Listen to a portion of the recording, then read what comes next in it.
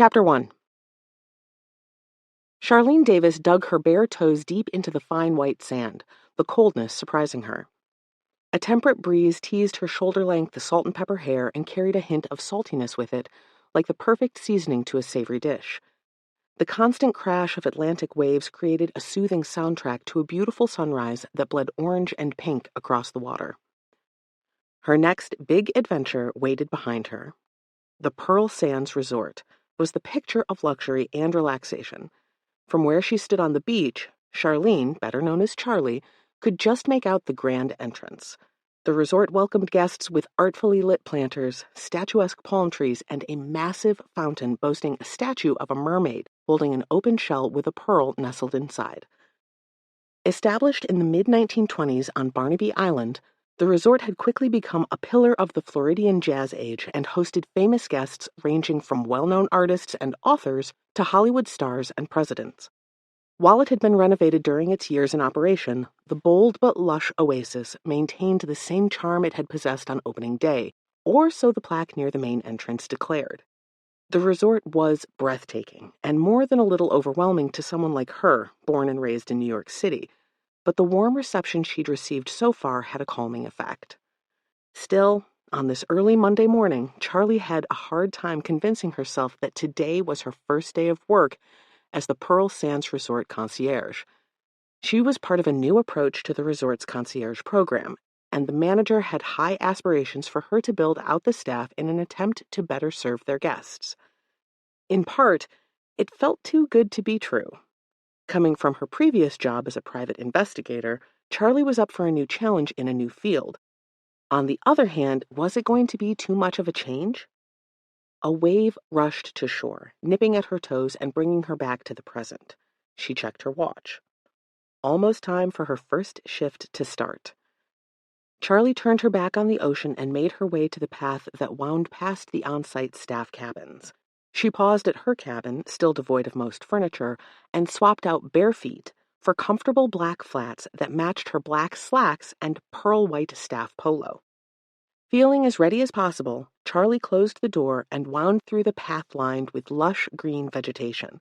Above her, moss dripped from trees and the sound of cheerful chirping birds brightened the morning air. With only a 5-minute walk to her desk from her lodging, Charlie knew she'd made the right choice in accepting the job offer, despite her lack of experience. She could get used to living on the Tide Island, though getting to the mainland would require a bit of a drive. Hope spiraled around her heart along with the birdsong. This was a beautiful place for a fresh start, or more accurately, another fresh start. A few housekeepers dipped their heads in greetings as they stepped onto the path in front of her, but on the whole, no one had fully warmed to her yet. They were courteous and helpful, but not open. It made sense. While the resort itself was impressive and sizable, the staff felt like a community of their own, one Charlie had yet to fit into. "Good morning. Can I help you?" Charlie looked up from where she'd been studying the map on her phone, still trying to memorize the layout of the massive resort. A young woman stood in front of her, dressed in a housekeeping uniform. She held a stack of fluffy white towels and smiled at Charlie. "Hi, hello." Charlie chided herself for feeling nervous. She'd taken down criminals and solved all manner of crimes in her lifetime, but here she was, nervous about her first day at a new job. "I'm Charlie, the new—" "I know who you are." The woman maintained her smile. "I'm Juliana. You look a little lost is all." Charlie instantly relaxed at the woman's kindness. "I'm actually not, surprisingly. I'm just trying to remember the layout of everything in case a guest asks. I think I'm supposed to know these things." The woman shared a laugh. "It is a big place, but I do not think Señor Delgado will hold it against you if you haven't memorized everything yet. He is kind, no?" "He is." Charlie nodded and slipped her phone into her back pocket. The woman had a way of making her relax, a quality she took note of. "Thanks for the offer, though, Juliana. It was nice to meet you." "You as well. Good luck on your first day, Señor Davis." "Please, call me Charlie." Juliana nodded once and turned down a hallway as Charlie continued on toward the main entrance. She felt bolstered by her meeting with the friendly housekeeper and hoped she was right about their boss. Warm lights glowed overhead from a magnificent metal and glass chandelier that hung in the main entryway. The glass crystals caught the morning sunlight and threw it across the polished marble floors. The tones of the resort leaned toward neutral colors, though gold accented everything wherever possible. Every surface gleamed, and every design choice had been selected to reflect opulence. Charlie's breath still caught when she entered the hotel lobby. She was certain that would fade, but for now it was still an experience that spoke of wealth and extravagance, a far cry from Charlie's past. Her desk sat against the southern wall with two tufted linen wingback chairs that each probably cost more than her first paycheck. The desk itself was functional, but made of a Brazilian hardwood with inlaid gold accents. She smoothed a hand down the front of her shirt before she sat, sinking into a desk chair that was more comfortable than she'd initially thought it would be from the ultra-modern design. There were already several sleek black folders for her to go through, likely guests interested in outings that they expected her to arrange for them.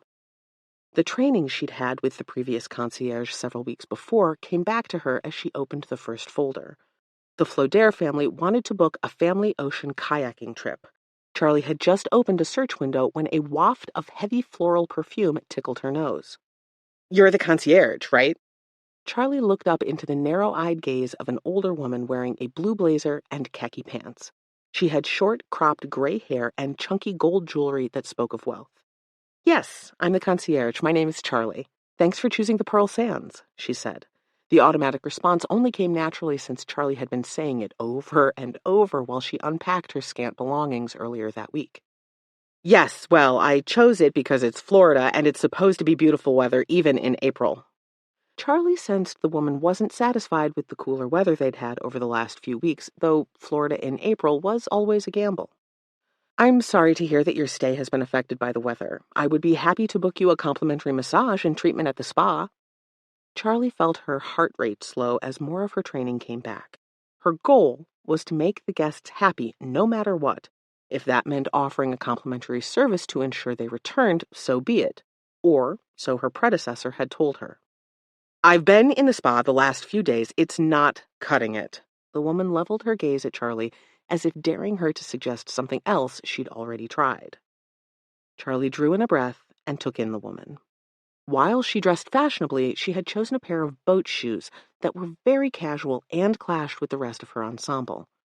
Charlie also caught the calluses on the sides of her pointer finger and thumb. "While the weather holds, perhaps you'd prefer a sailboat excursion?"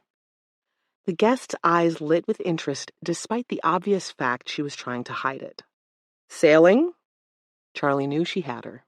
She jumped into one of the more appealing sailing packages and decided to throw in a complimentary picnic as enticement. When she was done with the sales pitch, she knew the woman would agree. It was just a matter of how long she'd pretend she wasn't interested. Was it possible she was looking for more free things? "I see here there are only 2 more slots available." Charlie's gaze met the woman's. "If you're not interested, you're good." Charlie's eyebrows rose. "Pardon?" The woman burst into an unladylike guffaw and leaned forward, her entire demeanor shifting with a coy smile. "I'm Ramona Munter, and Felipe asked me to test you. I'll admit, I agreed all too quickly, hoping to catch you up, but you are good." "How did you know I liked to sail? Was Felipe setting me up?" She laughed harder. Charlie felt herself relax and tried to snip the thread of annoyance that wrapped around her.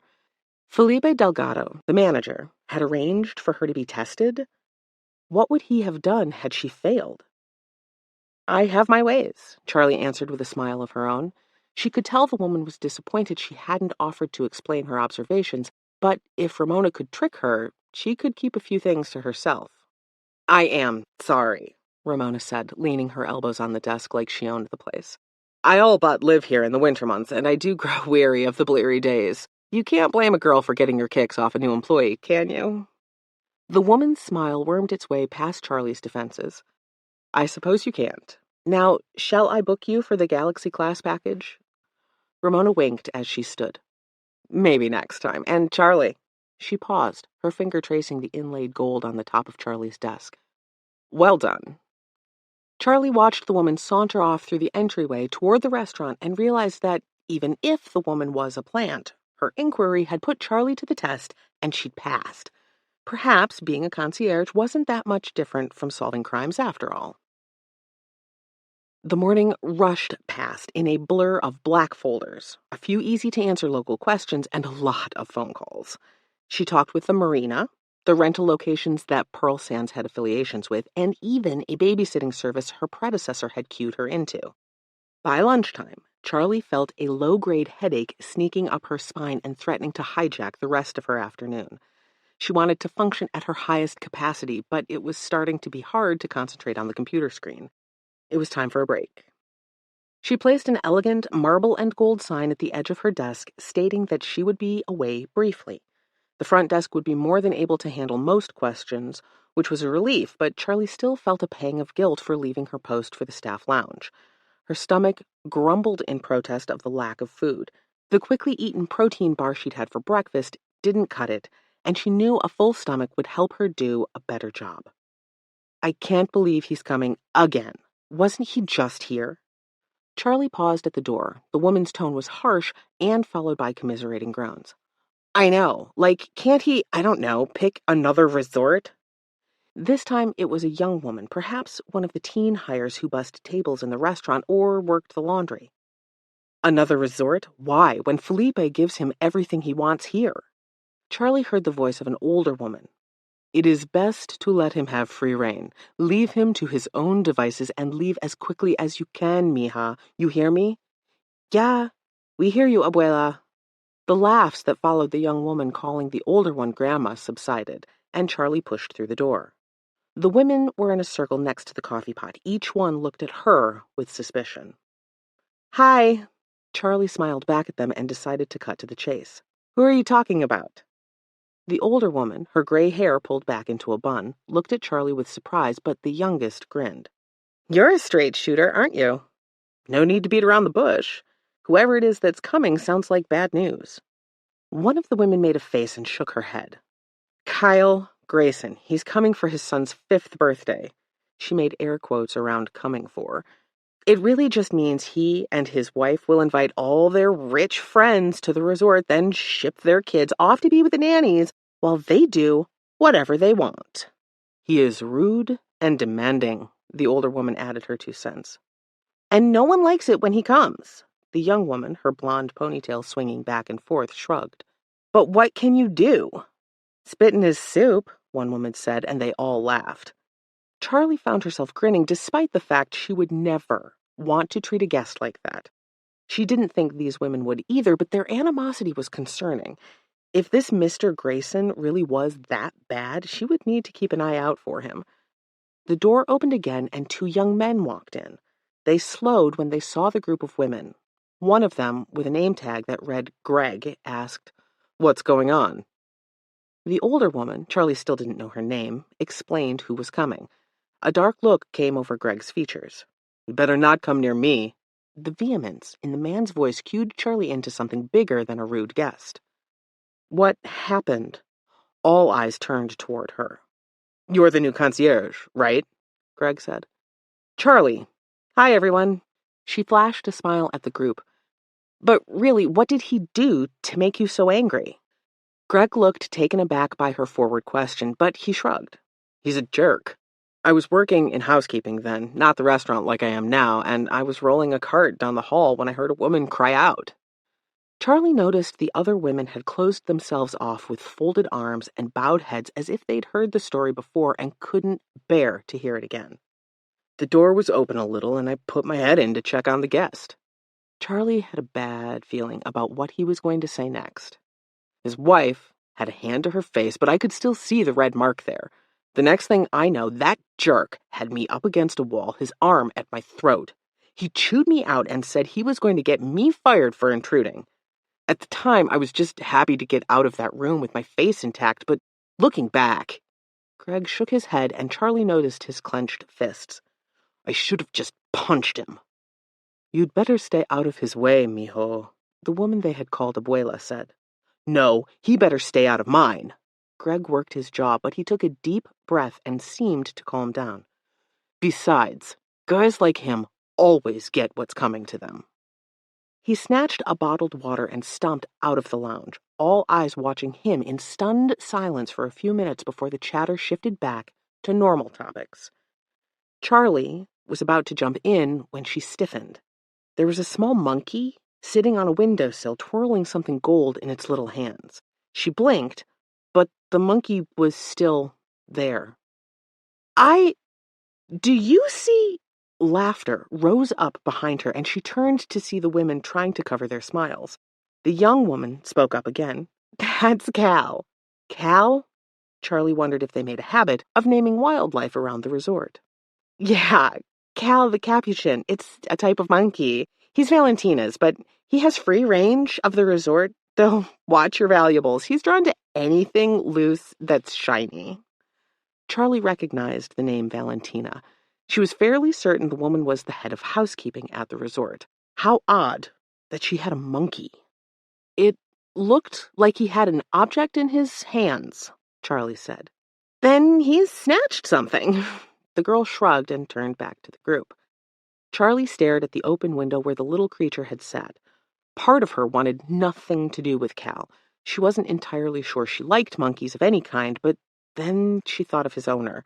If he'd taken something valuable, would Valentina be responsible? Snatching up a granola bar from the snack area, Charlie rushed out the back door in pursuit of her suspect, or rather, capuchin.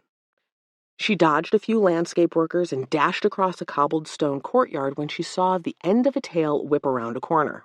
The little guy led her in a wild chase through several corridors. She was almost certain they'd gone in every direction possible until she stepped through a door with an open transom window Cal had slipped through and found herself in the main lobby once again. Charlie slid to a halt, eyes searching the opulent space without seeing the grandeur for once. When her gaze landed on the furry creature, she rushed forward with outstretched hands just as another woman stepped into her path. They collided and both nearly toppled before they steadied themselves, hands clutching forearms and breaths coming fast. The monkey, I'm sorry. Only when the words slipped from her mouth did Charlie realize that she could have run into a guest. She'd just assumed it was staff, but now looking at the woman in a royal blue dress and stylish pumps, she wasn't so sure. I'm sorry, he's a capuchin. They spoke at the same time again before they burst into laughter and Charlie waved the woman on. I'm so sorry. My name is Valentina Lopez, head of housekeeping. You must be the new concierge, Charlene? Please, call me Charlie. They shook hands and Charlie felt better knowing she hadn't just plowed into a guest. He's your monkey. Sorry, capuchin? Yes. He can be somewhat pesky, but Felipe indulges me by letting him roam sometimes. The kids love him, and he usually makes a good impression. Come here, Cal. She turned toward where the capuchin had jumped onto the counter. Holding out her arm, she let the monkey climb up onto her shoulder where she snatched the gold pen he'd taken. Yours or a guest's? Charlie asked. Mine, thankfully. I should know better than to have shiny things around him, but thanks. I think you may have chased him through the whole resort. Charlie laughed off the pursuit and instead decided something then and there. She and Valentina were going to be friends. She could already tell. I did, but I think it helped me get a better feel for the layout of the resort, so I suppose thanks are in order? Looking up at Cal, she said, Thanks for the lesson. Chapter 2. Valentina made short work of putting Cal back in an elaborate golden cage in the corner of the immense lobby, while Charlie ate her granola bar at her desk. When the head of housekeeping took a seat in one of the chairs across from her, Charlie blinked in surprise. I know we just met and it's your first day, but I've worked at the Pearl Sands for almost 13 years. I started as a maid and worked my way up to head of housekeeping, and I just love it here. Charlie could tell by the woman's peaceful smile that she meant every word. I don't have much experience yet, but already I'm starting to see the charm of this place. Valentina chuckled. It's a lot of glitz and glitter, to be sure, but there's heart here, too. I'm sure there is. Charlie allowed her smile to widen just before a commotion erupted at the front door. Several bellhops rushed forward as a tall man walked in, talking loudly on his phone.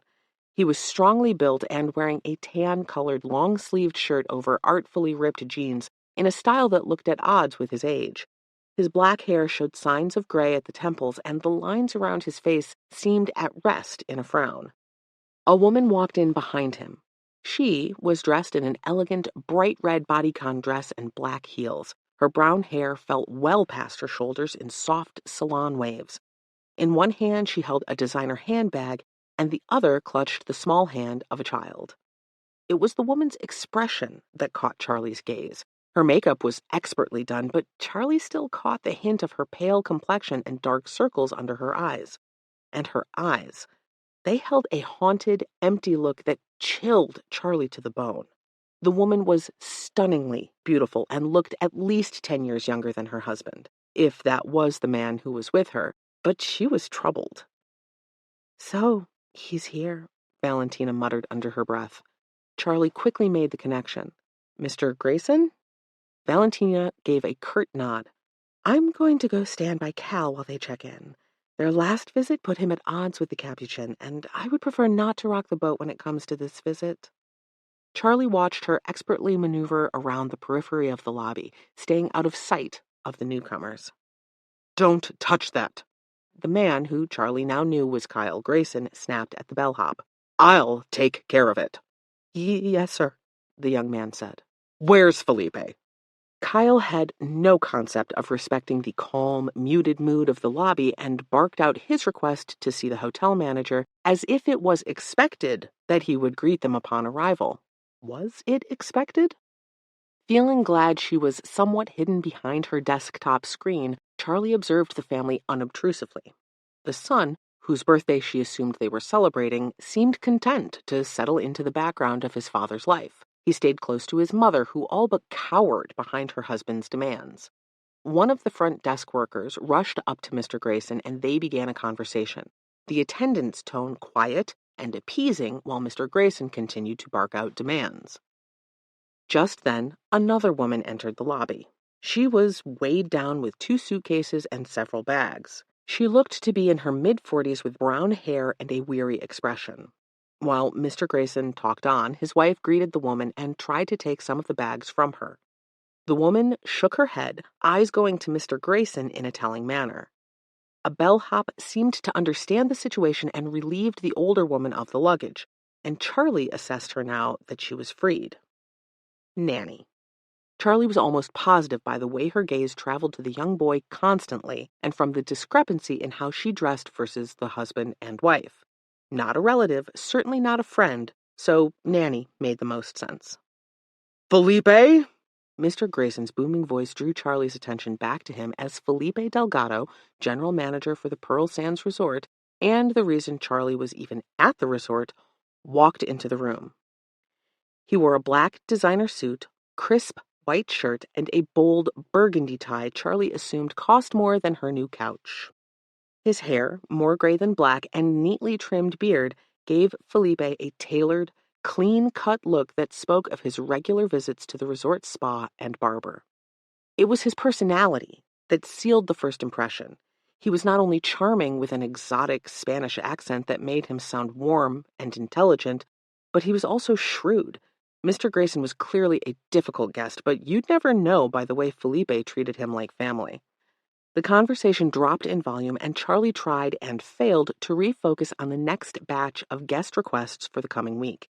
She checked the current request 3 times before a palm slapping onto her desk jolted her backward. Her hand reached for a gun that wasn't at her hip. Charlie swallowed, dropped her hand, and inhaled in an attempt to calm her racing heart. Plastering on an unaffected smile, she looked up into Mr. Kyle Grayson's cold, blue eyes and said, "Hello, how can I help you?" "You're new." His blunt assertion threatened to set Charlie on edge, but she tamped down her gut response. She would freely admit she wasn't used to hospitality service, but she'd need to learn if this job was going to work out. "I am. Today is my first day." "And she's doing so well," Felipe said, coming to stand on her side of the desk. Charlie noted the power play he'd effected by doing that and appreciated his show of support. "Is she going to be able to handle everything I need?" Mr. Grayson directed the question at Felipe. "I'm sure I can assist you in anything you need, Mr. Grayson," she answered. He seemed surprised that she knew his name, but then he rattled off a list of things she'd need to accommodate for a large number of people. Rather than respond with hesitation, she merely wrote down everything he said and assured him she'd do her best. Her response seemed to satisfy him, but as she watched, he grabbed his wife's arm and yanked her away from the desk.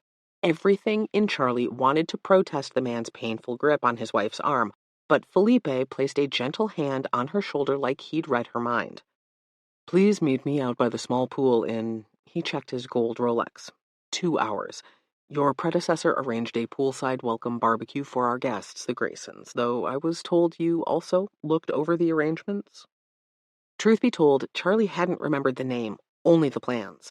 She'd ensured everything was executed as her predecessor had wished, but she hadn't looked further into it than that, opting to focus on the clients that would be fully hers. Perhaps it had been an oversight, but she was still learning. "I did." "Good. See you there." He silently glided off in his expensive Italian leather shoes, and she clicked open the files on her computer, this time looking in more detail as well as into the notes the woman before her had left. Laughter drew her attention to the front door again as a large group of people walked in. The man out front spotted Kyle Grayson first and came toward him with arms outstretched. The rest of the crowd of couples, most without kids, followed. While Charlie knew she needed to focus on the work ahead of her, especially the Graysons' itinerary, she was distracted by the dynamics of the guests who had just entered. The housekeeping staff's comments came back to her as well. The party would revolve around adults, not the child whose birthday it was. A younger man, who looked in his late 30s, came up to Mrs. Grayson. He had bright red hair and an amiable smile, and as Charlie snuck glances at them, there seemed to be something more familiar between them. He soon drifted off into the rest of the crowd, but Mrs. Grayson's gaze followed him. After years as a private investigator working for Cutlass Investigations in Key West, Charlie had learned to pick up on the tells of diverted attention, as she liked to call it. She'd investigated more than her fair share of spouses caught cheating, and while she would withhold her assessment until more evidence was present, her alarm bells were going off. It seemed she was not only in for a bracing first day. Her first week at the Pearl Sands Resort was going to test her abilities in every way, shape, and form. Charlie found the time slipping by quickly. She'd answered several guest questions with ease due to her familiarity with the area, which had helped boost her confidence, but the 2 hours had passed. It was time to meet Felipe out by the smaller, private pool for the Graysons' first event. The barbecue had been arranged by her predecessor, but Charlie had gone over all of the details and was confident that things would progress without a problem. Or was that just her daring hope? She'd already checked with the groundskeeping staff that the pool had been set up properly. It had, and she'd triple-checked with the restaurant that they were prepared for the barbecue, which they were. The last thing she'd checked was the special event staff on the decorations and table settings. They'd assured her, with a hint of exasperation, that everything was ready to go. After seeing how Felipe had reacted to Mr. Grayson, she wondered just how powerful the man was. How could he come into a resort like the Pearl Sands and act like he had without any fear of repercussion? Or was that just the way wealth affected some? Charlie stepped from the air-conditioned hallway into the slightly humid late afternoon warmth of the resort's inner courtyard. It was by no means a perfectly sunny day, but some of the clouds had shifted, and the breeze was cool enough to be welcome without chilling. She approached a wrought iron gate that portioned off part of the outdoor space for private events. She could hear splashes and laughter, as well as a pleasant hint of Spanish guitar music floating over the hidden speakers in the pool area. Her hand was on the gate when Felipe appeared at her side. "Good afternoon." "Oh!" Charlie stepped back, hand flying to her chest. "So sorry, I did not mean to startle you, Ms. Davis." "Please, it's Charlie. How long have we known each other?" She stepped inside the gated area when he held the door open, but he paused, as if wishing to talk to her out of earshot of the guests. "True, I have known you several years now, but I suppose it's habit to call employees by their full names." "That's a fair point. Do you prefer it?" His head bobbed from one side to the other, the hint of a smile tugging at the corners of his lips. I am not sure. Then for now, Charlie. Ms. Davis makes me feel old. His grin widened. Charlie it is. How are you finding your first day? I think it's going well. She gave him an overview of the work she'd done, and he nodded in approval. What? She finally said when she was finished. I am pleased that you seem to be adapting so well. I recall asking you to take this job several times over the course of a full year, did I not? Charlie laughed. I guess you did. But no, you said it wouldn't be a fit for your skills. I told you it would. He looked down at her with a look she assumed he'd perfected over the course of his years working for the wealthy, a look that said he knew best, but it also had a softness about it that she appreciated. She thought back to how they had met. An investigation she'd been part of for Cutlass had brought her to the resort, and Felipe had been more than helpful in accommodating her and allowing her free agency within the resort to catch the thief she'd been after. He'd asked her to join his staff even back then, but it hadn't been the right time. Looks like you were right. Thanks for that little test, by the way. A faint blush tinted his cheeks. Apologies. Mrs. Munter is always up for a little diversion. I'm afraid she took it a little further than I'd intended. Are you offended? No. The admission came quickly and easily. In fact, I'll have to thank her. After her somewhat difficult request, I found myself with more confidence than I'd have hoped for when I pegged her as a sailor. Felipe laughed, the sound full and rich. What did I tell you? Yes, my investigative skills will help me in this job. She'd heard him say it over and over again. So, read me in on the Grayson situation. He sobered quickly and lowered his voice. Read you in? Charlie laughed. Sorry, old habits. Fill me in, if you would. Yes, well, that's why I wanted to speak with you before we get into the thick of it. Mr. Grayson has very deep pockets and has chosen the Pearl Sands Resort many times in the past. This time it is with his wife and child. She caught his insinuation. There were times he came without his family. He is, how shall I say, a demanding guest. He will push us to our limits, but we are to accommodate him as best we can. Charlie wanted to ask if that extended to allowing him to hurt his wife in their full view, but she knew Felipe better than that. He wouldn't allow anything of the sort, but there had to be evidence. A grip that appeared too tight on his wife's arm wasn't the same as a bruise after the fact, even though Charlie hated that reality. So far, he is happy. You've done an excellent job with what you were given. Yes, I spoke with the staff and was very impressed with how you followed up on the previously implemented plans. Charlie smiled under his praise. I sensed that this needed some extra attention. Exactly. We must look past Mr. Grayson's bad manners. Felipe made a face as if to convey the fact that he knew it was much more than that, and endeavor to give them and their guests the true Pearl Sands experience. He sounded like something out of the handbook she'd read as part of her job training, but she knew he was good at what he did, and adhering to the handbook was a big part of that. Got it. Anything in particular I need to worry about for today?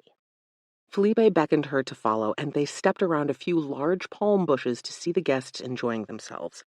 There was a cashew-shaped pool in the middle of the creamy sandstone tile with small, umbrella-covered seating areas set up around it. Against the back wall, a buffet table sat under the shade of an overhang built for that purpose. The guests milled about, some in the pool leaning against the in-water bar area, and others resting lazily on floaties. The children played in the shallow end while nannies watched like hawks. The rest of the guests were scattered at tables or resting on lounge chairs with plates of food in hand. Charlie spotted Mr. Grayson and his wife talking under a triangle canvas awning several feet away. The conversation looked intense, but Felipe spoke up, drawing her attention away from them.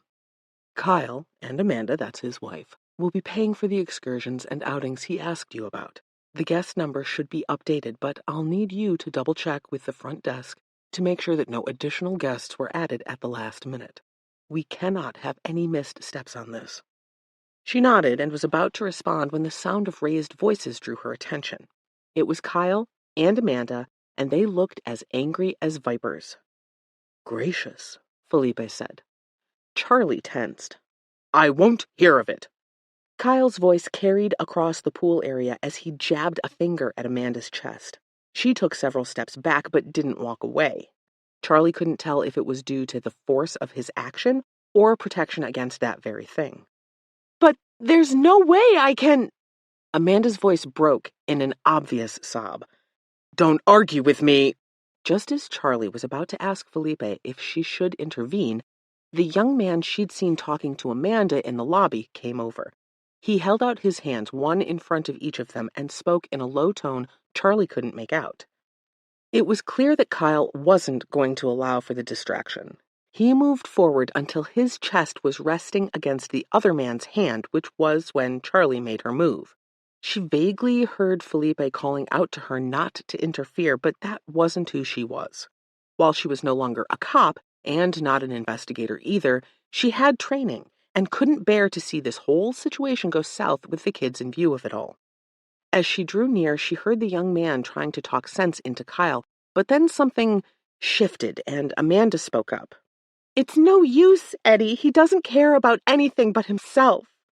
With that, she spun on her strappy sandaled heel and stormed out of the pool area past Felipe. It doesn't have to be this way, man. The young man, Eddie, spoke calmly, but his words had the opposite effect. Like water on a grease fire, Kyle erupted. Don't you dare tell me what to do with my wife! Kyle pulled his arm back to throw a punch, and that was when Charlie acted. She stepped between them with a bright smile and braced for the possibility she'd need to defend herself. Is there something I can help with? As if her sudden appearance jolted a switch in his brain, Kyle's anger shifted to confusion. He was still furious, she could see it behind his eyes, but she saw something else enter his expression. Calculation. His arm dropped. I'm sorry, I don't know what came over me. Eddie huffed a breath, but she ignored it, hoping Kyle would as well. That's all right, Mr. Grayson. Just making sure that everything runs smoothly here. His eyes narrowed at Charlie. Yeah, right. I'll go see how Amanda is. She stepped back and he moved to go, but before he left, he pulled Eddie in close and whispered just loud enough that she could make out his words. I know what you did. You're lucky I don't kill you for it. Shocked, Charlie watched him go, Felipe falling in line next to him to run damage control. She switched to scrutinizing Eddie's features.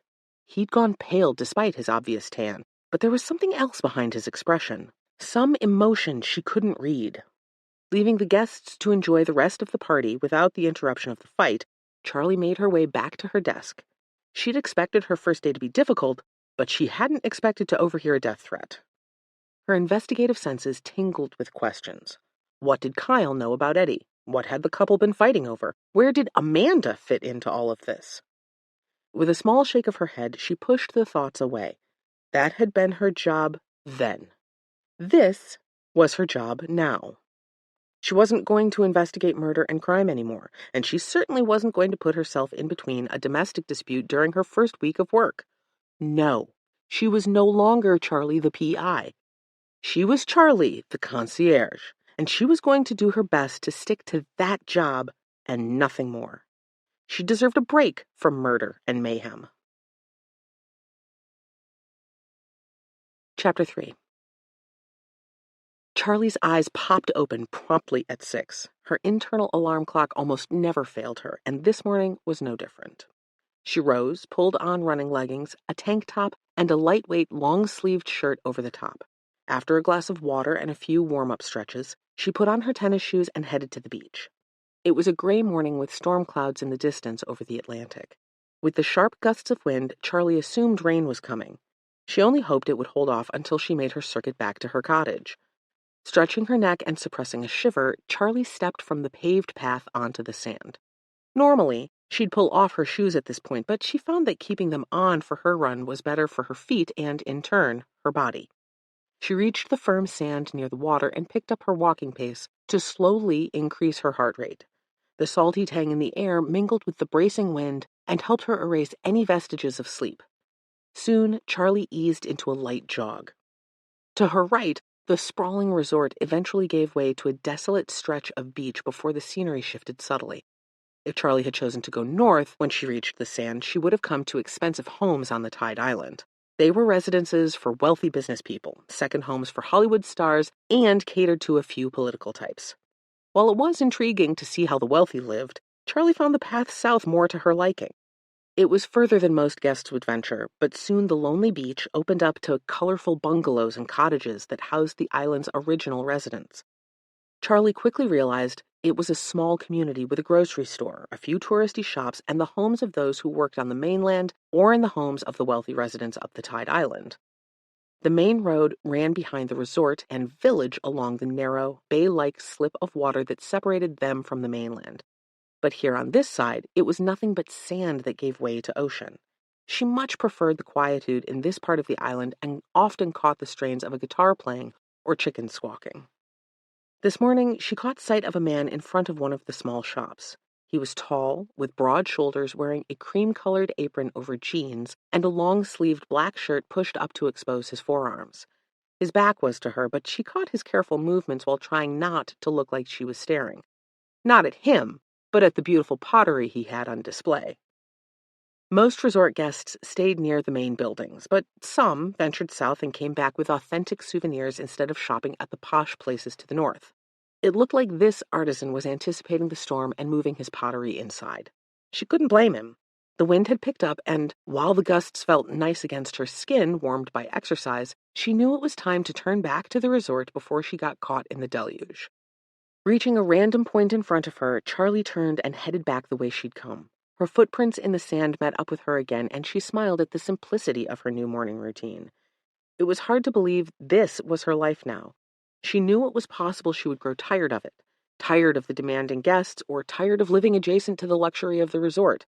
But at the same time, she wondered if this wasn't actually the best place for her.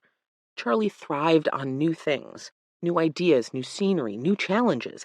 And what better way than being faced with new guests every day and planning new adventures for them? She didn't have a problem with their wealth or even their attitudes. She merely wanted to do the best she could at her job for the time that she'd stay at the Pearl Sands Resort. Was she already planning on leaving?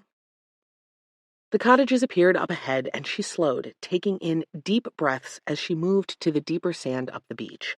Charlie shook her head, banishing thoughts of wanting something more adventurous, something more thrilling. She'd lived that life for most of her adult career. It was time for something slower. She had just reached the asphalt path when a scream rent the blustery morning air. Charlie skidded to an abrupt halt. Had she imagined it? Another blood-curdling scream broke the morning silence, and Charlie's heart pounded in response. Pushing her tired legs into a fast jog, she followed the sound to the back entrance of a row of private villas. They were luxurious bungalows available to rent out like rooms, but they tended to be reserved for high-profile guests or those who stayed longer than a week. What was that? Charlie jerked to the side at the sound of a woman's voice. Mrs. Munter? Sorry, I keep the door open in the mornings for the breeze and heard something. What's going on? Another scream interrupted them, but Charlie was close enough now to hear it slip into sobs. I don't know, but will you stay here, or better yet, call hotel security? Shouldn't you check it out first? I'm going to. Charlie put on a tight-lipped smile. Usually, a sound like that requires the authorities. She didn't wait for Ramona's response. She pulled open the gate, which was surprisingly unlocked, and dashed into the enclosed outdoor space. Hello? Hotel staff, I'm coming to help. Charlie knew she looked the furthest thing from hotel staff in that moment, but she didn't care. There was someone in trouble or something troubling had happened, so she'd just have to go in underdressed. Skirting around a bank of thick vegetation and large palm fronds, Charlie pulled up short at the scene in front of her. There was a small breakfast table at the edge of an in-ground hot tub that filled most of the small yard. A man sat slumped over the table, and the woman, Amanda Grayson, stood at the door with her hands covering her mouth, perhaps holding back another scream. The woman's eyes flew to Charlie the minute she stepped from the foliage. We need help. Something's wrong. Charlie rushed around the hot tub and, as if pulled from a trance, Amanda moved toward the man. Charlie assumed it was her husband, but her focus was more on the fact that the woman had just pulled him back without checking for a pulse. She was disturbing what Charlie could only assume was a crime scene. Though he could be alive. Was he? Please, don't touch him. He's my husband. He needs help. We need to help him. Please. Charlie gently pulled the woman back and stepped up to the man. Her eyes took in the scene and the obviously dead man before her. She checked for a pulse but found none. On the table in front of him sat a national newspaper, a cup of orange juice, a silver cloche, and a carafe of coffee. There was a delicate porcelain coffee mug in front of him, and Charlie leaned closer. She was vaguely aware that Amanda was talking behind her, but her focus was on the mug, or was it a teacup? On the edge of the impossibly thin porcelain, she caught the sight of a faint trace of white powder. Could it be poison? Or was she jumping to conclusions? Charlie berated herself. There were plenty of reasons to have a white substance in your coffee, such as powdered creamer or some sort of sweetener. But seeing as this was a luxury resort, Charlie doubted there would be powdered creamer. She searched the rest of the table, but there was no sign of any type of sweetener packets. I said, "What are you doing? Is he okay?" This time, Amanda's shrill voice broke into Charlie's thoughts. She stepped back from the man, closeting her expression and her worry to face the woman. Amanda wore one of the plush white robes the hotel supplied and had no makeup on. Her brown hair looked in need of a wash, and Charlie caught the sight of dark purple half-moons under her eyes as if she hadn't slept well. Or was it something else? Was it stress, or perhaps guilt? Charlie refocused on the woman. "I'm sorry, Mrs. Grayson," Charlie swallowed. "This part of the job was never easy, though this wasn't her job, not anymore. Still, the woman looking at her deserved to know the truth. Your husband is dead." The chaos had a calming effect on Charlie. Perhaps it was her background in law enforcement or her work as a private investigator, but she always remained calm and focused when things fell apart. And while she wouldn't classify the scene as completely unraveling, things didn't appear to be going well. Resort security commingled with police officers who were scouring the small backyard area of the private villa. An officer spoke with Amanda at the opposite end of the patio. The woman had dissolved into tears at Charlie's somewhat blunt observation and didn't seem to be able to master her emotions. She gasped for breath, the nearly shredded tissue doing nothing to stay her flow of tears. Then Felipe stepped onto the patio from the interior door, which only managed to add an extra level of chaos. His questions and fluttering hands demanded answers no one had yet. Sensing her gaze, he swiveled in her direction and his eyes went wide with understanding. "No." Charlie spoke before the man could get a word out, but his eyes only narrowed. "I've not even said a word, Ms. Davis." "You didn't have to. It's written on your face." She saw the desperate hope he wore like an expensive necktie. "You want my help, but if you'll remember our final conversation, the one where you finally convinced me to come and work here, you promised that my job was all I'd have to do." Temporarily stymied, Felipe opened his mouth only to close it again. Charlie was about to excuse herself, realizing she'd already stayed too long after an officer had taken her statement, when a portly man walked through the door. He held a cup of coffee in one hand and a fancy pastry she recognized from the resort's kitchen in the other. He smiled wide and nodded at each officer in turn. It felt like something of a homecoming. Her eyes narrowed, or was it something else? "What do we have, Vince?" "Hey, Detective Neal," the young officer said with a smile. The young man was only a little taller than Charlie, which wasn't tall, and had an affable smile that stood out against deeply tanned skin.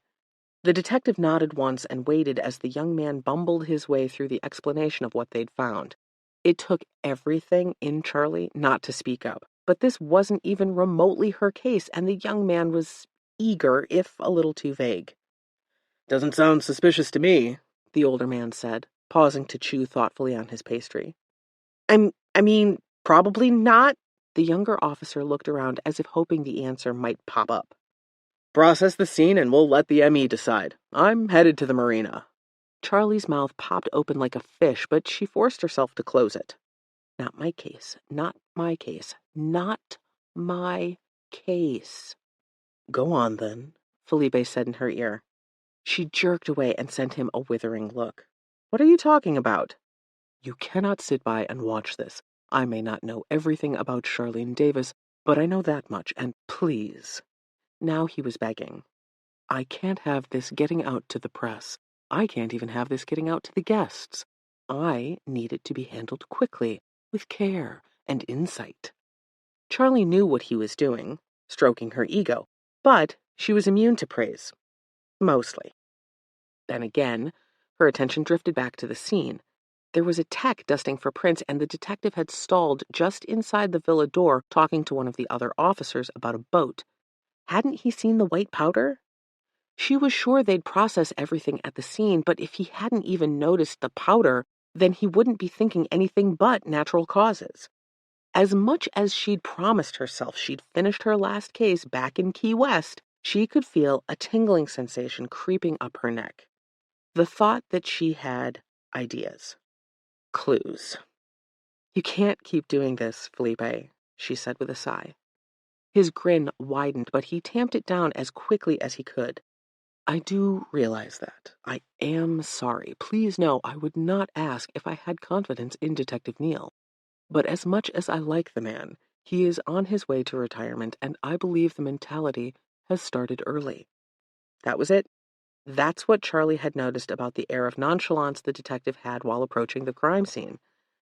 She'd worked with men and women who'd reached that venerable position, and while she could understand their desire to move on to other things, every case deserved just as much attention as the last. Charlie turned toward the main area and caught the detective heading toward the door. It was now or never. Fine. Gracias, Charlie, gracias. She tossed a grin at her boss and rushed inside. Excuse me, Detective Neal? The man paused at the door, and she saw the faint outline of powdered sugar on his upper lip. He offered her a kind smile. Hello. I hear you found the body with the wife? I did. Charlie paused, thinking about how she wanted to approach this. Can I help you with something? Actually, she drew in a breath. I used to be, a private investigator, and before that, I was a cop. The man's eyebrows rose. You don't say. I do. She put on a smile and tamped down the odd bout of nerves that cinched at her stomach. I know, this is your crime scene, and far be it from me to intrude, but I noticed something. She hesitated, giving the man the option to brush her off as she'd gotten used to when dealing with unfamiliar police agencies. Go on, he said, his expression turning serious. There's a white powder on his cup. Neal's expression shifted toward concern. Could it be powdered creamer? Sweetener? That's what I'd thought at first, too. She couldn't help her smile. But I don't think so. Not in a swanky place like this. You're new here, aren't you? His abrupt change in direction of the conversation almost threw her, but she shrugged. That easy to tell? No, I just think I would have recognized you. Anyway, he drank the rest of his coffee. If what you say is true, that is worrisome. Come on, what's your name? Charlie. Charlie Davis. Nice to meet you, Davis. Detective Don Neal. With me? He spoke in such a way that she felt like she was back on the New York streets with Sergeant O'Connor, at a crime scene where he was showing her how to investigate for clues, despite the fact she hadn't even reached detective yet. The memory was so vivid, she almost stumbled through the exit onto the porch, but caught herself. Pearson, over here, Don barked. The young officer jerked back from where it looked like he'd been flirting with a member of the housekeeping staff. Yes, sir? This is Charlie Davis, private investigator. She's going to be helping out on this one. Take a look at that coffee cup. No, don't touch it. Don huffed a breath as the officer yanked his hand back, just before he'd touched the cup with a bare hand. Gloves, son. Always gloves. The man nodded like a bobblehead and yanked on a pair of disposable gloves before checking with the photographer to make sure the table had been photographed. Once assured that it had, he picked up the cup. The detective leaned in. Yep, I see it. Bag it and send it to the lab. We need to know what that white powder is, stat." The young man looked confused. "I thought you said this was natural causes." "What I said was we'd let the ME decide, but this changes things. She's got a good eye. You could learn a thing or two from her, Vince." The older man's tone had relaxed, and she could tell he had a soft spot for the young officer. "Right, sir." The young man flashed a blinding smile at her and then rushed toward a tech for a bag. "All right, Charlie. What's our next move?" Chapter 4. Charlie didn't know how she'd gotten herself into this. Well, actually, she did. She couldn't see a case get swept under the rug. Now that she'd spoken with the detective, she wasn't sure that's what would have happened. He seemed competent, if not a little heavy on this focus of retirement, but by the time the evidence came back pointing to murder, assuming that it did, valuable clues would be missing. Question the wife. The words were out before she could stop them, but Detective Neal just grinned. "You've got a sharp mind. You ever make detective?" "Nope. Just a beat cop in New York." His eyebrows rose at this. "To PI? That's an odd change." She flashed a tight-lipped smile that the man correctly interpreted as a desire not to talk about it, and his attention shifted. "Where'd the wife go?" Charlie looked around with him, but there were only officers, techs, and the ME who had just arrived on scene. "You find her while I talk to Swanson, the ME," he added, turning away before she could protest the assignment. She didn't like his assumption that she was going to work this like one of his grunt cops, but she was curious about the woman's whereabouts herself, so she went back into the villa. The main room was furnished with 2 white leather couches and throw pillows in shades of blue, gray, and gold. A huge gold mirror hung on one wall and reflected the ocean view to the rest of the room, while a few additional seating chairs in black leather added a grounding effect to the airy design. She knew that one side of the residence held a primary bedroom with a luxurious bathroom, complete with jacuzzi tub, and the other side was another bedroom outfitted with 2 queen beds and its own private bath. On the far wall, toward the door, sat a small kitchenette, complete with a round table and chairs. It seemed superfluous to Charlie. No one who came to the resort was likely to cook their own meals, but she supposed it was standard. She looked to the right just as the primary bedroom door opened, and a man stepped out, careful to close the door behind him quietly. He had short, cropped, dark brown hair and looked to be in his early 40s. He looked up and met her gaze, and that's when she noticed the insignia on his white polo. "You work here?" "I do. Are you with the police?" His glance over her workout attire reminded Charlie she really needed to get changed. She hesitated. She didn't want to say she was with them, but she needed information. "I work at the resort, actually." "You must be new." "Concierge," she said with a smile. "I heard screaming and—" "You must have found the body with Mrs. Grayson." "I did. I'm sorry, but what do you do here?" She noticed the leather bag in one hand, but there wasn't anything to reveal his duties. "On-staff physician." "Really?" Charlie must have glossed over that part of the handbook. "Guilty as charged. I'm Dr. Nate Silva. Are you feeling all right? It must have been quite a shock to walk in on that." He motioned outside. "Charlie Davis, I'm fine, thanks." His eyes narrowed, and she knew he wanted to press her, but she wasn't about to explain the number of dead bodies she'd come across in her lifetime thus far. "Is Mrs. Grayson in there?" "Yes." His expression softened, and she saw the care the man had. It was obvious to her now that he had to be a doctor. Was she getting rusty? "She was very shaken by everything. I gave her a sedative and she's resting. I was about to go check on her son and nanny." Charlie's eyes rose. "They're here?" "No. They were placed in a room in the main resort area last night. I guess Mr. Grayson wanted this suite for him and his wife." Charlie had questions about that, but there weren't any that the doctor could answer, so she thanked him and turned back to find Detective Neal. It looked like they would need to pivot their next move. "Where's the wife?" were the first words out of the detective's mouth. Charlie just shook her head. "First things first, Don. I don't work for you." She softened her somewhat harsh reminder with a smile. "Second, I need to change. Wife's been sedated, so her questioning will have to wait, but I was thinking we could divert to the kitchen. Talk to the staff who prepared the tray." He considered her for a second, then nodded. Sounds good. I could use another cup of coffee. Meet you at the kitchens in 10? She said. Done. Charlie left the way she'd come in, stepping back through the gate to the sandy beach before diverting to the path that would bring her to her cottage. Her thoughts were a jumble of things with how she'd allowed herself to be sucked back into the world of investigation, even if her license was still good for several more years. She jumped in the shower for a quick rinse-off and then pulled on her work attire. She had a feeling Felipe would give her as much leeway as possible, but she still had a job to do until she could hire and train staff to help her. Thankfully, she'd worked ahead the day before and had most of her clients' scheduled activities ready for the rest of the week. She'd been hoping to give herself time to adjust, meet more of the resort staff, and be available for any guest needs. Things changed, though, and she would adapt. She ran a brush through her hair, and her thoughts shifted to Kyle Grayson.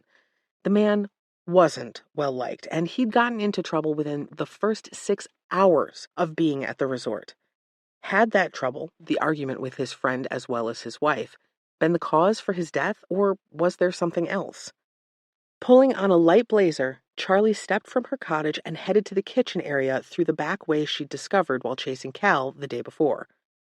The method of poisoning, if that had been what killed Kyle, was also odd to Charlie. She knew the typical adage about poison being a woman's weapon, but it was also quiet and easy to administer when compared to other methods. The problem was, had the poison been in the coffee or on the mug? If it was the coffee, the killer ran the risk that Amanda Grayson could have been killed as well, unless the killer was the wife. Charlie rounded the corner and entered the bustle of a kitchen busy with morning breakfast orders for room service as well as the on-site dining room. Chefs and sous chefs rushed back and forth with plates and tubs of food. It looked like a well-crafted circus act without the comedic antics. She spotted Don against the far wall where the coffee station was located, several staff standing in front of him. He gestured toward her, and she came forward to join him. Coffee? He held up a new cup, but she shook her head. She needed to eat something if she was going to have caffeine, but her stomach wasn't settled enough yet. I was just asking these ladies who prepared the tray for Villa... He consulted his notes. Roja. Me, senor? A young woman held up her hand. She spoke with the woman next to her in Spanish, and that woman spoke. She doesn't speak much English. I was translating your question. He nodded. Thank you. What's her name? Gabriela. And yours? Anna. Can you ask her what she did, every detail? The woman nodded, and Charlie observed the interaction. She had a feeling the detective was holding something back. There was an odd manner about him she couldn't put her finger on. But then the woman started to speak in rapid Spanish. While Charlie had picked up a few helpful phrases during her time in Florida, she was far from fluent and knew she would need to rely on the woman to interpret her friend's words. She says that it was about 7:30 when she started prepping the tray. We get the requests for breakfast the night before, she added. Gabriella spoke again, and Anna said, she prepped the tray, like we're told to, rose in a little vase, all the details. She says it was a typical morning. Don nodded, scribbling fast on his notepad. Then what? She says that she waited until the food was ready and covered it, and then put it on the rolling cart. She took it down to Villa Roja and then left it outside, but she didn't knock. Don looked up. Why? Charlie caught the slight blush on the woman's cheeks as she looked down. Está bien, Charlie said, encouraging her that it was all right to speak. The other women in the circle looked over at her now, finally acknowledging her presence, but she sensed there was something wrong. Gabriella didn't look her way, but began to speak again. She says she's sorry, but she didn't want to knock. Didn't want to meet that man again. Anna made the sign of the cross. He was not a good man. How so? Don asked. He was always angry. Charlie could tell Anna was speaking for herself, perhaps all of the women now. Did he ever hurt you, any of you? The detective asked. No, not that I know of. Anna looked around, but the women shook their heads. He would just yell a lot and complain to Senor Delgado about us. That's not good. Were there repercussions? No. Senor Delgado knows we do good work. He didn't punish us. It was just not She shook her head and tossed her hand around as if searching for the words. Not good to be around him. So she left the cart. Then what? Don asked. She says she had the restaurant place a call that their tray was ready. She has a friend there who does it even when we're supposed to knock and see if they need anything else. The tray was outside the villa unattended then? Charlie regretted the moment the words slipped out. She didn't want to speak with that terrible man. May God rest his soul, Anna said. Charlie held up her hands. I'm sorry, lo siento. I'm just trying to get an accurate picture of what happened. Are you investigating us? Anna spat. What? No, Ladies, Detective Neal held out a hand. Calm down. She's just helping me with the investigation, which is not about any of you. He made sure they could see the truth of his words in his eyes before he continued. It's helpful for us to know who had access to the cart, that's all. Now, about the coffee that came with it, where did she get it? Gabriella spoke quickly, and Anna said, From the main container right there, the same one we got your coffee out of. Don had just lifted the cup to his lips but stalled when they spoke. I see. Charlie pressed her lips together to not smile, but it was helpful to know that it seemed as if the main coffee area was untainted. The killer hadn't been in the kitchen, at least from what she could tell. That meant the poisoning had to have happened outside the villa or once the cart went inside, and that meant their suspect pool had just widened dramatically to include anyone who had access to the pathways that led to all the private villas. Basically, anyone on the Tide Island. I wouldn't say that narrowed anything down, Charlie said once she and Detective Neal were seated at her desk in the main lobby. It wasn't ideal since it was out in the open, but they'd needed a place to confer, and her desk was, at least, tucked back a little from the room's main traffic. She was sure Felipe would have offered a room for their use if she'd asked, but she hadn't wanted to bother him. The media had gotten wind of what had happened, despite his tight-lipped approach to the death of Kyle Grayson, and he was busy putting out fires. Agreed. The cart was left unattended in an open area. No cameras. I already checked. There's no way to know if the poison was introduced to the coffee outside or inside the villa, or if it even was poison at this point. Charlie's brow dipped lower. You don't really believe that, do you? The guy was a jerk, I get that, but murder's a long way from just having a beef with somebody. I agree, but I've heard a few other things. She recounted overhearing the staff talking about Mr. Grayson's arrival and how Greg had been less than pleased he was back. Then she shared about the fight she'd observed and Kyle's muttered words to the other man. Sounds like he was a real peach. Don shook his head. I mean, he threatened someone else and he ends up dead? How's that work? You're the detective, you tell me. She grinned, and Don laughed. You know, Charlie, this is my last case. It was supposed to be my last day before I took vacation until my days were up, but I had the unlucky break of catching a murder. What are the odds? He shook his head. Me and the wife, Melina, we've got a boat we've been fixing up. We're going to sail the Caribbean for 6 months. How do you like that for kicking off retirement? His laugh echoed against the stone and arched ceilings of the lobby. Sounds kind of boring. She grinned so he knew she was joking. You know what the job's like. You don't have to be a detective to know it's rough, and I've put in my time. I'm ready for some relaxation. Will I get tired of it and maybe go to PI work? Probably. But for now, I'm at that place where I'm ready to hit the road. He let out a deep sigh and leaned forward, dropping his voice. I know it's likely this was homicide. I know the guy was a jerk and has more enemies than we'd like to count. And I know we'll end up working this thing until it's done, but I just gotta be honest. There's a small part of me that's not in this anymore. He leaned back, clapped his hands on his knees, and pushed himself to his feet. Charlie blinked. What are you saying, Don? I'm saying, keep me honest, Davis, and let's catch a killer. She watched him saunter out of the hotel, flagging down an officer as he went. They'd exchanged contact information, and she knew he'd call her with the next step of the case. But she found herself sympathetic to the man. He deserved that 6-month boat trip, and she was going to do what she could to speed up the process for him to get there sooner rather than later. Charlie worked the rest of the morning and late into the afternoon at her desk before she felt her muscles screaming at her to take a break. Standing, she stretched and tossed the rest of the pre-packaged lunch Valentina had brought to her into the trash.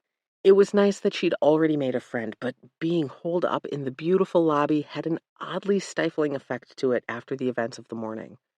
Yes, this was her new job, but she'd just gotten a taste of her old job and needed to reconcile herself to everything she was feeling. When things got like this, all Charlie could do was take a walk.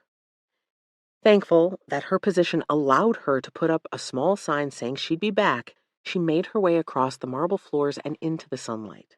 Hazy clouds created a dimming effect to the light, but she could still feel the warmth and was glad she'd left her blazer inside. Charlie drew in a deep breath and decided to walk toward Luxury Square, the ostentatious, if benign, name for the upscale shops within walking distance of the resort. The normally busy traffic at the entrance to the resort was muted this late in the afternoon, which created an opening for Charlie to walk down the palm tree-lined road that led toward the highway. Oversized planters took up space every 20 feet and afforded just enough room for her to walk next to the vegetation in case a car came up the driveway. When she reached the main road, she took the sidewalk to the north until a new path diverged. Straight would lead toward the homes on the Tide Island, but this cut-through would take her directly to the upscale shops. She emerged from the greenery-ensconced walkway at the furthest end where it was quieter. Aside from an expensive niche grocery store at the end that drew the most traffic, there were high-end artisan shops, a few clothing shops of well-known designers, a coffee shop, small brunch and dinner bistro, wine bar, and a few upscale touristy shops.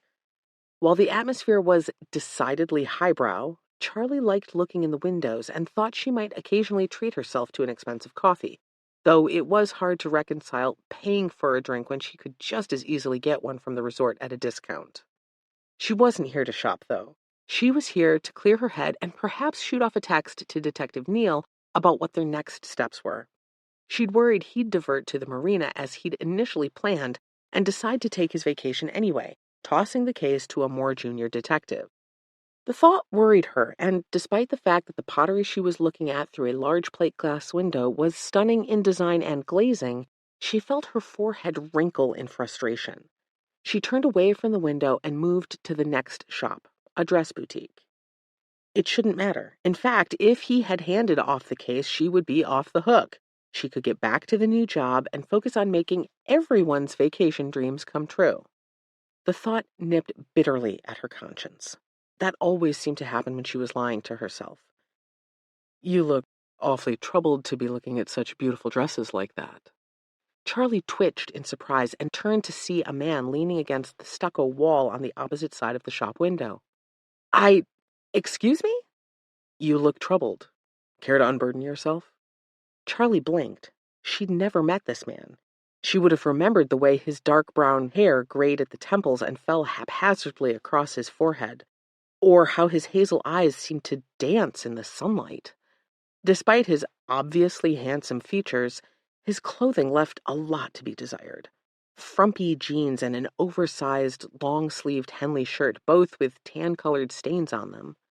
I don't tend to unburden to strangers. She flashed a not-too-indulgent smile his way and turned to go. My name's Nelson Hall. There, now we're not strangers. She turned back. Why is it you feel the need to go around unburdening strangers of their troubles? Are you Superman in disguise? His grin widened, and she caught sight of white teeth that stood out against his olive skin. Do I look like Superman? Well, you aren't wearing glasses. He laughed, the sound a deep bass. She reevaluated him. While his clothing looked frumpy and a size too big, his hair was cut in a trendy style, his hands were clean, and his shoes were what sealed it. Do you own a shop around here? His eyebrows rose. Good deductive powers. Noted. And yes, I do. He gestured behind him. Ceramica is my shop. Clay. That was what was all over his clothing. I see. So I'll ask again. Do you make it a habit of snooping into strangers' lives? Every chance I get. It was her turn to laugh. She had to admit Nelson was a charmer, and knowing that he owned a shop here did change her perspective.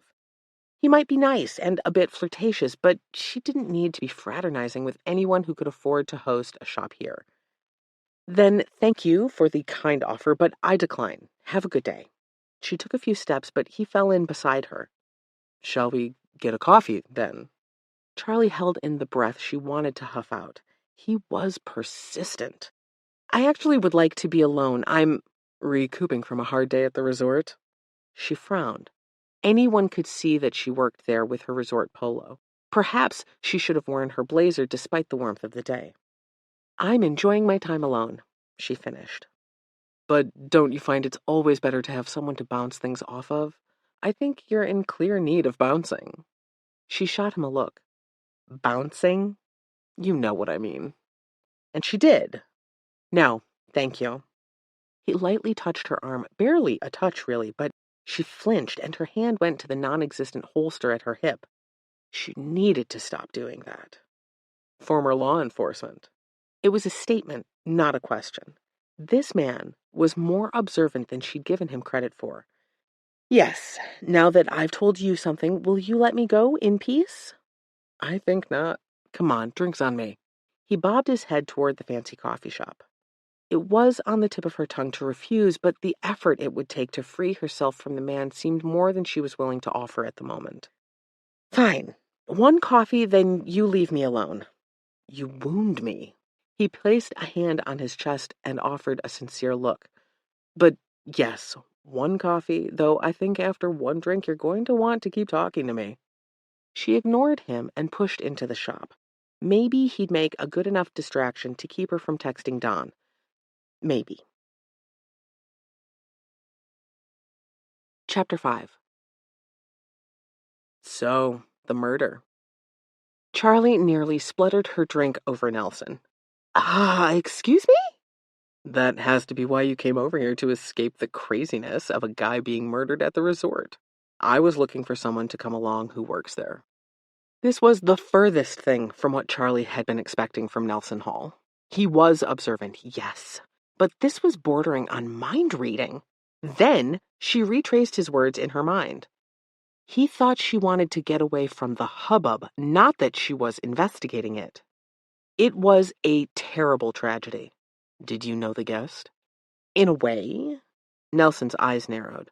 Why are you being evasive? I'm not. You are. He leaned forward, his small glass of espresso held between thumb and middle finger. Now, I'm curious. This is you curious. What were you before? Mildly interested. You see a beautiful woman as troubled as you are, and you have to assume it's about murder. He wasn't wrong, but she wasn't going to give him the satisfaction of responding to that or his flirty comment about her beauty. Why don't we talk about something else? Like your pottery or the weather. He chuckled. Not so fast. You haven't even told me your name. Charlie blinked. She hadn't, had she? This whole time, even when he offered to buy her the $8 coffee, and she accepted, she only knew his name. You're so smart, you tell me, he grinned. My powers have their limits. Charlene Davis, Charlie. She never gave her full name like this, but there was something unsettling about Nelson that threw her off. Charlene. Beautiful name, too. I go by Charlie. Why, when your name is so nice? He swallowed the rest of his drink. It's easier. Tell me about your experience in law enforcement. She chuckled. Wait, how did you know? Your move is a familiar one, he said. She thought she saw his smile dim somewhat. You were law enforcement, too. Something like that. They were at an impasse, and both could tell it. Charlie took a delicate sip of her latte and considered the man across from her. Something told her to trust him, a gut instinct honed from years on the job. But there was also something on his handsome but worn features that told her he'd seen more than just the inside of a fancy pottery studio. Then it came to her. His bearing, his manners, it all added up. You were military. His eyes widened subtly, and she expected a frown, but he smiled instead. And you were an investigator. You've got the look. They shared a laugh, and she shrugged. I was a beat cop back in the day and a private investigator until recently. She trailed off, wondering what type of questions he'd ask next, but he just stared at her. What? She finally asked. Just trying to figure you out, Charlene Davis. She felt an unexpected flush at his use of her full name and looked down into her caramel-colored coffee. Nelson was easy to talk to, but she was worried that it was all too easy. Why his sudden interest? Had he really just seen her, or was he more interested in gossip about the murder? It wouldn't be the first time someone had tried to get close to her to find out more information than what was being shared. Well, the coffee was delicious, she said, taking a moment to swallow the last of hers. But I should be getting back to my desk. Charlie, he said, the use of her nickname halting her before she could leave.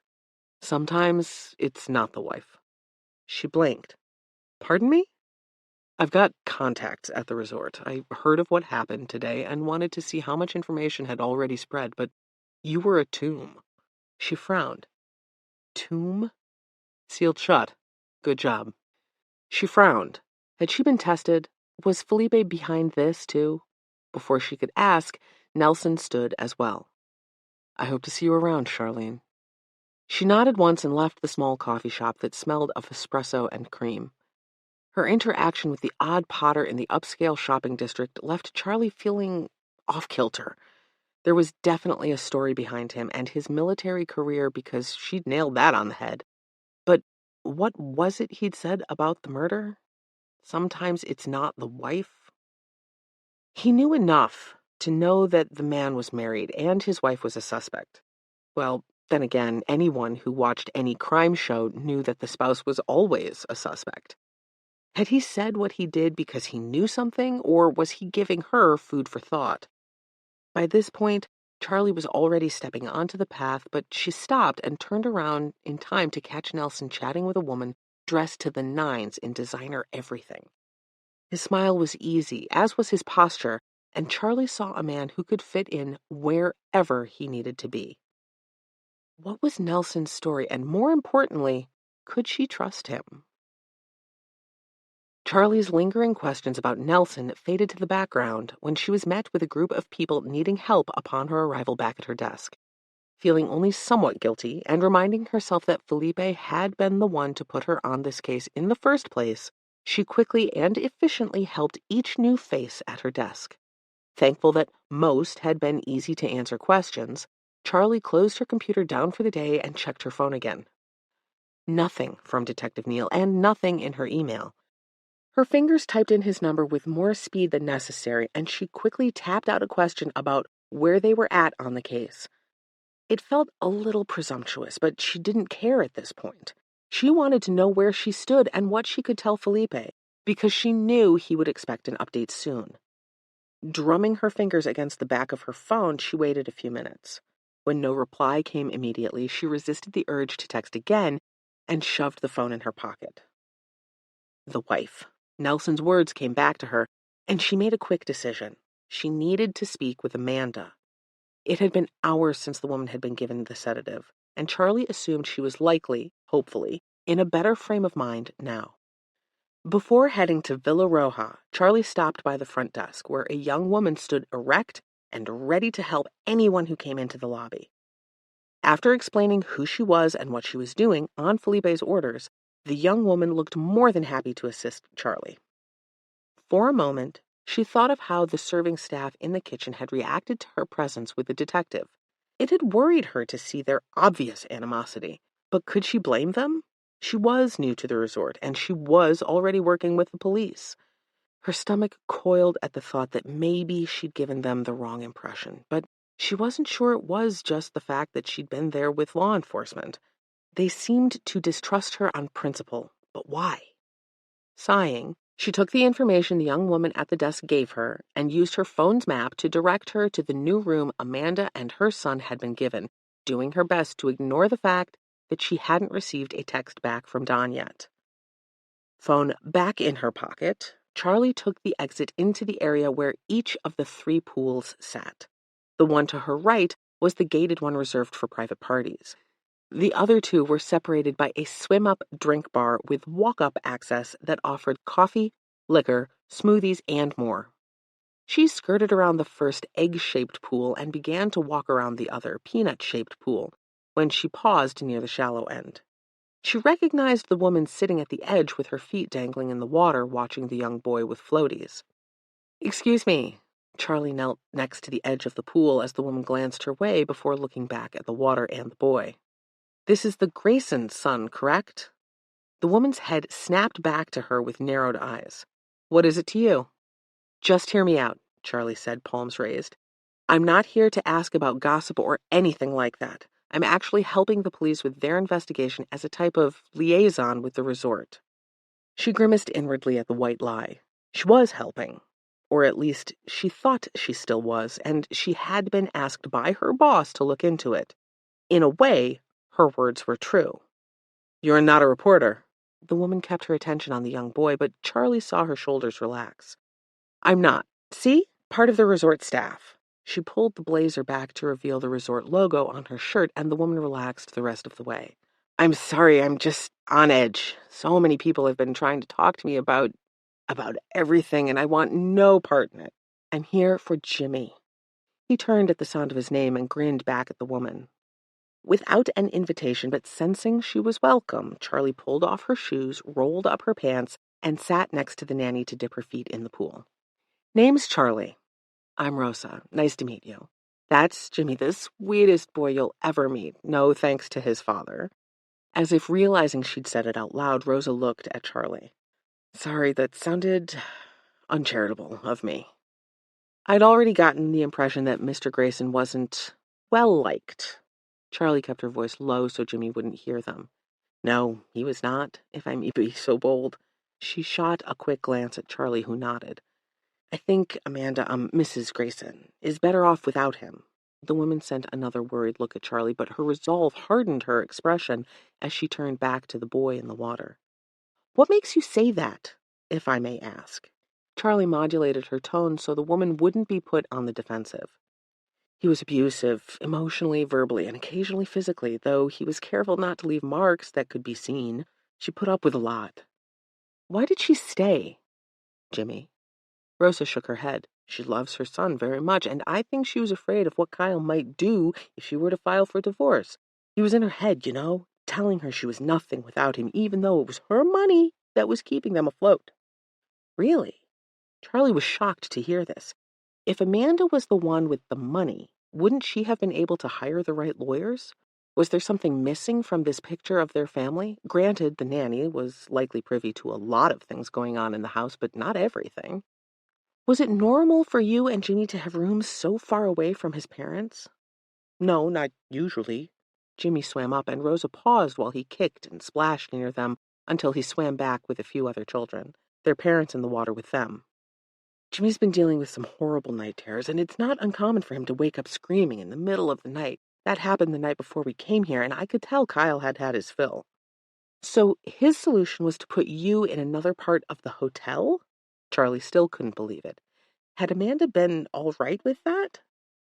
"Mrs. Grayson didn't like it, but I assured her we'd be fine. I stay with him whenever she accompanies Kyle on a work trip or to a late dinner or something. I knew we'd be fine. I've got grandkids of my own, and my own children dealt with nightmares too, so I knew it would be fine. He's as dear to me as my own flesh and blood." Charlie could tell the woman really cared for the family and respected Amanda, though not so much Kyle.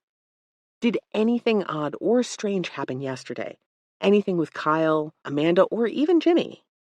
"You saw the fight," she said, glancing at Charlie.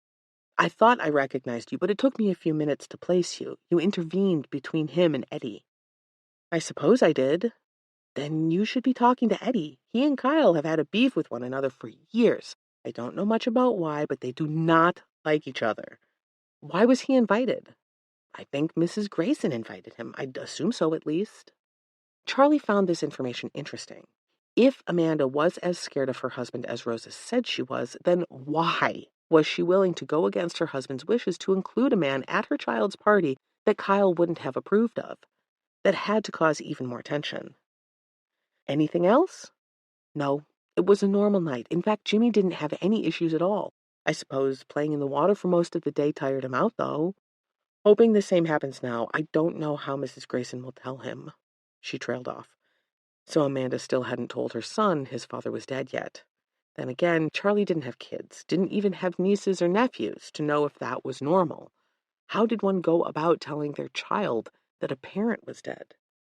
Thanks for this information, Rosa. I appreciate it. She nodded, her gaze still fixed on Jimmy like a watchdog, ready to pounce at the smallest sign of the boy being in trouble. I'm telling you, talk to Eddie Brown. He has got to know something about this if it really is murder like people are saying. So word had spread about the murder. It wasn't hard to believe that it had reached the nanny, but she said people, so that meant others were talking about it too. Was there a leaky faucet among the staff that needed to be warned not to spread sensitive information? I will. Thank you again. Charlie stood and used a towel from the clean stack to dry her feet before slipping back into her shoes. She needed to speak with Amanda as well as Eddie, but what she really needed was to know if she was still on the case. Then again, if Felipe had a say, it wouldn't matter what detective was in charge of the murder investigation. She would need to be involved in some way. Surveying the wealthy patrons of the resort tanning themselves in the sun, Charlie shook her head. How had she ended up here investigating a murder when she was supposed to be slowing her life down? Chapter 6. Charlie's mind was focused so much on what Rosa had said about Amanda that she almost didn't see the man sitting alone at a table on the opposite side of the pool area. He stared at his phone as if he wasn't really seeing what was on the screen, and his shoulders were slouched, but she recognized him from the barbecue the day before. Mr. Brown?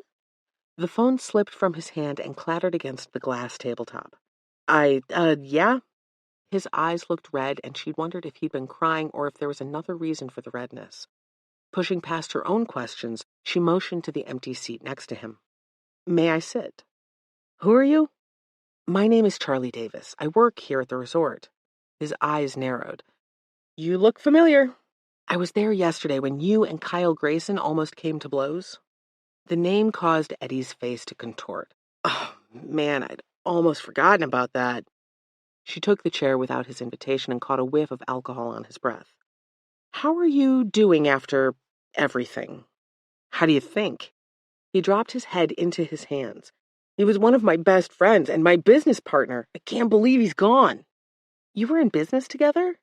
She latched onto that angle because she wasn't sure yet if he was lying about the friendship or if, from his perspective, everything was okay between he and Kyle, and only Rosa had picked up on Kyle's dislike of the man. Yeah, we're in tech. I could be more specific, but you probably wouldn't understand it. She wouldn't argue with him on that front. Was business going well? Had he made any enemies lately? Are you, like, an investigator?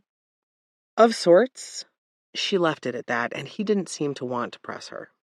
Yeah, I mean, kind of. What does that mean? Charlie leaned an elbow on the table. It had been stressful for a while. We were leaking money like a sieve on a new investment, and I couldn't understand it. I'd put in money, and it would be gone in less than a week. Kyle kept saying he'd get the numbers to me and where the shortages were coming from, but now I guess it's not going to happen. His voice broke, and she watched as he reached for a glass that was already empty. Was it true that Amanda's the wealthy one in their relationship? Eddie's eyes cleared somewhat, and he studied her. What's that supposed to mean? I'm just trying to understand. I heard that her money was keeping things afloat. Hers and mine. We grew up in the same neighborhood, both wealthy. She met Kyle at college, and he didn't have a penny to his name, but was smart, savvy. He sold his first company for a good sum, and then we went into business together, and that money went faster than I would have expected, and we had to keep infusing cash into the business. Sounds like that would have been a hard situation. Is that what he was talking about at the party? Oh, what he said? It was more of an expression. She did know, and that's not what she'd heard. It had been a clear threat, but she wasn't going to argue with the man at this point, especially seeing as he was mildly intoxicated. Did Mr. Grayson have any enemies that you knew of? Nah, he was a good guy. Charlie nodded, though his words lacked the ring of truth. Odd that Eddie's recollection of Kyle was so rosy. Then again, friends, supposed or not, tended to want to speak well of the dead, no matter the situation. Thanks for your time. The man nodded and raised a hand to flag down a waiter. She heard him order another alcoholic beverage and drew in a breath. Everyone dealt with grief in their own ways, but she hoped that Eddie would come to terms with the man's death without finding himself at the bottom of a bottle. When Charlie finally made it to Amanda's room, she hesitated with her hand in the air about to knock. It had been easy to think of coming up here to speak with the now widow, knowing it was the next step in the investigation, but it was harder to reconcile her actions without the backup of the police department. On a hunch, she pulled out her phone and saw a text from Don. Don, coming back to the hotel, let's do dinner. She sighed and shoved the phone back into her pocket. It meant she was still working with the detective, but his laissez-faire attitude toward this case bothered her. It was all the impetus she needed to proceed with her chat with Amanda, and she raised her hand to knock. When her fist connected with the door, it swung inward. The hairs on the back of Charlie's neck prickled. Amanda? This is Charlie Davis with the hotel staff. I'd like a word with you, if I may. Hello? There was no reply, and tension made her stomach clench. Amanda? This time she gently pushed the door further inward. She'd been in this situation before, called to a room with an open door only to find a body on the other side. That wasn't what she wanted here. Hello? I'm going to come inside to make sure you're all right. Amanda? With her last attempt at communication, Charlie stepped into the room. The air was warm with a breeze coming in from an open window, but Charlie was relieved that there was nothing to be found. The woman's suitcase sat unopened on a rack, and there was a cup of what she assumed was water on the dresser, but nothing else had been disturbed. The place had a strange, empty feeling to it, and it was clear to Charlie that Amanda hadn't been there for a while. Had she gone out and forgotten to lock her door, or had someone taken her and left the door ajar in their haste to leave? There were no obvious signs of a struggle. Charlie would have guessed, had she been called to the scene as a detective, that the woman had left of her own accord. But where had she gone? Charlie tried to put herself in the woman's shoes. It would seem that, after losing your spouse, the next equally important thing would be to ensure that your child was all right. Charlie backtracked, not quite closing the door again and leaving everything as she'd found it, before making her way to the pool. Rosa sat in the same place, Jimmy still swimming happily. After checking that the woman hadn't seen or heard from Amanda, Charlie went to the front desk. No one had seen or heard from her there either. She tried the spa, restaurants, and even considered walking to the boutique shopping area as well. But just as she was heading out the front doors, Detective Neal came in. There you are. Let's eat. She frowned. I can't find Amanda, she said. She went on to explain how her room had been left. His eyes narrowed, and he motioned to an officer that had come in behind him. He told him to take the rest of the men and search for the woman. Then he turned to Charlie with a smile. Early dinner? They made their way into the restaurant only to find that the detective had already reserved a table. She'd wondered if he'd been planning on coming back all day and was really only there for the food, or if there was another motive behind his odd behavior. When they were seated with fresh focaccia bread and olive oil to dip it in, he leaned forward. You've been busy today. She quirked an eyebrow. What does that mean? Looking for Amanda without me. It was hardly like that.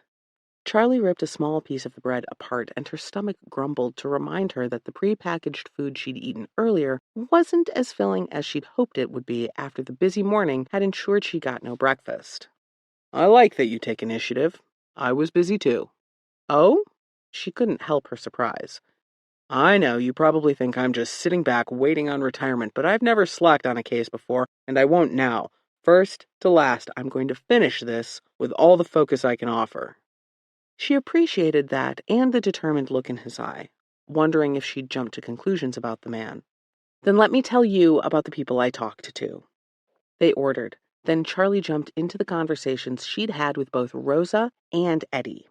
Rosa seems to think Amanda is better off without her husband, and Eddie seems to think they were good friends despite what Rosa says about that friendship.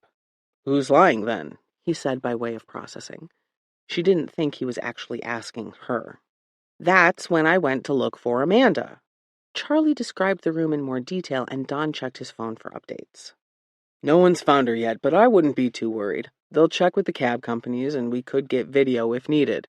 I have a feeling she needed some time to process. Doesn't seem like there would be much love lost if the guy's as sleazy as everyone says, but it's still a lot to swallow.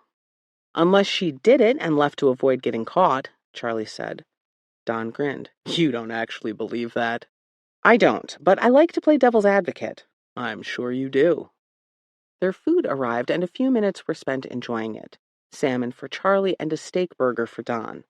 When he was halfway through his burger, he said, I did have something I wanted to discuss with you before we move further.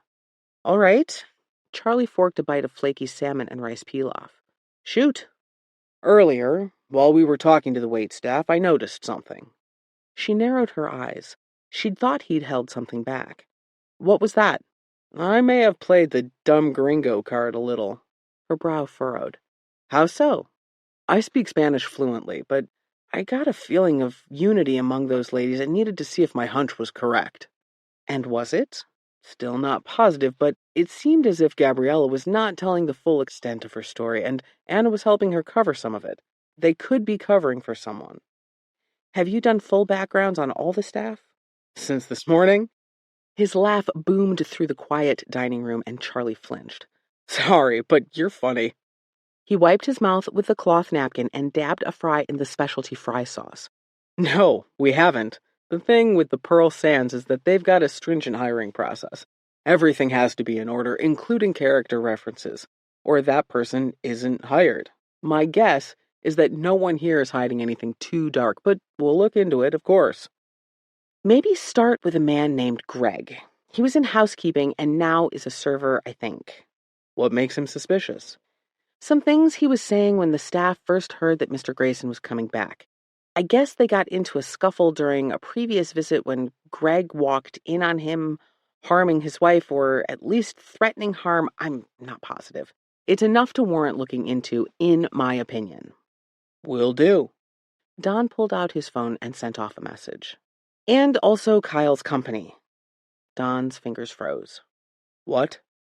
She explained more about what she'd learned from Eddie, and that Amanda was the source of income, that her motive could have been financial as well as her own safety and that of her child. He typed more, then paused. Anyone else, Detective Davis? Charlie grinned. I'd always thought I'd make detective one day, but it wasn't in the cards. Maybe look into Rosa just in case, though I'm sure she's on your list. And the partygoers and... Let's just take this one name at a time. Charlie pressed her lips together and nodded while he typed out the rest of her list and pressed send. Now, Don met her gaze. What do you say we talk with the waitstaff again? She wanted to press about finding Amanda, but she left the request unspoken, with the thought that there wasn't much else they could do with officers already out looking for her. Lead the way, detective. Chapter 7. Talking with the staff again was a bust, which Charlie had guessed it would be. Most hadn't even been on shift that morning, and while she understood that Detective Neal was trying to establish a baseline of what people did and where they went, she felt as if they'd lost valuable time. They sat in the 2 plush chairs in front of her desk in the lobby, the muted tones of piano music playing in the background. There was hardly any traffic at this time of night, so it ended up being the best place for them to compare notes. After doing so, she convinced him to check in with his men as soon as the last interview was done, and when he had, his concern finally showed. No one's seen or heard from her since she was given the information about her new room. Don's brow wrinkled, and he rubbed at his upper lip for a moment. One of my men spoke with the nanny as well, but she hasn't heard from her. Even tried to call, but got voicemail every time. That's very unusual when considering the reality that Rosa says Amanda loves her son very much. I don't think a mother would be out of communication with her child that long. I agree. I have 4 grown children of my own, and Melina would never go that long without knowing exactly where they were when they were that kid's age. He picked up his cell and dialed a number. Yep, Pearson, we're going to need to check for her car. You did? There was a pause as the officer filled Don in. Okay, expand the search. Their car's still here? Charlie asked when he'd hung up. Yes. She could have taken a taxi or hired a car service, but Pearson says that when he spoke with the transportation department here, her name wasn't listed and no one matching her description came to them for a ride. What about the rest of their birthday party crew? Have your guys talked to them? Not more than an initial interview. We'll go that route, but he checked his watch. It's getting late. I hate to wake people up, though we may have to. Don looked around the lobby, his hand covering the lower half of his chin. Felipe is going to hate that. Charlie knew what he meant. She'd gotten several text messages from her boss checking up on her, but she hadn't had much to report yet. He didn't like that, though nothing he said gave that away. It was more the undercurrent she knew was there. He's in a difficult situation. The resort is known for catering to its wealthy clients, and a murder investigation is invasive by nature. True. Don dropped his hand and let out a sigh. Okay, I'm going to corral the officers and start checking in on the party guest list. We'll start with Rosa, though she was supposed to reach out if she heard from the woman. Then we'll go from there. Do you need me for this? Don looked up from his phone. No, you've been a bunch of help, even though I know this isn't really your job. Your insights have been spot on, and I wanted to let you know I really appreciate what you've done. We'll take it from here tonight, but you can be our eyes and ears here as this thing progresses. Get some rest. She felt a little like he might be brushing her off, but the reality of the matter was that either Kyle's spouse or his business partner were their best leads. Beyond that, there wasn't much Charlie could do. At least not tonight. Thanks, Don. Keep me in the loop? He grinned. You betcha. She left him at her desk and made her way down the hall that would lead to the outdoor pathway to her cottage. But the moment Charlie stepped from the overly air-conditioned resort to the mild outdoor weather, she couldn't make her feet go home. Instead, they took her to the beach. The resort beach area was well lit all night, which made it easier for her as she walked along the sand toward the ocean. Lights from the resort, as well as outdoor accent lights, illuminated the sandy areas where a few couples sat at gas fire pits. The light, though muted, was enough to show her way. She stepped into the shadow just beyond the reach of the lights and took a moment to stare out at the darkness of the waves. The earlier storm had come and gone, but it had left the ocean choppy in its wake. If she were Amanda, a woman abused and belittled by her husband, and she'd found him dead, what would she do? Where would she go? It was a difficult question to ask because while she dated here and there, she'd never found the man she wanted to share her life with. She'd come close once, thinking she'd met the man she was going to marry, but that had ended in ruin and turned her off to dating altogether. A dinner or coffee date here and there had followed, but never anything serious. The question that bothered Charlie the most was why the woman had stayed with a man who had clearly been bad for her. She'd heard the stories and knew that sometimes it was easy to convince yourself that everything was fine, or perhaps the man would make up for his mistakes, his abuse, and promise never to do it again, that he was sweet aside from the times he wasn't. But Charlie wasn't the type of woman to put up with that. Not that Charlie had any way of knowing if Amanda truly was or wasn't. The woman seemed intelligent and was clearly beautiful. She could have had a life apart from Kyle, but the worry over her child was enough to hold her there, at least in Rose's mind. Charlie turned and began walking down the beach again. There was a stretch where it would be almost too dark to see, but she knew the way well enough to know there were no barriers she'd run into. She also knew that this beach and area was generally very safe and felt no compunction about pressing through the dark until she reached the next set of lights from the southern residence. As she did, her thoughts trailed to the pressing question. Had Amanda killed her husband? While Nelson was right about it not always being the wife, it was a strong possibility. The death of her husband opened up a lot of opportunities for Amanda and her son. She started wondering about the other players. Greg had seemed to dislike Kyle to an extreme, but was that enough to make him poison the man? Without knowing the type of poison, again, assuming the residue she saw was poison, it was hard to tell if it was accidental or intentional. Could Greg or another staff member have used something they thought might make the man sick, but it had been the wrong dose? A lethal dose? Charlie scuffed her toe in the sand. She was grasping at straws, and she knew it, but she'd always found it best to let her mind run its course of possibilities before narrowing in. The light from the residential side of town began to filter down to the beach, and she maneuvered closer to it since it wasn't as bright as the resort. Up ahead was a small Mexican restaurant that she knew was open late. Mariachi music played from outdoor speakers, and cheery bistro lights strung across the outdoor seating area looked inviting. She was about to stop in and see if they were close to closing when a shadow passed near her. Startled, she turned in time to see a tall form making its way toward her. Charlie had training in hand-to-hand combat, weapons training, and even a course on bomb defusing, but that didn't mean that she was immune to being scared. She fought the urge to reach for her non-existent weapon, the phantom action lingering after years on the job. Charlie? Her name, coming from the shadowed figure, was the last thing she'd expected. She peered into the darkness, but still couldn't make out the man until he stepped into the light. Nelson! Her pounding heart felt too loud in her ears, and she wondered if she looked as jumpy as she felt. Sorry to scare you. That answered her question. It's okay. I just didn't see you until I did. She mentally smacked her forehead. What was she saying? No problem. Are you coming for a drink at La Cantina? I wasn't sure what I was doing, she answered honestly. I was heading that way. I just lived on the beach. He pointed back the way she came, and a vision from her run that morning came back to her. The pottery on the low wall. Nelson. She shook her head at the odd coincidence and then frowned, trying to unite the man with the upscale shop with the one in front of her. He wore clean jeans and flip-flops now, and a white t-shirt with a Hawaiian print shirt over the top. He looked relaxed and decidedly not wealthy, and yet she couldn't believe he could afford a shop in Luxury Square without having some type of wealth. Charlie? She blinked. Sure. The words slipped out, but she realized it was what she wanted.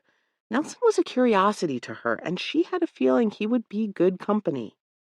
They stepped into the courtyard, but he motioned toward the door. Best to be inside now. The chill will only get worse as the night progresses.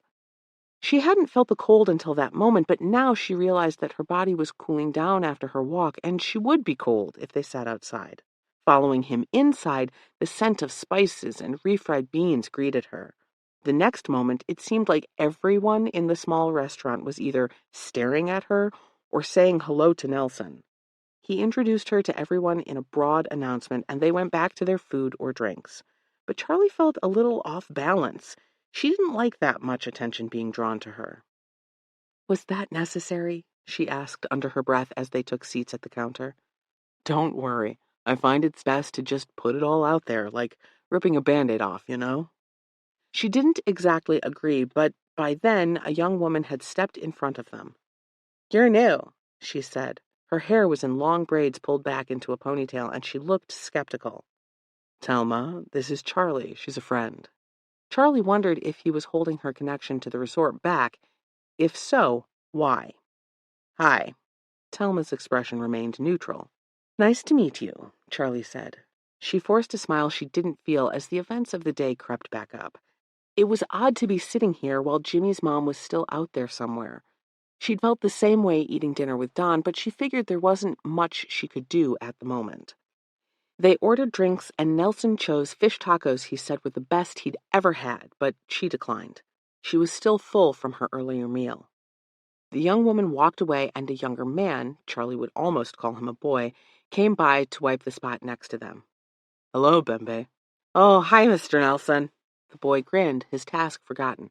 You're new here. Hi, I'm Bembe. Charlie gave her name and another tired smile. Can you give us a few minutes? Nelson asked the young man. Sure thing, Mr. Nelson. He winked and walked away. Anything we say will be all over the village if Bembe is near. He's a great kid, but you gotta watch what you say. Charlie laughed. I wondered what he was doing. Convenient cleaning. Nelson grinned, but his expression sobered a moment later. You look tired. Charlie thought about making a quip at his tactless words, but shrugged instead. I am. Long day. The murder? He dropped his voice even lower. You seem to know a lot about things that you shouldn't. He shrugged. Like I said before, I've got friends up the resort. Yet you live down here. His eyebrow arched. I didn't take you as someone to judge a person by their living situation. Charlie swallowed and shook her head, but their drinks arrived, cutting off her response until after the waitress had left. "It's not that, honestly," she insisted when he pressed her with a look. "I like to figure people out, and you're hard to place." He took a swig from his sweating bottle and set it down with a slow nod. "I can see that. Well, Charlie, let me put it this way. I identify with the people on this side of the island more than I do the other side, but I find that my art does well in both. I'm a firm believer in opportunity, and I took it when the luxury square opened. I'm there, but I choose to live here." Charlie could appreciate that. "I took this job because I wanted a change in my life, but I think my past is catching up too quickly." Nelson seemed to sense that there was more she wanted to say and remained quiet for her to share at her own pace. "As I said, I was a private investigator down in Key West. Felipe Delgado convinced me to become the lead concierge, build up the program, as he put it. But then in my first week, this murder happens and," she shrugged, "worlds collide." "You're investigating it?" he asked. "I'd say I'm the liaison to the police, if I can even say that." She shrugged again and took a sip of her wine. "But it's a hard case, and the victim's wife is missing. I feel stuck even though it's not officially my case." "Missing?" She filled him in on what she found at Amanda's hotel room, and he nodded slowly before motioning to Bembe. The young man rushed toward them, an eager smile on his soft features. "Yes, Mr. Nelson? Have you seen a young woman around today, someone that looks like they are from the resort? Can you describe her?" He looked between Charlie and Nelson. Taking Nelson's nod, she said, "She's short, about my height, I'd say, petite with long brown hair, kind of wavy, and probably dressed in something nice." "Oh, yes." Bembe nodded enthusiastically, and Charlie's chest constricted. "You did?" "She's hard to miss. She's been out there all day." "Out where?" Charlie looked between the boy and Nelson. "The bench. You know," he directed this to Nelson. "I do. Come on." Nelson stood, tossed a 50 on the counter, and took Charlie's hand. Before she could protest, he was pulling her out the door and into the night. Chapter 8. Amanda sat on a bench overlooking the darkened ocean. Her arms were wrapped around her, and her hair was a tangled mess from the wind, but she seemed unharmed. "I'll go talk with her first. I was there when she found him."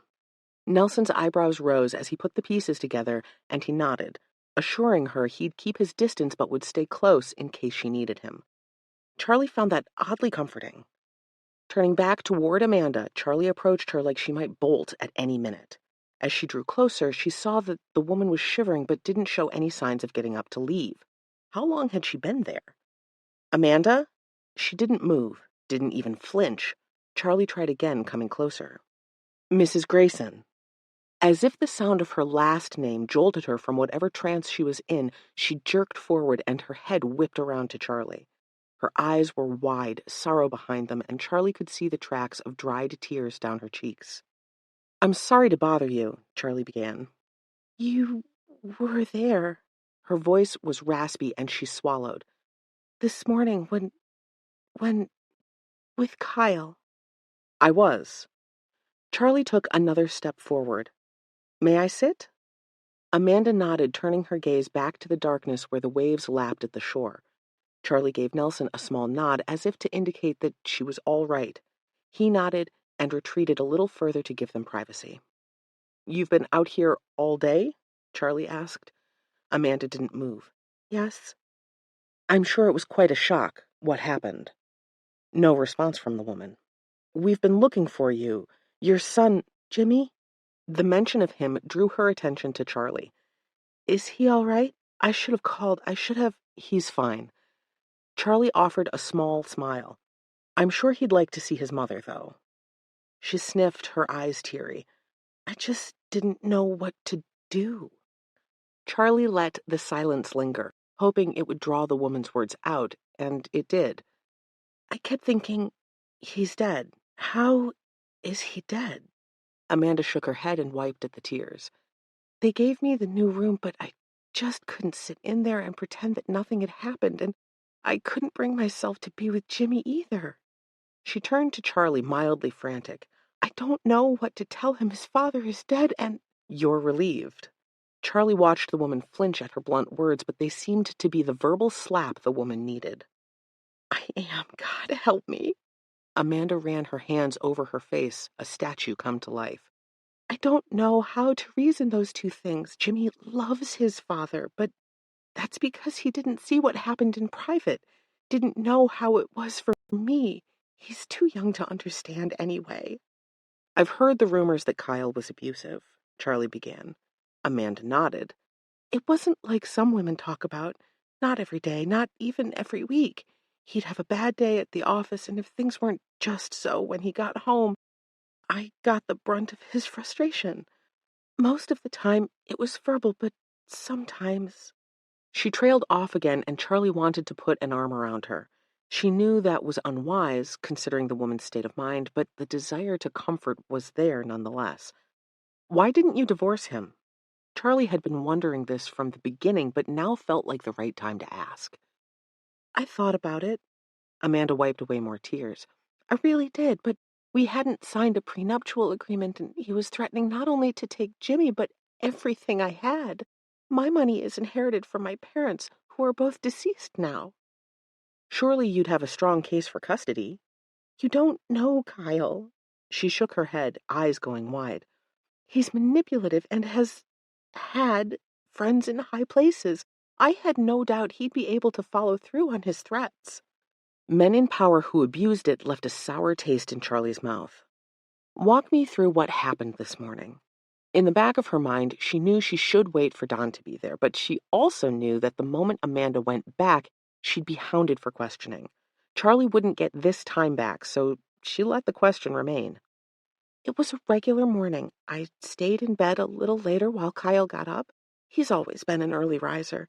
And I heard him bring in the food cart because he was complaining that they hadn't set it up for him." That fit with what Gabriella had said. Then what? Amanda swallowed, lips pressed together for a moment while she mentally walked through what had happened. "I came out and he was slumped over. He looked dead already, and I just lost it. I screamed and then you showed up." This may sound like an insensitive question, but why didn't you go to him, check his pulse? "I couldn't move. I didn't know what to do." Her answer lacked truth. "It was more than that," Charlie pressed. More tears began to flow down Amanda's cheeks. "I can't say it." "It's all right, Amanda. It's just you and me right now." Charlie gently rested her hand on the woman's back.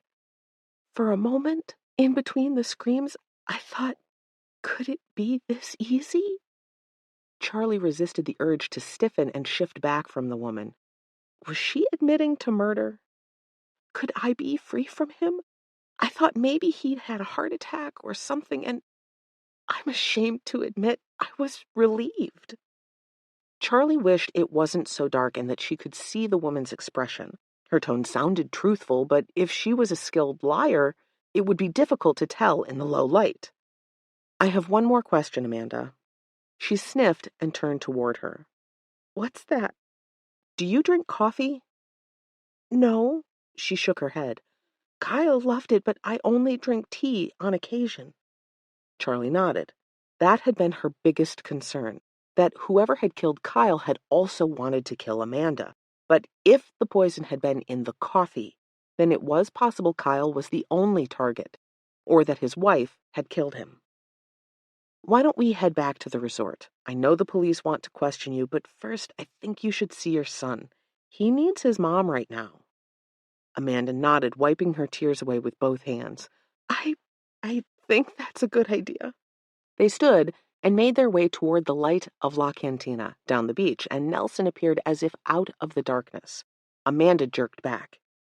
"It's all right. This is my friend Nelson." Charlie smiled to herself at how easy that had rolled off her tongue. "Hi," he said. "Would you ladies like a ride back to the resort? I've got my golf cart."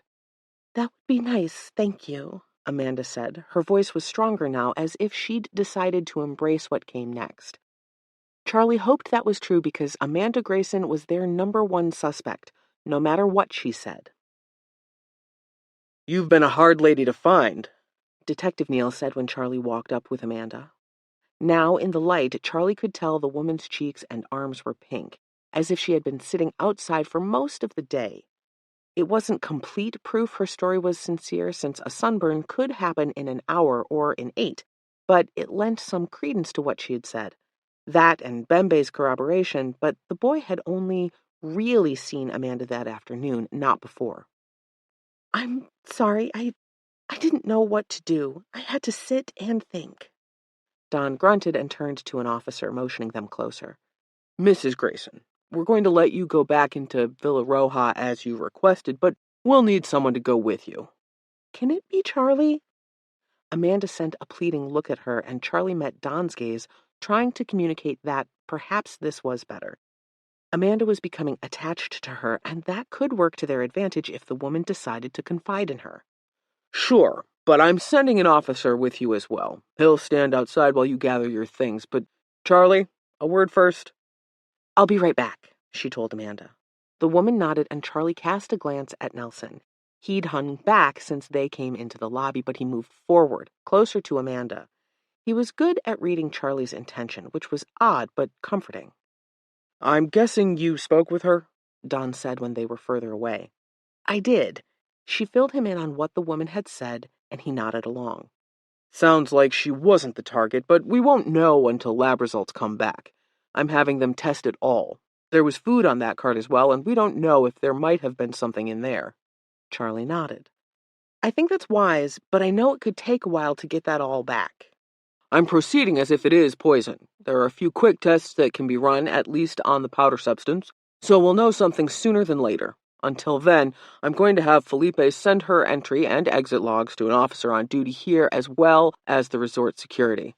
We need her here, but I don't want to press her too much yet." "You'll keep her here instead of taking her to the station for interrogation?" Charlie was surprised to hear this. "For now, yes. But the minute I start to get the feeling things aren't what we think they are, she'll be an interrogation bee faster than you can say hoist the mainsail." "I don't say that," she laughed. He rolled his eyes, but his expression shifted suddenly. "Uh-oh, trouble." Charlie followed his gaze and saw Felipe coming toward them, looking as impeccable as he had that morning. How he did it, Charlie didn't know.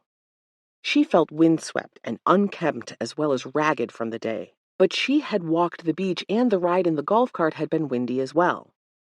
"I'll talk with him." "Okay, I'm heading home, but I'll be back tomorrow." "Night, Detective." She winked. "Night, Davis. Good work." He turned and left. Charlie walked toward Felipe, but before she could reach him, he diverted to Nelson. She was still far enough away that she couldn't make out what they were saying, but based on body language, things didn't look good between them. "Hello, Felipe," she said, coming up next to him. "You know Nelson?" "You know Nelson?" he said, turning the question back on her. His dark eyebrows drew together. We just met today, actually." Charlie tried to interpret Felipe's expression, but couldn't. "Felipe and I go way back," Nelson said, clapping the man on the shoulder. Felipe quickly shimmied away from Nelson's touch. "I forgot. Can't touch the suits." Nelson made a face at Charlie, and she resisted the urge to laugh. "I would like an update, Ms. Davis," Felipe said, suddenly reverting to formality. "If that is all right." He looked between them. "Would an email work? I'm very tired and still need to take Amanda to the villa to get a few things she left behind." Charlie had thought this was odd, seeing as the woman already had her bag in her room, but considering Amanda's mental state when she'd packed, Charlie could understand forgetting things. "I suppose that will work." Felipe shot Nelson another look and then turned back to Charlie, working to soften his expression. "Thank you for what you are doing on this." Then, without another word, he spun on his heel and left. Charlie turned to Nelson. "What's up with you two?" "Petty squabble. Nothing we won't be able to work past someday, I'm sure."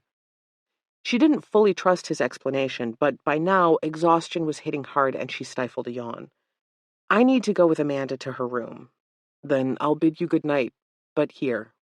He reached into his pocket and pulled out his wallet, extracting a card. "If you need anything, let me know." The business card was printed on high-quality cardstock with the word Ceramica embossed in gold on the front. Nelson's name and phone number were listed on back in neat typography.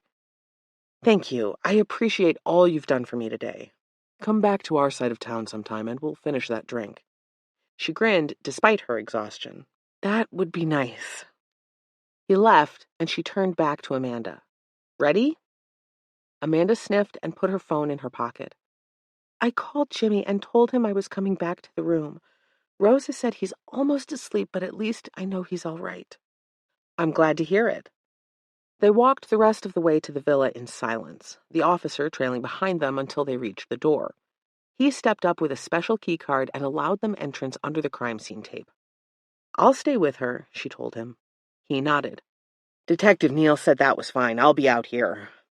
She nodded and followed Amanda inside. The woman's gasp echoed in the space and was the first thing Charlie noticed. The second was the ransacked room in front of her. Charlie opened the door. On second thought, you might want to get someone in here. The room's been tossed. The officer gaped and followed her inside to see for himself.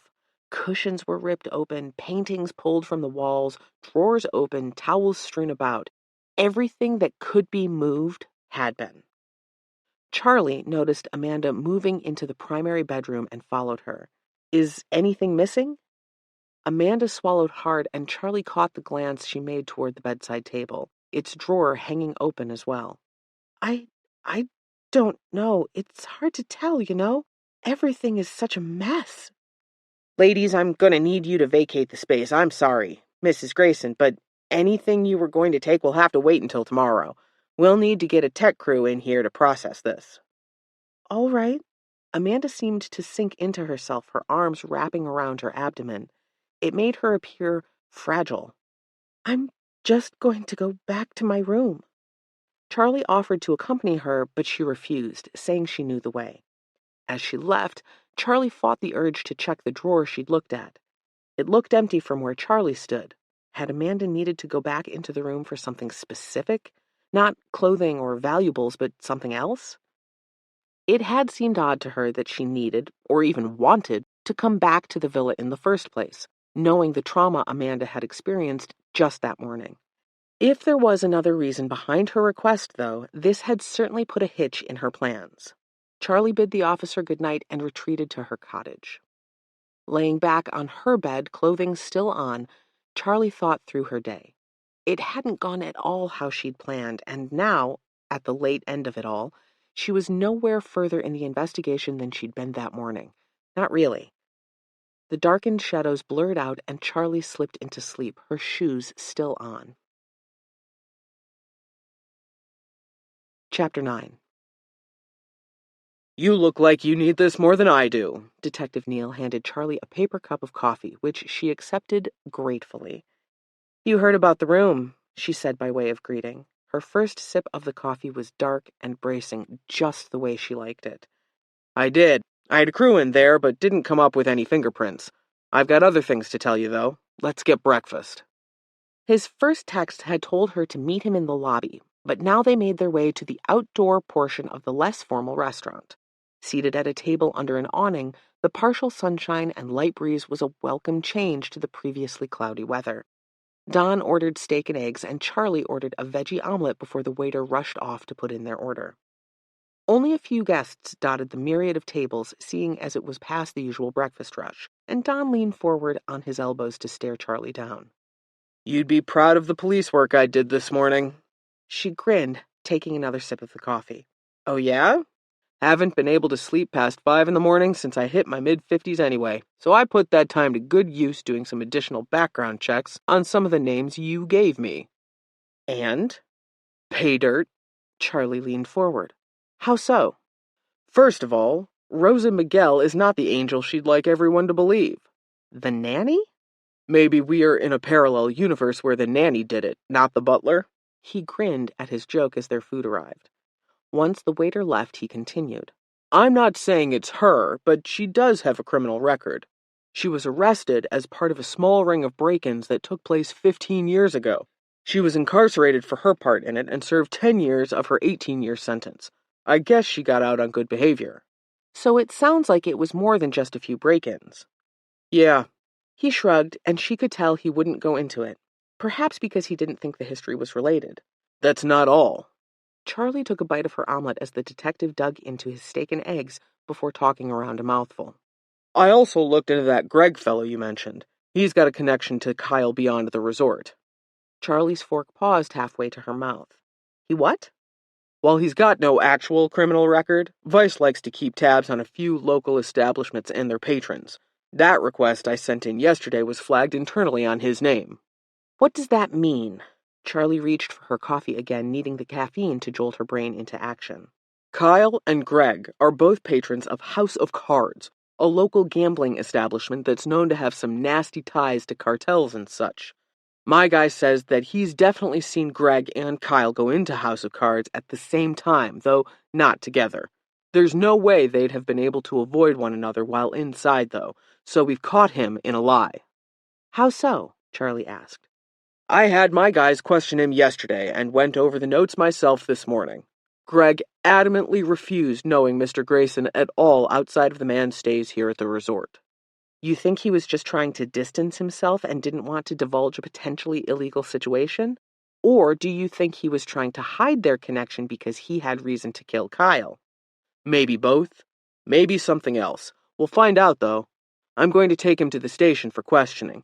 Thanks to your tip, we've got a few more people to look at in addition to Amanda. The detective dug into his eggs again, but Charlie tried to reason through all that she had heard. Rosa had a criminal background in burglary, and Greg had a connection to Kyle outside of the resort. Was that the reason he'd been so angry the man was coming back to the hotel? Or was it possible his rage had been an act so that no one would think he liked the man, knew him outside of the resort? It was hard to picture a waiter having the kind of money needed to get into a place that Kyle would frequent. But then again, she didn't know enough about this House of Cards place. Was it possible it was more Greg style and less that of a wealthy businessman like Kyle? If so, what was Kyle doing there and how had he known about it?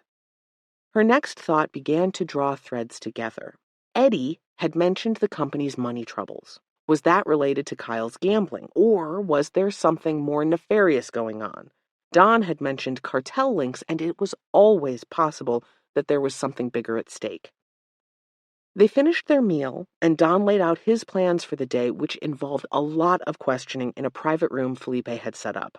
The mention of her boss reminded her she still needed to email him an update.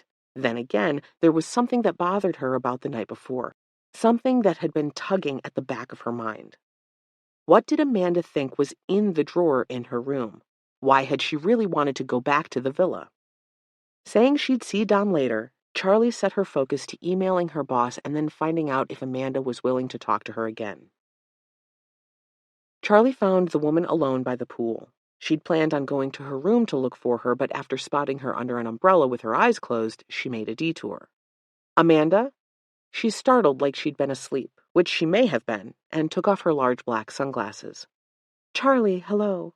I'm sorry to disturb you, but I had a few questions I wanted to ask. Okay.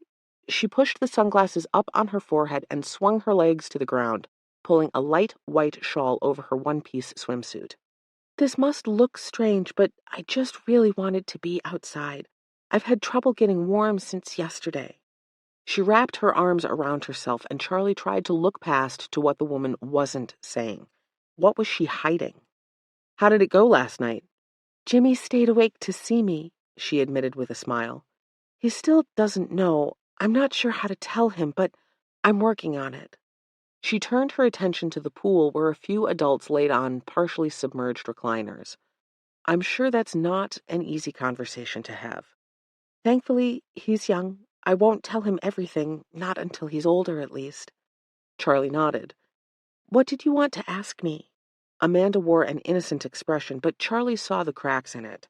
Amanda was holding something back. Last night, when we went to the villa, she paused. Charlie thought she caught a slight stiffening of the woman's shoulders.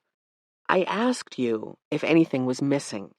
You said no, but I think you were lying to me.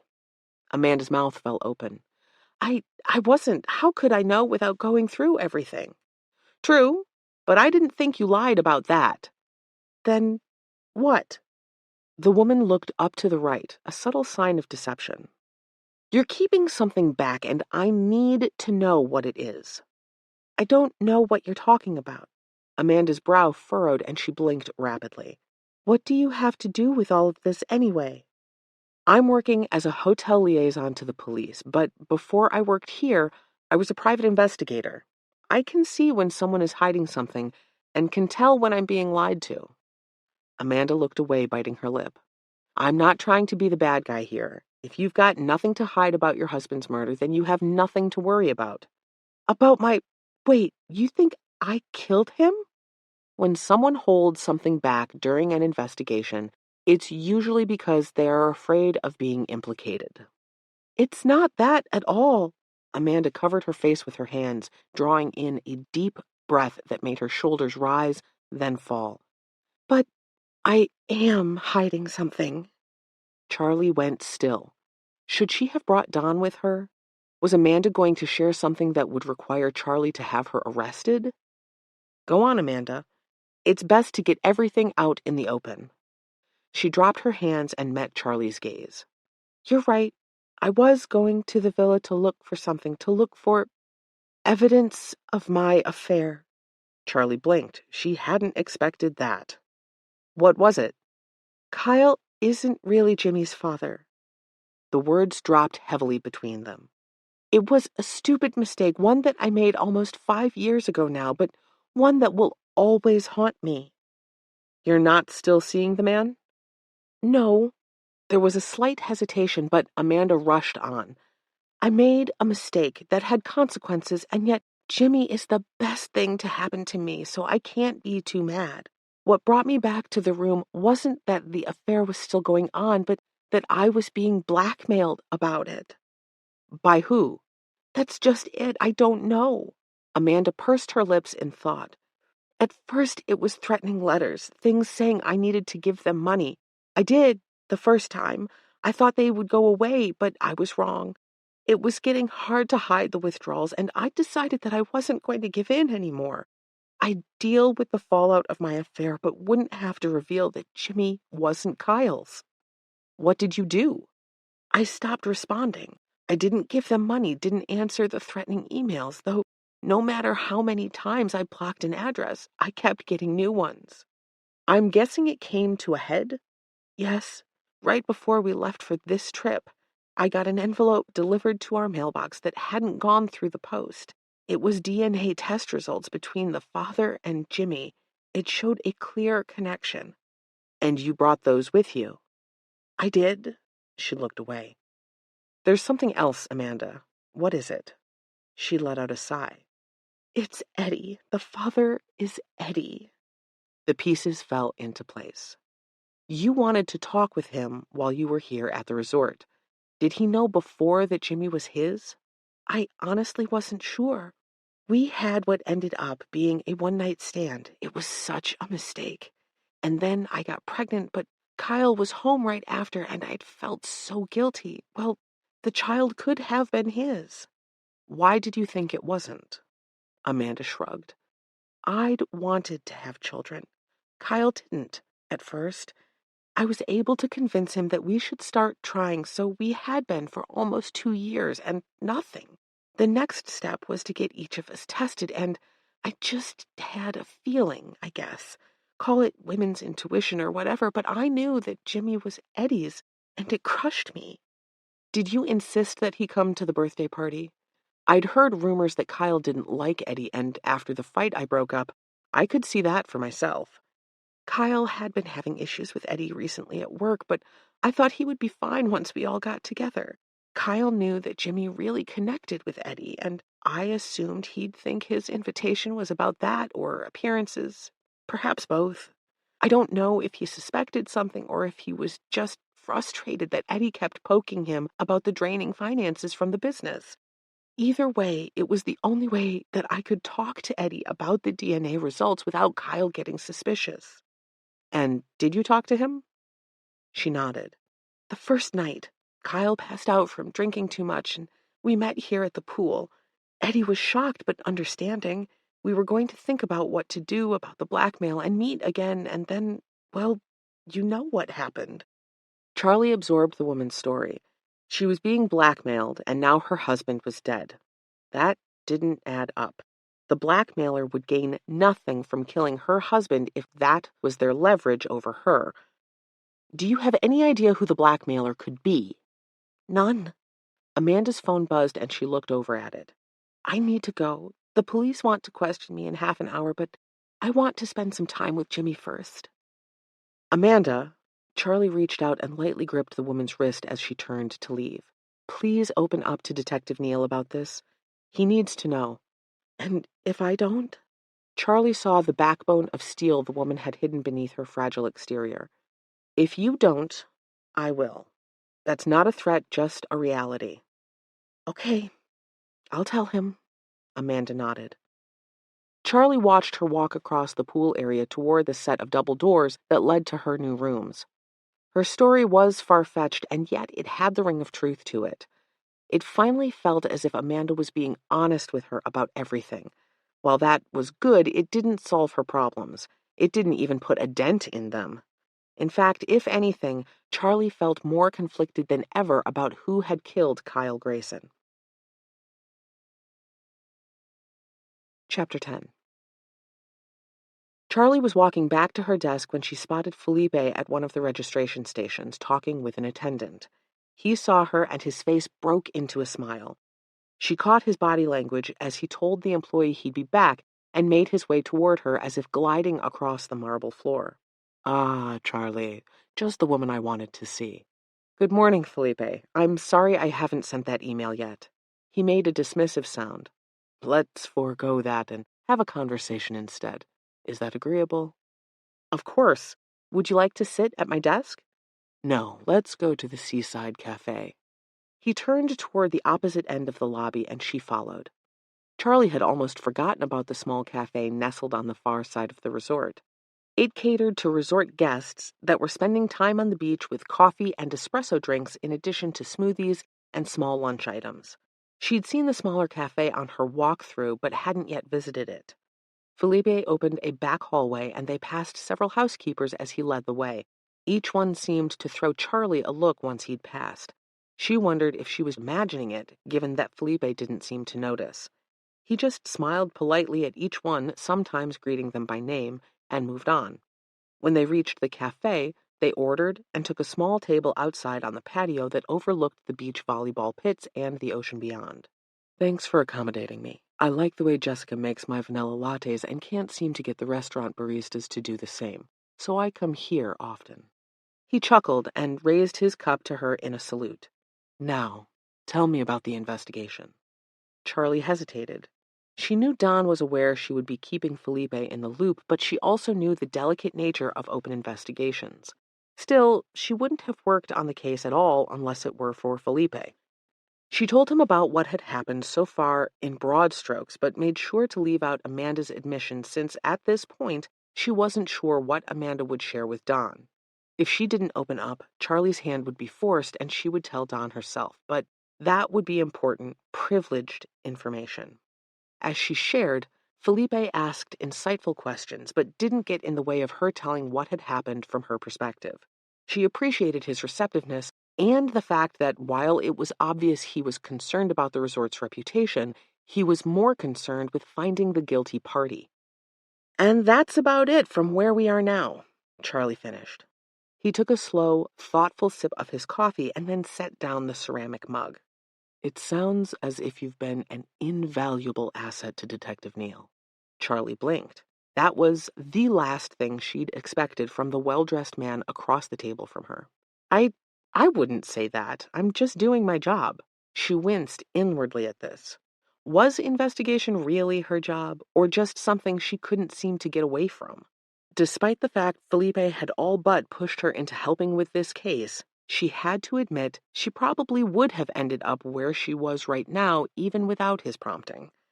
There was a knowing smile on Felipe's lips, and she wondered if he'd known that all along. Why did you want me to help? He feigned surprise. I have the resort's best interests in mind. Felipe.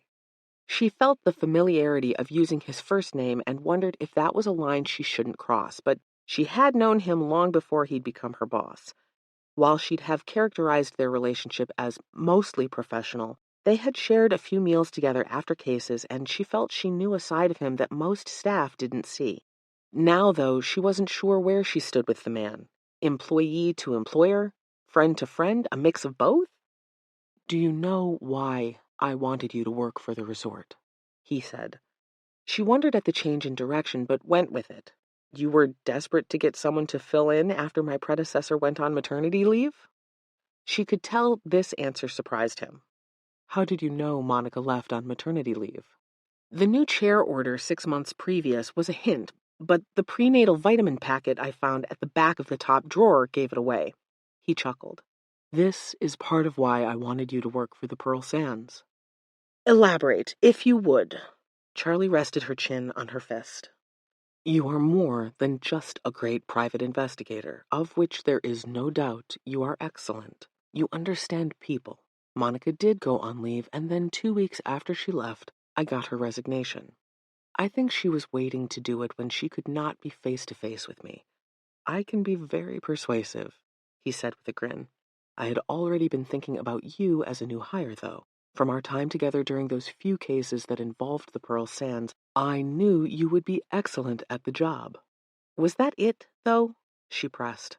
"You tell me," he said, holding her gaze. "It wasn't." She considered the man. His perfectly tailored blazer and highly polished shoes were part of his personality, almost a facade, but a cunning streak ran just below the surface that told Charlie all she needed to know. You wanted someone on staff that could help in situations like this. You wanted me.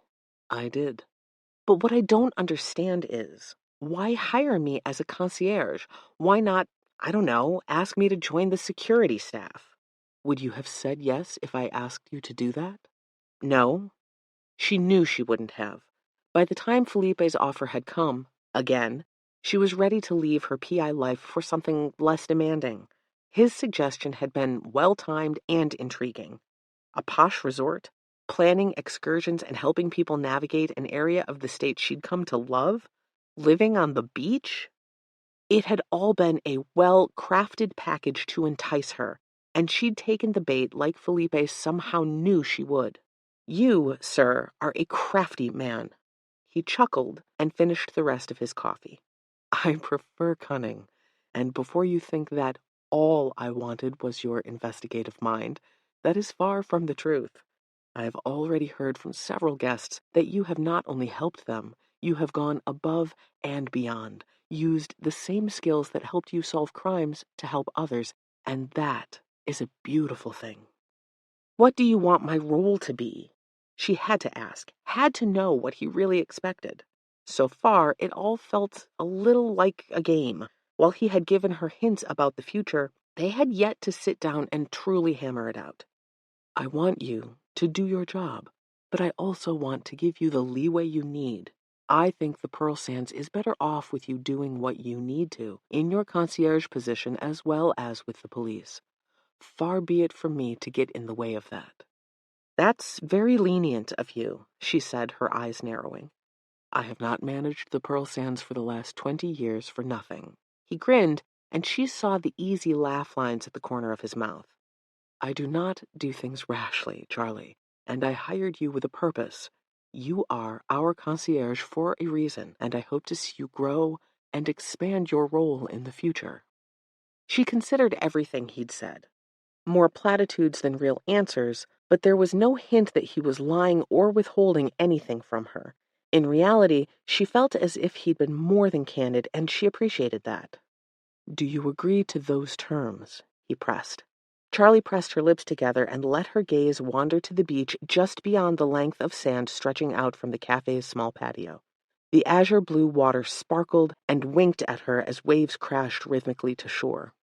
Despite the whirlwind her first few days really, of working at the resort had been, she enjoyed it. Enjoyed the challenge of her job, the location, the people she worked with, and the changing shape of each day. It wasn't monotonous like a stakeout or potentially volatile like following a man having an affair just to photograph him with his lover. "I do," she said, feeling the finality of her statement. She'd give the Pearl Sands a year at least and then reevaluate. She hadn't signed on for longer than that, and she didn't think Felipe would hold her to something if she wasn't enjoying it as well as excelling at her job. Good. Then I have a question. She shifted her focus back to him. His dark brown eyes sparkled in the sunlight. What's that? Will you have dinner with me? His request made her eyebrows shoot up. Dinner? Yes. I thought something nice was in order to thank you and properly welcome you here to Barnaby Island. I also hoped it would suffice as a bit of a thank you. I know you have just started your job, and I thrust you into the middle of this investigation. Can you ever forgive me? Charlie read the shifting emotions on the man's face. He seemed to genuinely want to welcome her and thank her. But was there more behind his request? They'd gone to dinner before, but it had always been a simple, quick decision. This seemed like a more complex request. You don't need to do that, Felipe. She used his first name so he would know she wasn't offended by his offer. In fact, she was a little flattered. But the fact of the matter was she wouldn't have anything to wear to the type of restaurant Felipe normally frequented, and she wasn't sure how she felt about the optics of going to dinner with her now boss. I know I don't have to. I'd like to. Well, perhaps another time? She stood, picking up her glass mug. I think I have enough on my plate right now with the investigation as well as learning the ins and outs of my new job. But I do appreciate the gesture. I'll keep you apprised as things happen with Detective Neal. As she expected, Felipe accepted her response with gracious understanding and told her the offer stood. He then bid her goodbye and headed back toward the main resort area, while Charlie decided to take the long way around via the beach. While she wasn't sure how she felt about his dinner offer, she knew she'd made the right choice in turning him down for the time being. It wouldn't look good to the staff that already seemed to dislike her. That bothered Charlie. She didn't want them to think she was any different than they were, but was it possible her role in the investigation had poisoned them against her? She had just made it to the halfway point back to the hotel when her phone buzzed. It was a text from Don saying he would meet her in the lobby in 10 minutes. Something was up, and Charlie felt the tingle of anticipation at finding out what it was. The lobby was a bustle of energy when she stepped through the open front doors and skirted around several new guests waiting to be checked in. It was odd to see so many in line, knowing that the Pearl Sands commended itself on quick, efficient service and never let their guests wait more than a few minutes before being tended to. She spotted Dawn sitting at her desk with a woman. "Hello," Charlie said, flashing a questioning smile at the young woman. "Mr. Delgado sent me here to help you. Said you were going to be a little busier than normal. I'm Amy." "Nice to meet you, Amy. You've worked the concierge desk before?" "Yes, but I transferred out to the spa area last year. I'm happy to fill in." "That's great. Thank you so much." This is good because we've got some, things to do," Don broke in. Charlie had the impression the detective wasn't one to enjoy waiting and flashed him a grin. "Let's roll, Don." He shook his head and motioned for her to follow him. They wove in and out of guests and then stepped into a back hallway that led to the offices. "Where are we going?" She'd been down here for her tour, knowing this wing had conference rooms for staff meetings as well as offices belonging to Felipe and the other sub-managers. I think I mentioned Felipe gave me some space to work with here. We're using it as a kind of command center. I've got a lady that we need to talk to. Lady? Just come with me. Charlie felt like she was back in New York, being told what to do by higher-ups. But she didn't mind it so much, knowing that at the end of the day, he'd be the one doing the paperwork and she'd be able to go back to her cottage by the ocean. What are you grinning about? Don asked, pausing at the door to a small conference room. Nothing? He pushed the door open for her and she stepped in. A woman sat in a chair at the table, dressed in tight black pants and a revealing black top. Her knee jerked up and down, and she twisted a piece of long blonde hair around one finger, her bright red manicure catching the light. Don looked at the file in his hand. Shirley Sykes? Yeah. The woman looked up at him, and her expression couldn't be clearer. She was ready to leave. This is Charlie. She'll be sitting in on this interview. You a cop or something? Shirley asked Charlie. Or something. Charlie grabbed one of the bright yellow legal pads stacked on the tabletop and sat across from the woman next to Don. Will this take long? I'm supposed to be back from lunch soon. Ms. Sykes. Just call me Shirley, will ya? Shirley. This will take as long as it takes. Okay, yeah. She chomped on her gum and continued the hair twisting. First of all, did the officers inform you of Mr. Grayson's passing? Yeah. Charlie caught the flicker of emotion across the woman's face. She knew Grayson. I was told that you knew him. You could say that. The woman huffed a laugh. Care to elaborate? Don asked. We were together, you know? You were his paramour? Charlie asked. It sounds fancy when you say it like that, but yeah, I guess that's it. He and I had an understanding. We'd spend time together and he'd buy me nice things. And where did you meet? Don asked. House of Cards. He was gambling one day and asked me to blow on his dice for good luck. The rest is history. How long was this going on? Charlie asked. She didn't want to step on the detective's toes, but he'd brought her in the interview for a reason, even if he hadn't clarified what that reason was, and she was going to do her part until he indicated she shouldn't. Oh, about 2 years, give or take. I mean, it wasn't official or nothing. He's got a wife. Charlie sensed how little the woman cared about that fact, and her stomach clenched. Amanda was worried about her singular indiscretion corrupting her marriage, while Kyle was going out on her regularly with Shirley. A wash of sorrow rushed through Charlie. Anything you can tell us about enemies Mr. Grayson may have had, or anything you might have overheard while at House of Cards? Don asked. Yeah, there were a few people I think he may have stiffed on card games or stuff like that, but there was one guy who I know had it out for him. In what way? Don pressed. Said he was sucking Kyle dry, and that was just the start of what he'd do to him. Charlie sat up at this, and she noticed Don shift in his seat as well. Do you have a name for this person? No name, but they always called him Rez. Charlie caught the line that formed on Don's brow. To her knowledge, that name didn't match anyone who she'd come across, and it seemed that was true for the detective as well. I've got a few photos here. Could you take a look and see if you recognize anyone? Sure. The woman smacked her gum. Then I gotta go. Don sent Charlie a look that said he couldn't believe the woman was more worried about getting back to work than helping the police with her lover's murder. Then again, Charlie wasn't sure if the woman had truly cared about Kyle or if she'd been with him for what he could do for her. Detective Neal reached into a leather briefcase he'd been carrying and pulled out a page with 6 pictures on it. Charlie recognized images of Greg, Eddie, and one other man from the birthday party guest list. The other 3 she'd never seen. The woman accepted the sheet and looked over it while Don told her to take her time. The next second, she jabbed a blood-red nail at the middle picture. That's him, that's Rez. The detective pulled the paper back and sent Charlie a look. Shirley had singled out Greg. I'm just saying, we can't be sure that he's the one who killed Kyle. Don let out a breath and shook his head. I know that, Davis. I'm just saying the evidence is compelling. After an officer had escorted Shirley from the room, Don had turned to Charlie and started spouting theories. While Charlie didn't mind a bit of healthy hypothesizing, she also didn't like to create facts. But what motive would he have if he was still extorting money from Kyle? Why kill him if Kyle was his cash cow? Her question seemed to stump Don for a moment, but then his smile grew. What if Kyle found out who he was, found out about Amanda's affair, and the blackmail would no longer work on her? So he decided to take drastic action and kill the man? I admit, it's flimsy, Don said, taking a swig from the soda he'd had another officer deliver. But I think there is an impetus we're not seeing.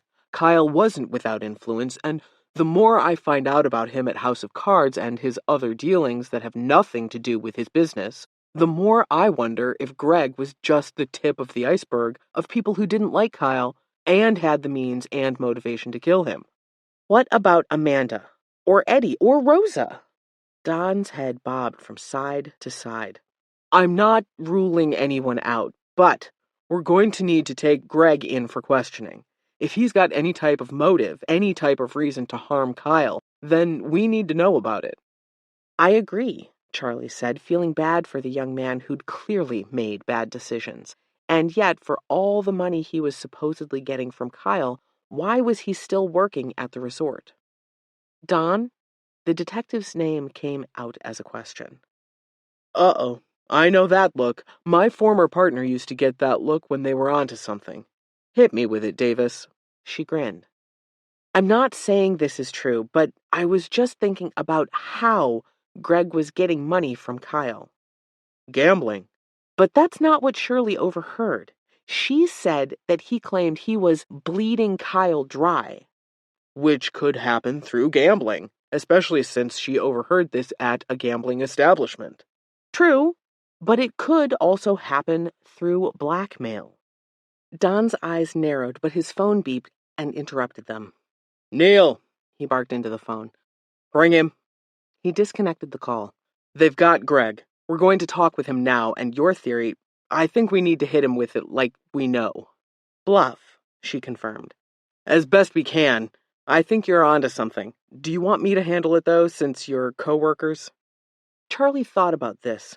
They were co-workers, but she barely knew the man. Plus, if what she suspected he'd done was true, there was no way Felipe would keep the man on staff for much longer. I'll stay. Good. They discussed more of her theory about the blackmail, but were cut off by a knock on the door. 2 officers brought Greg in, and it was clear what he thought of Charlie by the dark look he sent her. Have a seat, The detective commanded. Greg slumped into the chair that Shirley had vacated and looked between them. Am I under arrest? We're going to have a conversation first. He frowned. I want a lawyer. Before you go calling out to some legal team, Don interrupted. I just want you to listen. No need to respond, got it? Greg looked like he wanted to protest and that he in no way trusted them, but Charlie could understand that. She'd worked with enough detectives to know the good ones. While Greg had every right to counsel, it sounded less like Don wanted to trick him into speaking and more like he wanted to be able to present his case before Greg chose to clam up. She only hoped it worked. Here's the thing, Greg. We've got a witness that says you were getting money from Mr. Kyle Grayson. You know, the man who was found dead here in the hotel where you work. We also know that you and he frequent a place called House of Cards, and that you gamble there, or perhaps I assume that part. Charlie pressed her lips together to hide her smile at the detective's humor. It wasn't a funny situation, but she appreciated the fact that he'd worked long enough as a detective to know how to talk to a suspect. The thing my friend here and I have been talking about is the fact of how you've been getting your money from Kyle. We disagree on methods. Don looked over at Charlie, his expression asking if she had anything to add, but she remained silent. Don continued. I think it has something to do with gambling. It's the obvious choice. You're both at House of Cards, and you don't like each other. Well, that's a guess on my part, too. My thought is, why not bleed him dry in gambling? But that would have to mean you are a better gambler or a cheater. I don't cheat. The words slipped from Greg's lips, but they were hardly incriminating. My friend, though, she's got a different theory. Another look from Don gave Charlie the opening she needed. True, I don't think you're a bad gambler, but maybe not good enough to hustle Kyle. I think you devised another way to get money from him, from the source. Greg's stare hardened, but Charlie chose to ignore it. She shifted in her seat and crossed her legs. I think you found out about his wife's affair. How, I'm not sure yet. And you were able to find ways to blackmail her. I could see Kyle bragging to anyone who would listen about his wife's riches, and maybe you saw an opportunity to hurt the man who's made your life miserable. Blackmail his wife, the one with the real money. Charlie could see she was landing on some truth, though it was hard to know how much. You see, Greg, Don broke in, these things will be somewhat easy to find out. There's evidence and... There's no evidence, Greg shouted, but then he clamped his mouth shut. What's that now? Don leaned forward, elbows resting on the table. No evidence? He turned to Charlie with a, "What do you think of that?" expression. Charlie thought back through what he'd said. If Amanda had the proof of the DNA test with her to show Eddie, and she'd shown it to him out by the pool, was it possible Greg had realized his mistake? That she was coming clean, telling Eddie about Jimmy and how to find a way to tell Kyle? Things started to click further into place for Charlie. You saw her. Detective Neal turned to her and said, "What now?" "As you know, Detective, I spoke with Amanda about everything." Charlie sent a pointed look toward Greg. "She said she came clean to Eddie about everything here at the resort. I believe she was going to find a way to tell her husband, bad outcome or not. She was fed up with the blackmail, and it was getting harder to hide from her husband.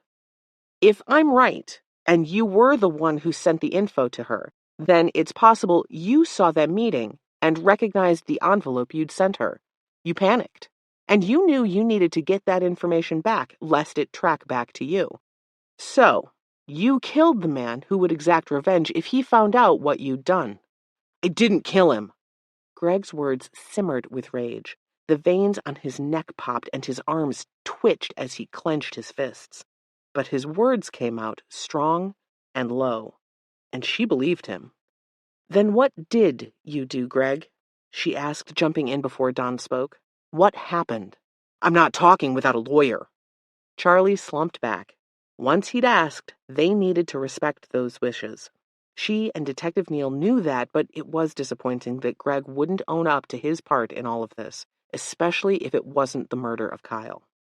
Don stood. "Come on, Davis." They exited to the hall, but Don stayed in view of the narrow window that afforded a picture of Greg. They had to ensure that he would be safe until his transport to the police station. "What did you make of all that?" Don asked. "I was about to ask you." "You first," he said, swigging some of his soda. "I don't know if I'm right, but I believed him when he said he didn't kill Kyle. There was something about the sincerity, and the fact that that's all he'd admit to, that makes me lean toward believing him. However, he is guilty of something." "I agree on the guilty of something part. I think we've got him dead to rights for Kyle's murder. What you said connected the dots for me. He had to kill Kyle first rather than risk proof of his blackmail scheme falling into the man's hands."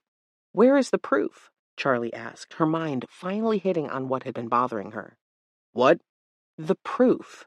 The envelope that Amanda talked about. She didn't have a chance to grab it in the chaos of the room. Did your techs find it?" "Not that I heard of. I'll check with the officer who was leading the team, but I think they would have brought that to my attention." Charlie looked back at Greg, his hands clenched in his lap and his jaw set. Was it possible that was his crime, or at least the most recent one? Had he ransacked the villa in search of the evidence? She was about to share this theory with the detective when two officers walked up. "You go on. I'm sure you've got work to do," Don said with a chuckle. "Back to the concierge desk while you go do paperwork." She smiled back. "I think I'll take that trade." He grumbled but nodded. She sidestepped the small group and headed back to the lobby, still thinking about her theory. But it was just that. Perhaps the techs would find fingerprint evidence of Greg in the room. If not, she'd suggest her theory to Don as a line of questioning in hopes that the man would cop to a lesser plea if it meant he wasn't a murder suspect. Because while Charlie wanted more than anything to say they'd caught their killer, she wasn't sure they had. Chapter 11. Charlie felt like the afternoon would never come. Her mind had been easily distracted from her work. While she was still new to the job, she'd quickly gotten the hang of what most people wanted: good restaurant suggestions, shopping suggestions, and fun excursions. The excursions were the hardest to book, since it didn't just depend on finding a place out of the list of usual vendors. It also required fitting the guests' requests into that and making sure the timing aligned with their trip if they were trying to plan last minute, which many were. She'd just finished 4 such requests, all ending in reasonable outcomes with happy guests, when she looked up to see the lobby empty of guests. Could it be a lull? Charlie seized the opportunity and practically jumped up from her desk. She needed a walk and perhaps to see Amanda. She wanted to know if she'd ever heard of or seen a man named Rez or Greg Suarez, as they'd learned his full name was. Grabbing a snack from the staff lounge, Charlie took to the outside courtyard. The pools were full of happy guests lounging, swimming, and mingling. It was still the off-season, at least according to Felipe, but Charlie felt like every day had been filled with guests and every area of the resort was busy.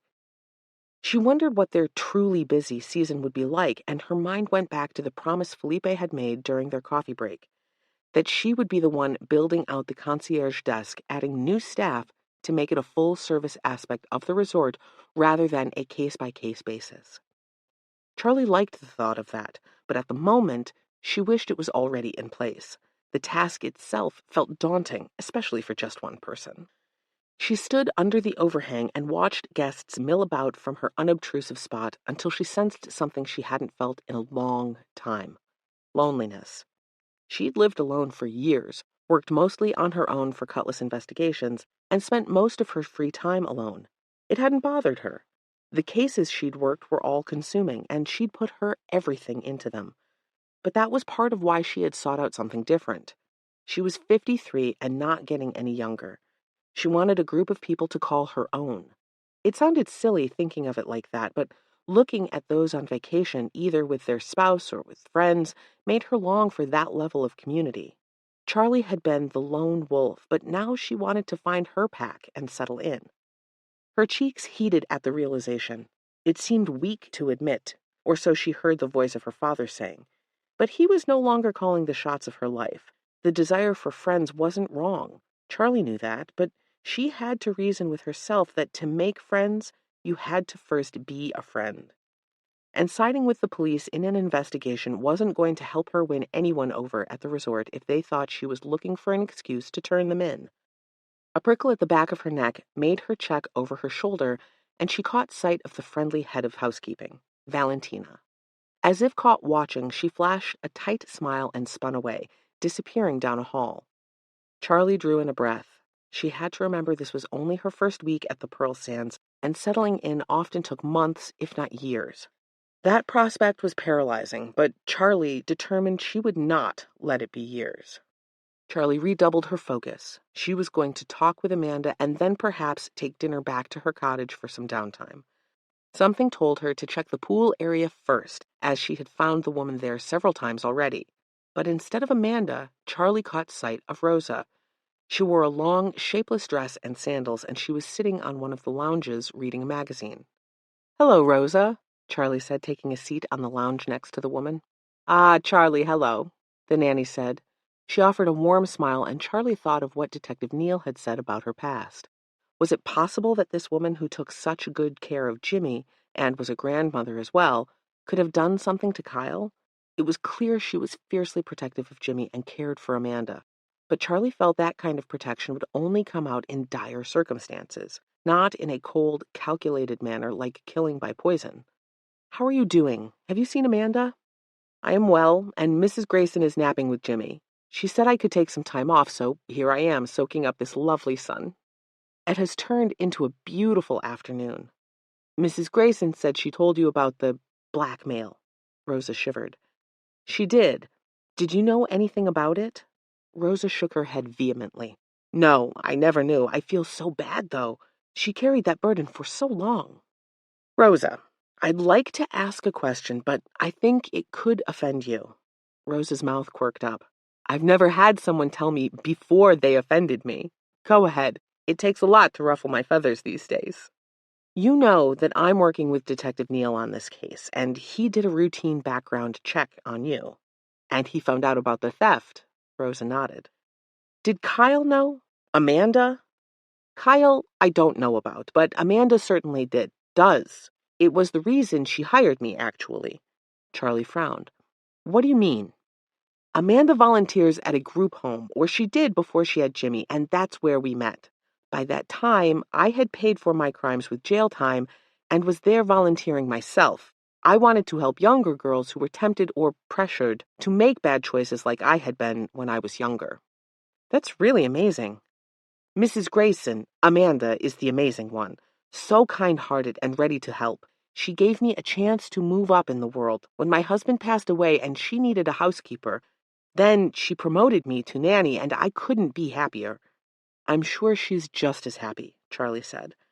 "I know my past is a red flag, but I would never willingly hurt Amanda. She saved me, gave me a way to take care of my family, and she's always been good to me." "And you think killing Kyle would have hurt her?" Rosa's smile widened. "You are clever, Charlie, but no. If you are asking if I killed Kyle, the answer is no. And despite my dislike of the man, his death has hurt Amanda, even if it has freed her." Charlie nodded. She could see the truth in the woman's eyes. She cared for Amanda, and she wouldn't have done something so drastic. Besides, theft was a far cry from murder. She stood and thanked the woman, but caught sight of movement across from them. Someone had been standing at the bushes, and Charlie knew it like she knew her last name was Davis. Bidding the woman goodbye, she made her way quickly across the crowded pool area to where she'd seen the movement. But there was no one there. Had Valentina been watching her again, or was it someone else, and why? Looking to the left, she knew she would have seen whoever had been standing there exit, but to the right was a narrow hallway. She followed it, but it ended at a door. Using her employee card, she opened it and found herself in the hallway to the laundry, an area guests didn't have access to. Was it possible someone on staff was watching her? Charlie pushed past the unsettled feeling, but she couldn't fully tamp it down. She'd felt the eyes on her and needed to find out who had been there and why. It was possible that could lead her to the killer. Chapter 12. The delicious notes of garlic and parmesan coated her mouth as she took bites of her angel hair pasta with its creamy sauce. It had been called some fancy name she couldn't remember, but all that mattered was that she liked it and would order it again. Looking in her refrigerator when she'd come back to the cottage after her shift, she'd felt like she was back on assignment for Cutlass Investigations. No time to shop or cook. Nothing to make quickly, not even eggs to pull together an omelet. She decided to change that. With a call to an Uber, she went grocery shopping and filled her cart with staples. It felt good thinking ahead to future meals, but by the time she was done, she was too exhausted to cook and had ordered a meal to go from a restaurant next to the grocery store. Sitting on her floor, with the buttery sauce still lingering on her tongue, Charlie thought back to Nelson and his offer of a drink at La Cantina. His card still rested in the back of her phone case, and she was tempted to call him and cash in on that drink now, if only for some company. But something held her back. Fear? Pride? Exhaustion? Charlie stood up, her aching muscles protesting the hard ground, and made a mental note to remember to buy a couch, small dining set, and perhaps a television. It was time to make the steps toward settling in as she'd promised herself earlier that day. She'd just placed her takeout boxes in the trash when there was a knock on her door. Frowning, Charlie's stomach clenched. Was something wrong? Peering through the peephole, she recognized the long, dark hair and full lips. "Valentina?" Charlie said, pulling the door open. "And friend," she added when she saw the young man with her. While he was handsome, with sandy blonde hair and a boy-next-door smile, he paled in comparison to Valentina's beauty. Her smooth brown skin practically glowed with health, and her smile lit up her whole face. "Charlie, hello. This is my husband, Stephen. We thought we'd stop by to say hello and properly welcome you to the Pearl Sands. We brought wine and dessert." She held up a bottle and 3 clear plastic glasses. Her husband offered up a cake box. Charlie's heart expanded at the gesture, and she stepped back. "I'm afraid there aren't many places to sit." Valentina and Stephen stepped past and looked around the space. "This is bigger than I expected," she said, flashing a grin back at Charlie. "We'll sit on the floor," Stephen said, his voice gentle and accepting. "It's as good a place as any." Charlie laughed. "That's where I've been." "You've been busy," Valentina said, making herself at home in Charlie's small kitchen. She found a wine opener Charlie didn't know existed, and soon was handing Charlie a glass of sparkling white along with a plate of what Charlie guessed was tiramisu. "To Charlie," Valentina said once she'd navigated sitting on the floor in her curve-hugging pencil skirt. "Welcome to the Pearl Sands." Charlie didn't know what to say, so she tapped glasses with them and took a sip. It was light, bubbly, and a bit fruity. Delicious. The cake was equally good. "Thank you for this. I haven't met many people yet." "That's what I was afraid of. Isn't that what I said, honey?" Valentina looked at her husband. He nodded and sent Charlie a conspiratorial smile. "She did." Charlie wanted to laugh at the sweet way he deferred to his wife, who was clearly the extrovert in their relationship. She could tell they were happy, though, by the way Stephen looked admiringly at his wife, and how she never spoke for or over him, but included him in the conversation. They talked a little of Valentina's past work at the resort, and she said, "Being here as long as I have, I've learned a few things." "What's that?" Charlie asked, surprised to find she was eager to learn from the younger woman. It can be very isolating to come into a job here, depending on the placement you have. That may sound strange. It's a large resort with many employees, and we're all doing the same job of catering to guests, and some even live here. She made a cheers gesture with her cup to Charlie. But that doesn't mean you have built-in friendship. The housekeeping and the wait staff and the lobby staff and the management, they all keep to their own bubbles most of the time. It drives me crazy. It does, Stephen added with a grin. I've heard her talk about this many times. Is that why you're here? Charlie asked, genuinely curious. That, and earlier today, Valentina suddenly looked shy. I saw you standing at the pool, and you looked a little lost. I thought you could use some friends. So that's why Valentina had been watching her. Not out of some nefarious purpose, but because she saw someone in need. Charlie liked the woman even more. That also meant there was someone else out there who had watched her and Rosa speak. Thank you for seeing me, Valentina, Charlie said, hoping the woman saw how much her act of kindness meant to her. Absolutely. Besides, I think we're going to be great friends. Charlie grinned. I'd like that. They sipped more of their wine and enjoyed the rich layers of the cake before Valentina asked, Can you clear up one thing for me? Of course. Why are you helping with the murder investigation? I've heard some of the staff talking, and while I don't subscribe to their rumors, I'm curious. Charlie had wondered if Felipe had said anything. This confirmed he had not. I used to be a private investigator, and long before that, a cop. You could say I've been an investigator most of my life. And now you're a concierge? Stephen asked curiously. It's an odd choice, but it's perfect, Valentina interrupted. She blushed, but pushed on. Understanding people is what being a concierge is all about, right? If you can help them find things that they will like, then it's that much easier to do your job. I guess that's what Felipe, Mr. Delgado, said. How do you know him? Valentina asked. Charlie explained a few of her past cases and how Felipe had been after her to join the team for a long time now. He's persistent, but he's also very good at what he does, the younger woman said, sipping thoughtfully from her cup. I know the press potential on this murder is high, and he wants it to wrap up quickly. Do you think it will? Charlie had dealt with people trying to needle information out of her before, enough to know that wasn't what Valentina was doing. It was refreshing and again cemented the fact that this woman was already becoming a good friend. I'm not sure, honestly. I can't share much since the investigation is ongoing, but they did take someone into custody today. Yes, Greg, I heard. Do you think that was the right move? Stephen asked. Charlie looked at him with surprise. Stephen, what did you say you do for a living? That was some very good observation. I was trying to hide how I feel about it all. He chuckled. I'm a college English professor at the local community college. Val and I have a house on the mainland. I think I've just come to study people in a sense.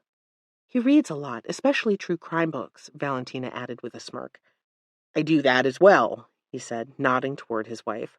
I think books have helped me look for the things people don't say, whether it's a student who is struggling and doesn't want to admit it's due to something going on at home, or if it's a newly formed friend who doesn't seem convinced of the police's actions.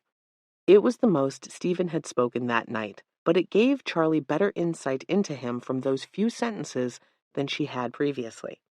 I could use someone like you around here to be my eyes and ears, Charlie laughed. He blushed. I'm just a humble professor. With wise insight, and if I can count on your discretion, she looked between the couple, who both nodded solemnly. I don't think that the man they arrested is actually responsible for the murder. I wouldn't have thought Greg capable. Do you know him well, Valentina? Charlie asked. He's been on staff for a long time. I wasn't in the position I am now back when he worked in housekeeping, so we were on opposite sides of the resort. I know a few people who would call themselves friends of his, though. Maybe I could get one of them to talk to you. That would be amazing if you could.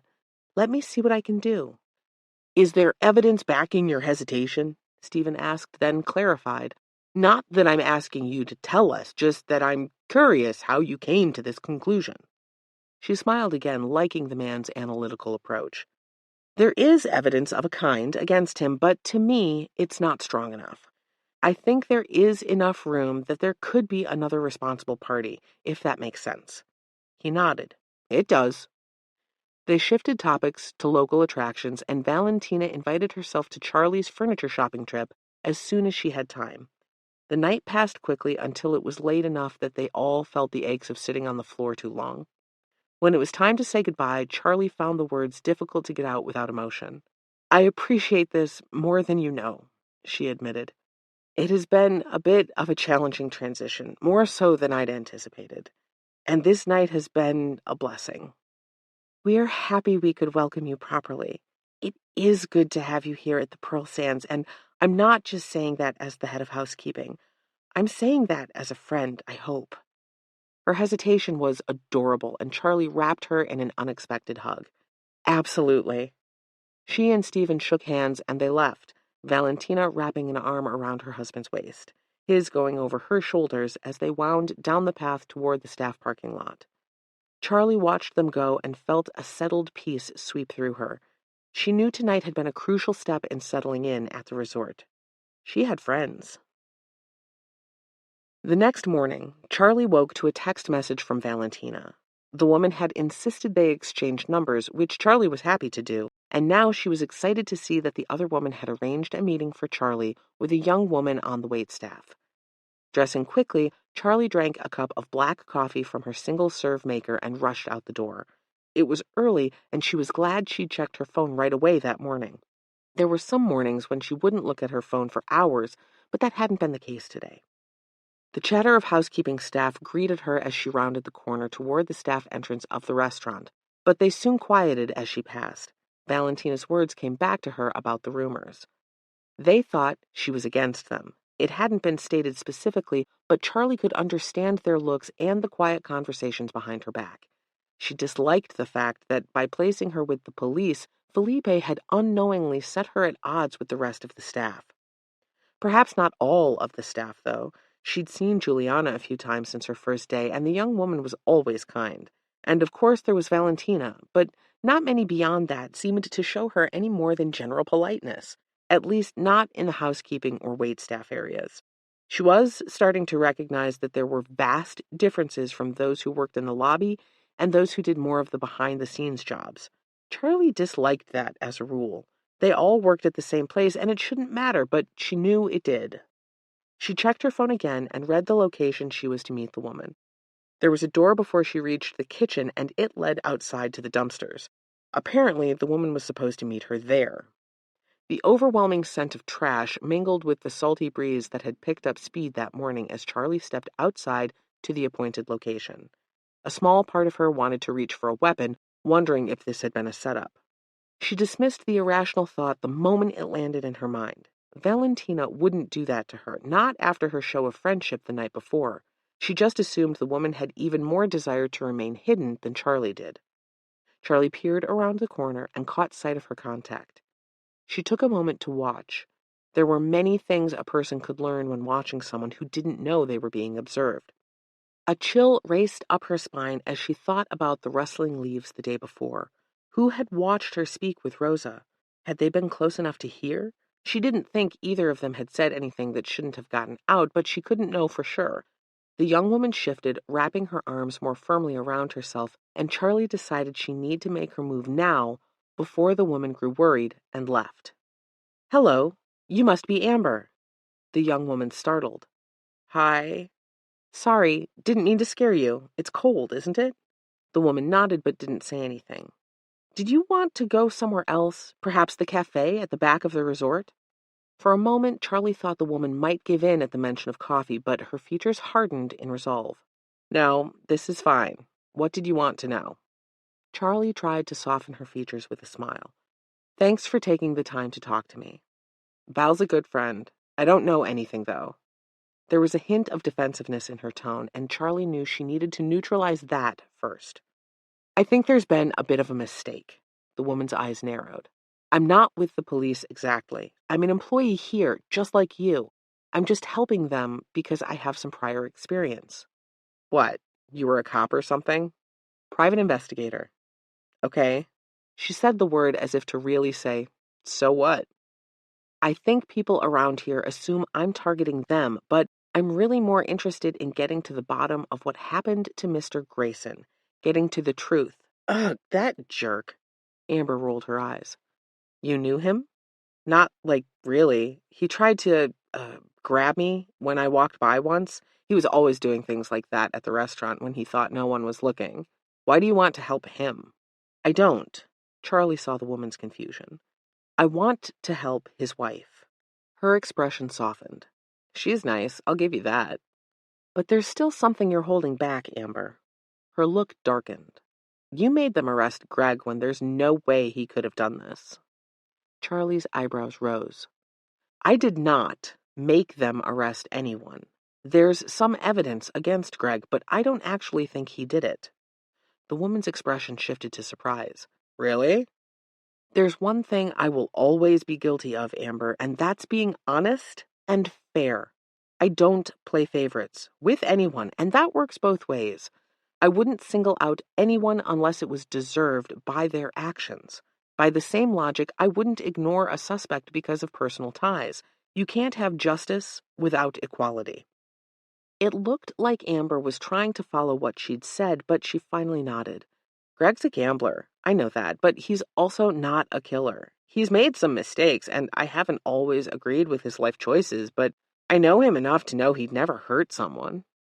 How do you know him?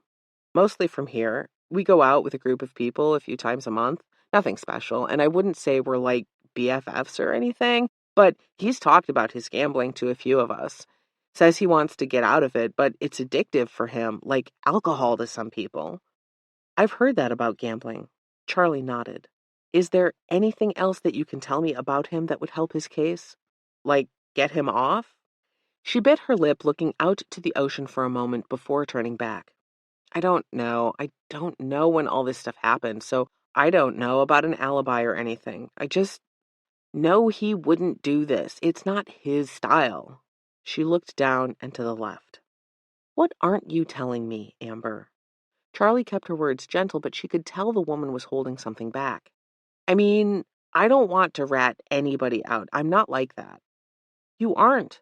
If you're sharing privileged information, it will not be tied back to you. Besides, I'll investigate it before I share with the police. I promise.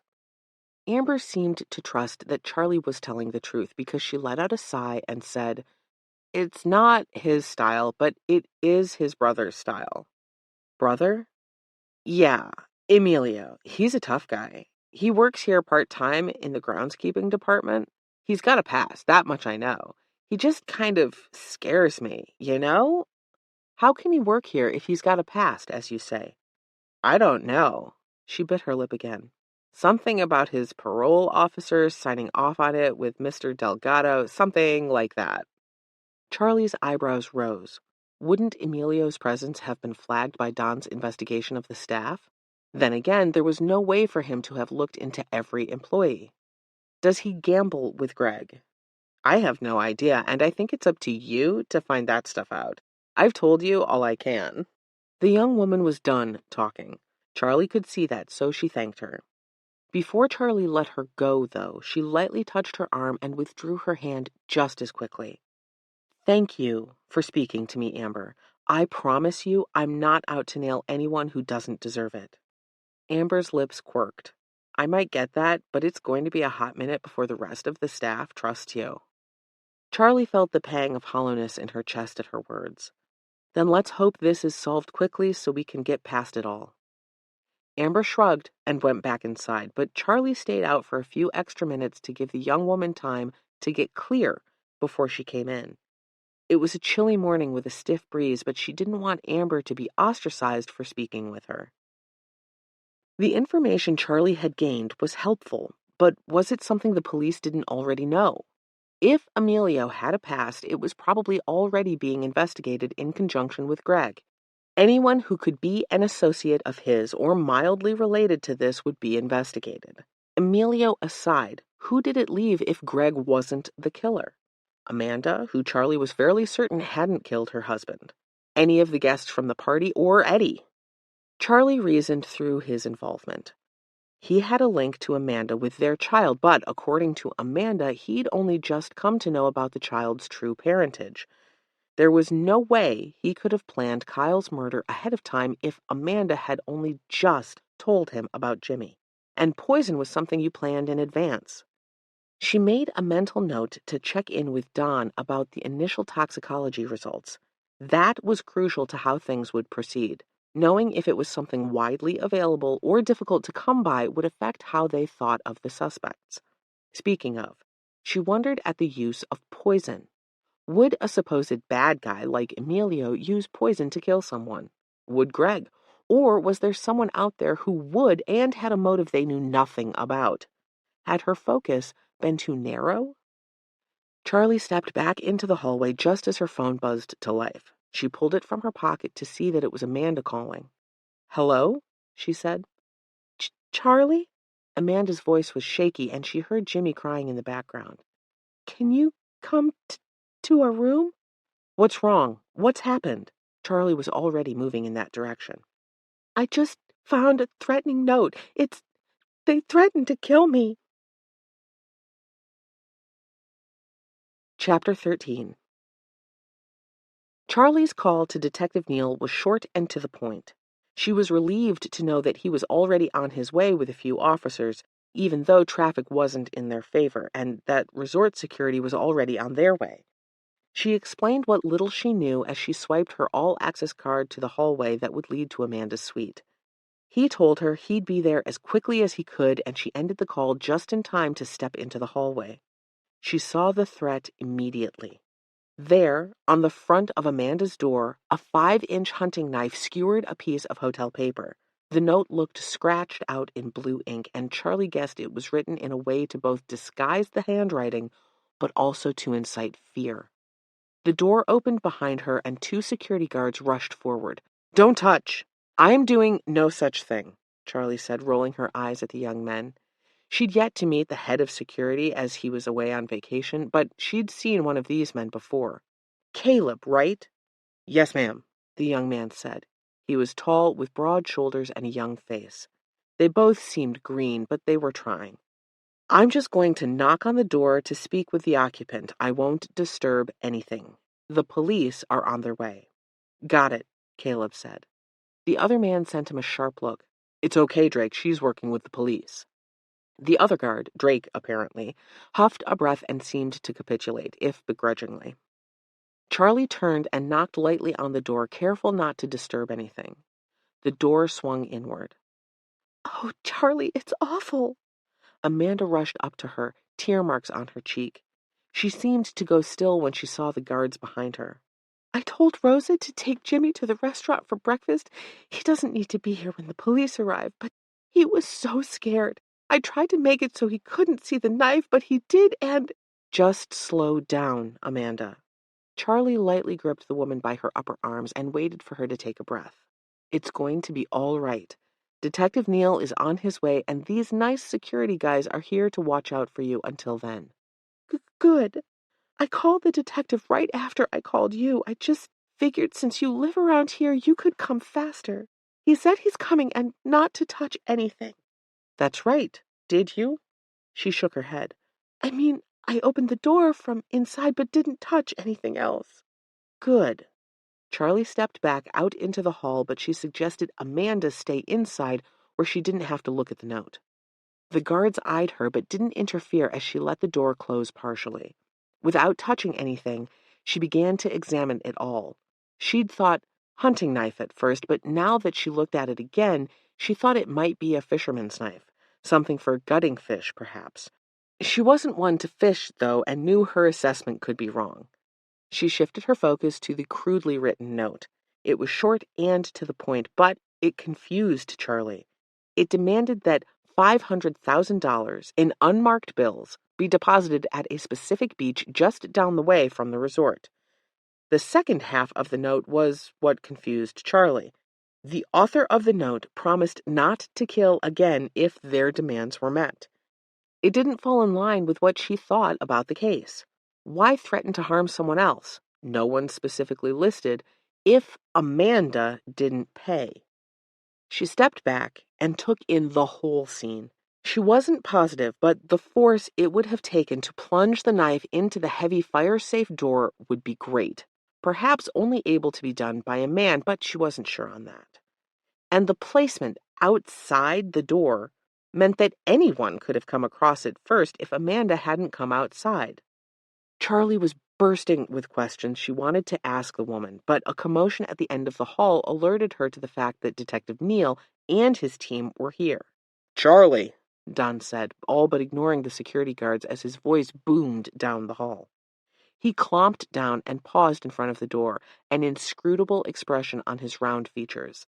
He leaned in close, but not too close, to the note and read it over a few times before stepping back and pounding on the area next to the door. The door to the room flew open and Amanda peered out, eyes wide.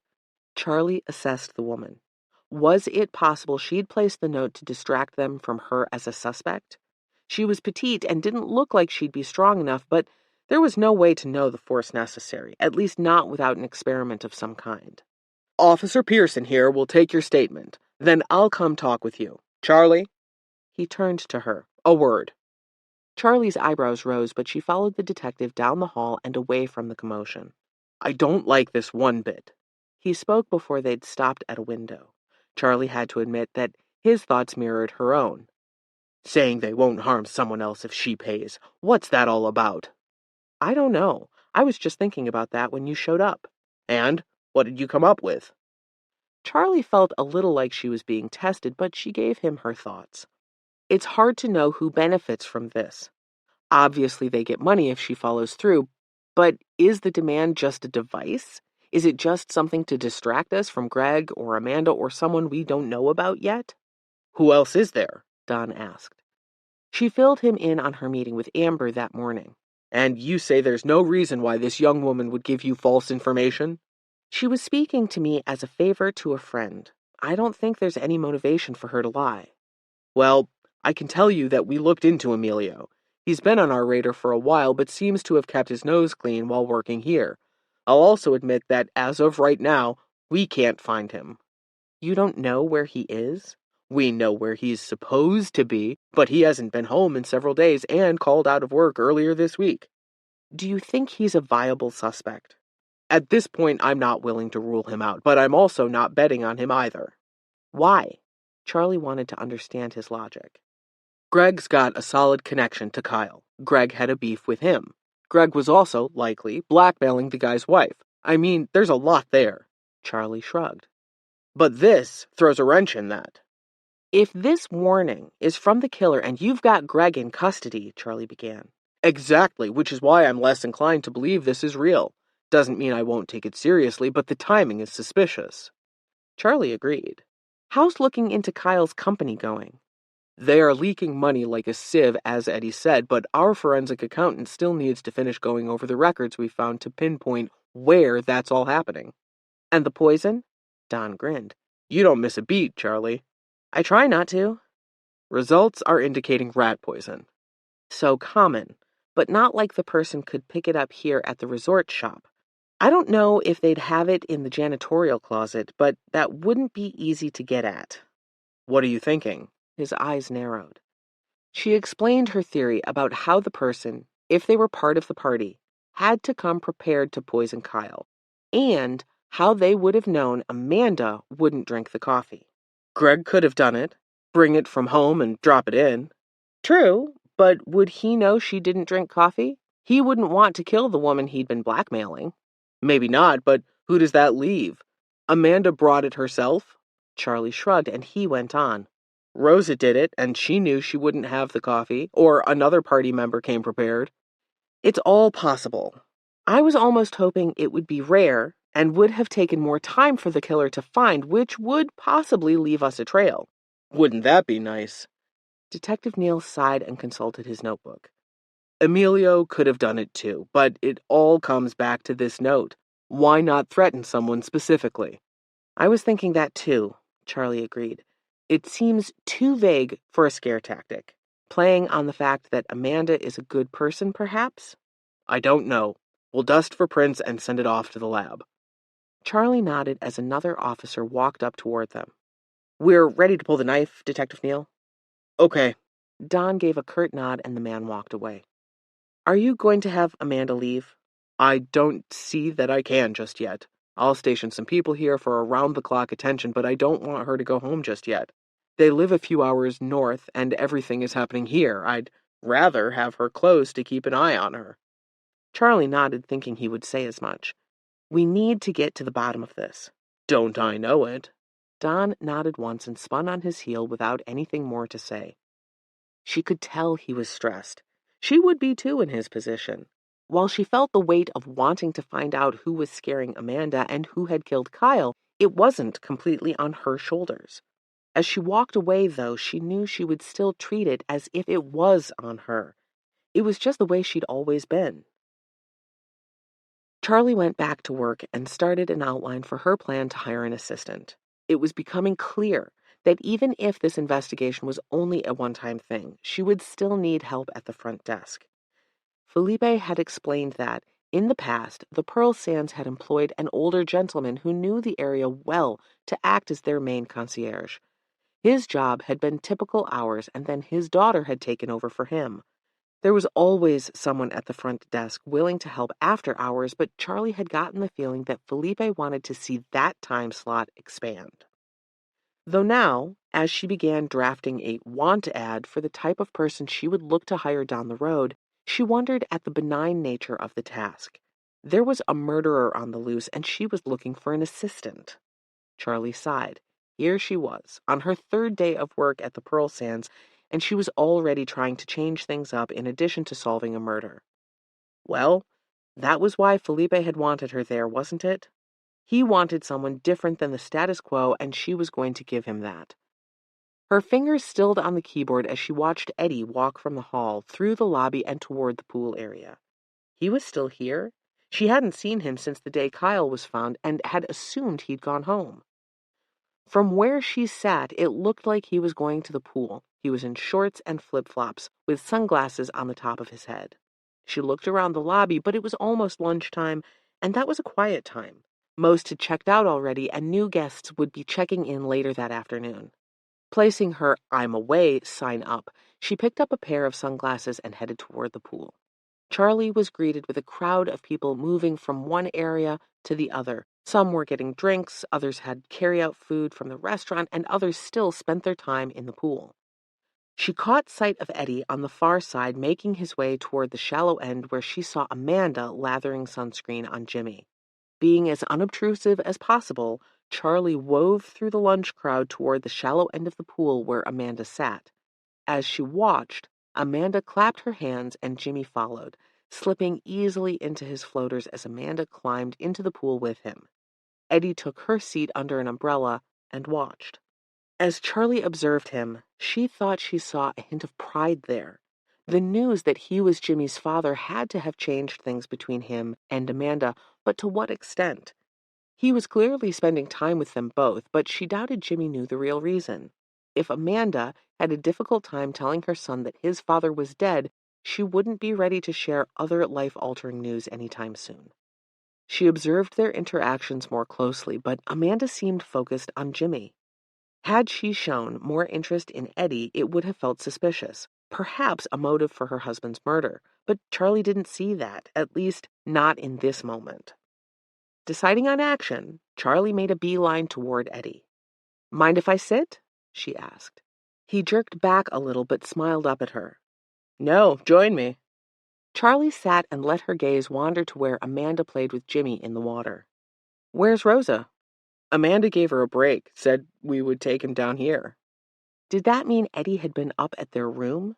She studied his freckled features, twin spots of bright pink indicating he'd spent too much time in the sun recently, or perhaps that was just how his skin reacted to the sun.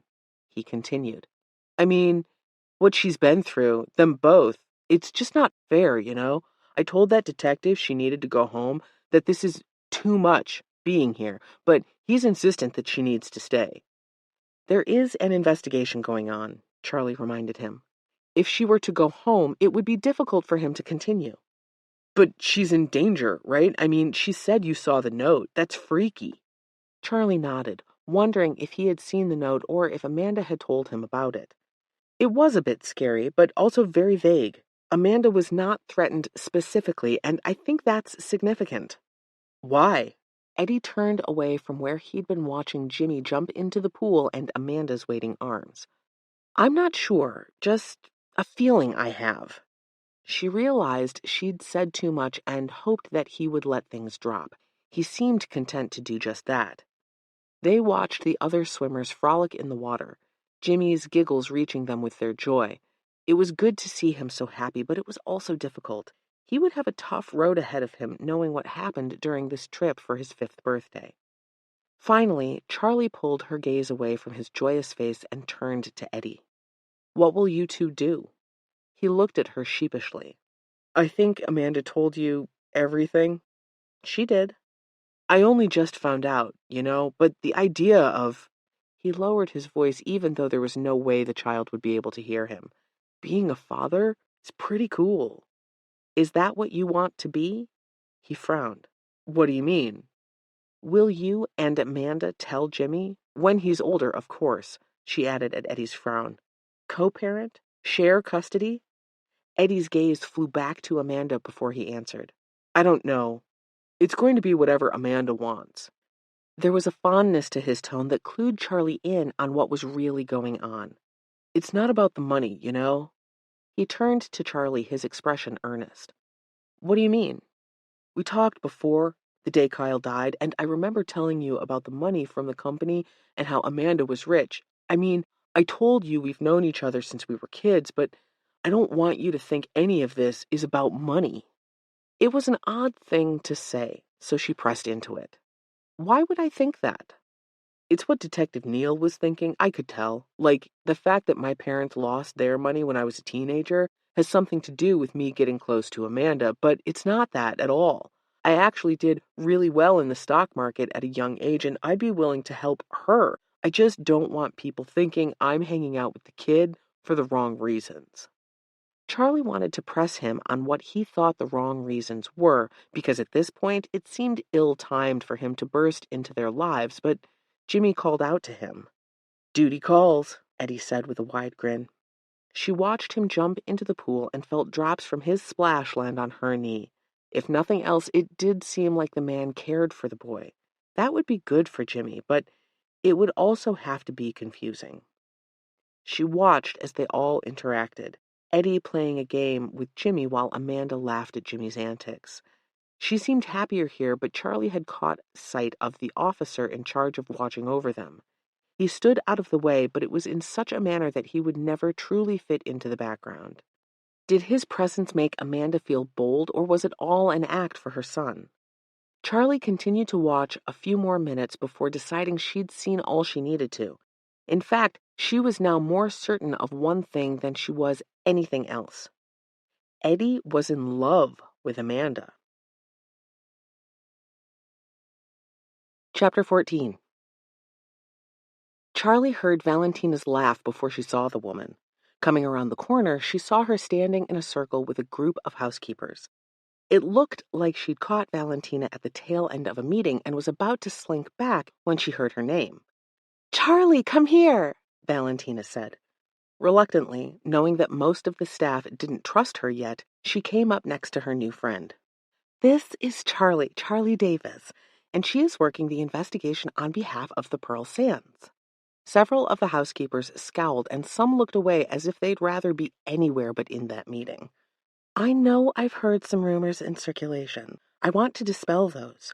Charlie is working with the police on behalf of the Pearl Sands because Senor Delgado has asked her to. She is not investigating any of you." Heat rose to Charlie's cheeks, and she wondered if she looked guilty or ashamed to these women. She wanted to be their friend, but there was no way to prove that without acting like it. "Lastly, I've spent some time with her, and she is lovely. You are my inner circle." She looked around the circle of women. "My leaders, and I think you can change the tide of these rumors if you choose to." "Why would we help her when she handed Greg over to them?" a woman in the back called out. Charlie couldn't see the woman, but she knew it was a question on most of their minds. "She didn't hand anyone over to anyone. Greg got himself in trouble, and you know it, Marietta." Charlie blinked as Valentina called the woman out. "Now, hear me." Valentina sent a slow look around the room. "If anyone does anything illegal, they will be arrested. Just because they are part of the Pearl Sands family does not mean they have free rein, right? Remember last year and Roberto? How he stole money from many of you? Would you have preferred we turned a blind eye because he worked here? Valentina let the silence hang, and slowly, one by one, the women began shaking their heads. Same thing with Greg and anyone else who could be involved with what happened to Mr. Grayson. It is justice, and we stand up for that. Some of Charlie's anxiety from joining the surprise meeting began to lessen as the women relaxed and nodded. They could hear the truth of what Valentina was saying, and they agreed. It was true, though. No one was above the law just because they were fellow waitstaff or housekeeper. Charlie was glad to see many of the women's expressions change as the truth sunk in. You're dismissed. Thank you. The crowd dissipated. Valentina took Charlie by the arm and led her toward a small office. Valentina's full name was on the gold plate out front, and she pushed the door open, ushering Charlie inside. You didn't have to do that, Charlie said, taking a seat in the plush armchair across from the woman. What? Stand up for you to the ladies under my supervision? No, I disagree. I did have to say something because their rumors are poisoning the staff against you just because they don't understand what you're doing or what Greg has done. I appreciate it. I guess I don't want to be the reason they turn against you. She smiled. That's sweet, but they won't. I've known them for a long time and have employed them as well as sisters and grandkids and friends. They will listen to me. Thank you. Charlie felt overwhelmed with gratitude. Valentina was proving to be a good friend and exactly the type of person she wanted to have stand up for her. Now, Valentina leaned in. What's the latest on the case? Charlie laughed. Are you interested in taking up a position as a detective? Not hardly. She shook her head. But I do enjoy reading a good murder mystery every once in a while, though I leave the true crime to Stephen. I should have warned you of that before I brought him to meet you. He hasn't stopped talking about wanting to solve the case. Charlie's grin widened. Really? Oh, yes. He's been talking about ankles and motivation and means. It's almost too much for me. Maybe I need to hire him on part-time as my assistant, Charlie winked. He'd probably take you up on that, Valentina said, shaking her head. But really, you look perplexed. I think I'm getting over the fact of everything you said to the women back there. What about before that? You looked like you might want to talk. A line creased her brow in concern. You heard about the note? Valentina nodded. It's too vague. Charlie nibbled on her bottom lip, looking for the right way to explain it. It sounds as if someone wrote it who was trying too hard to be menacing but doesn't actually believe what they're saying. You think it's fake, then? I don't think it's real in the sense that someone is actually out to hurt Amanda, but I don't know if that means the person won't act on it. I wouldn't want to take that chance. I heard there was money requested. Would you have her pay that? I don't know. Charlie leaned back, rubbing her hand against the tight spot at the base of her neck. I'm just glad I'm not in charge and Detective Neal is. What would you do if you were in charge? Charlie opened her mouth, then closed it. She wasn't sure how to answer that. What would she do? When she opened it again to answer, her phone buzzed. When she looked down, she saw it was a text from Don to meet him in the lobby. I've got to go, Charlie said, standing. But if I were in charge, which I'm happy not to be, I'm not sure that I would focus so hard on Greg or his brother. I think the motive has more to do with Kyle's business and his relationship with Amanda, but I don't know how to prove Greg and Emilio weren't involved. What if you don't have to? What do you mean? Think about what you need to prove, whatever that may be, and focus on that instead of them. Charlie nodded, knowing that what Valentina said was merely logical, but as she left the office, her mind went in circles around the topic. Greg gambled at House of Cards. Perhaps Emilio did too, and that set them up to be connected to Kyle. What were the other connections to Kyle? What would Emilio gain by killing him? The lobby was growing busier as she entered, and she caught sight of Don waiting at her desk. She joined him and noticed the more pronounced lines as well as the dark circles under his eyes. Long day? She said by way of greeting. You know it has been. I had my men out searching all night for Emilio, and I followed a few leads on my own. Came up with zilch. I don't know where this kid has gotten to, but it doesn't look good for him. What's the tie again? Don frowned. What do you mean? Aside from his criminal history and connection to Greg? Yeah. Don let out a heavy sigh as he leaned back. The tie? is the fact that both brothers have spent copious amounts of time at House of Cards. I'm fairly certain they planned the blackmail together, and if we get both in interrogation, separately, of course, we can pit one against the other. Emilio has a lot to lose, but not as much as Greg. What do you mean? We found one of his prints in the villa. Greg's? Yes, on that nightstand you mentioned. I had the techs look there again, and they found it on the underside of the drawer. She nodded. It made sense. He was looking for the blackmail folder. And he must have gotten it. Amanda swears she doesn't know where it is. Charlie narrowed her eyes. He ransacked the villa to get it, but you still think he and his brother poisoned Kyle beforehand? How does this make sense to you? Charlie cringed as the words came out more bluntly than she'd intended.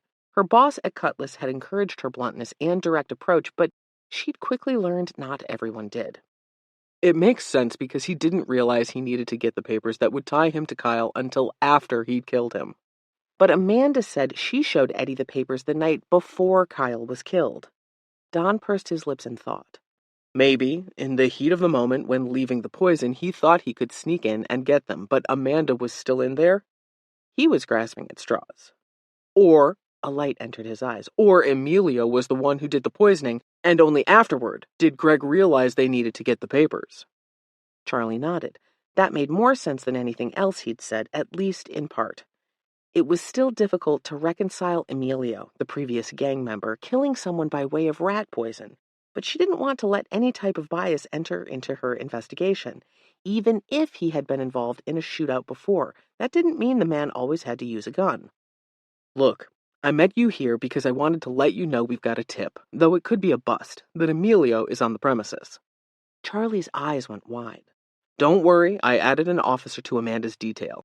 She'll be safe. I just want you to be on alert. May want you to join the questioning if we get him. Charlie liked the man's confidence, but she wasn't sure if it was warranted.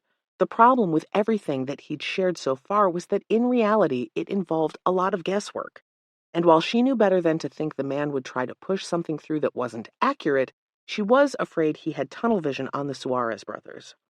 Instead of arguing with him, she nodded.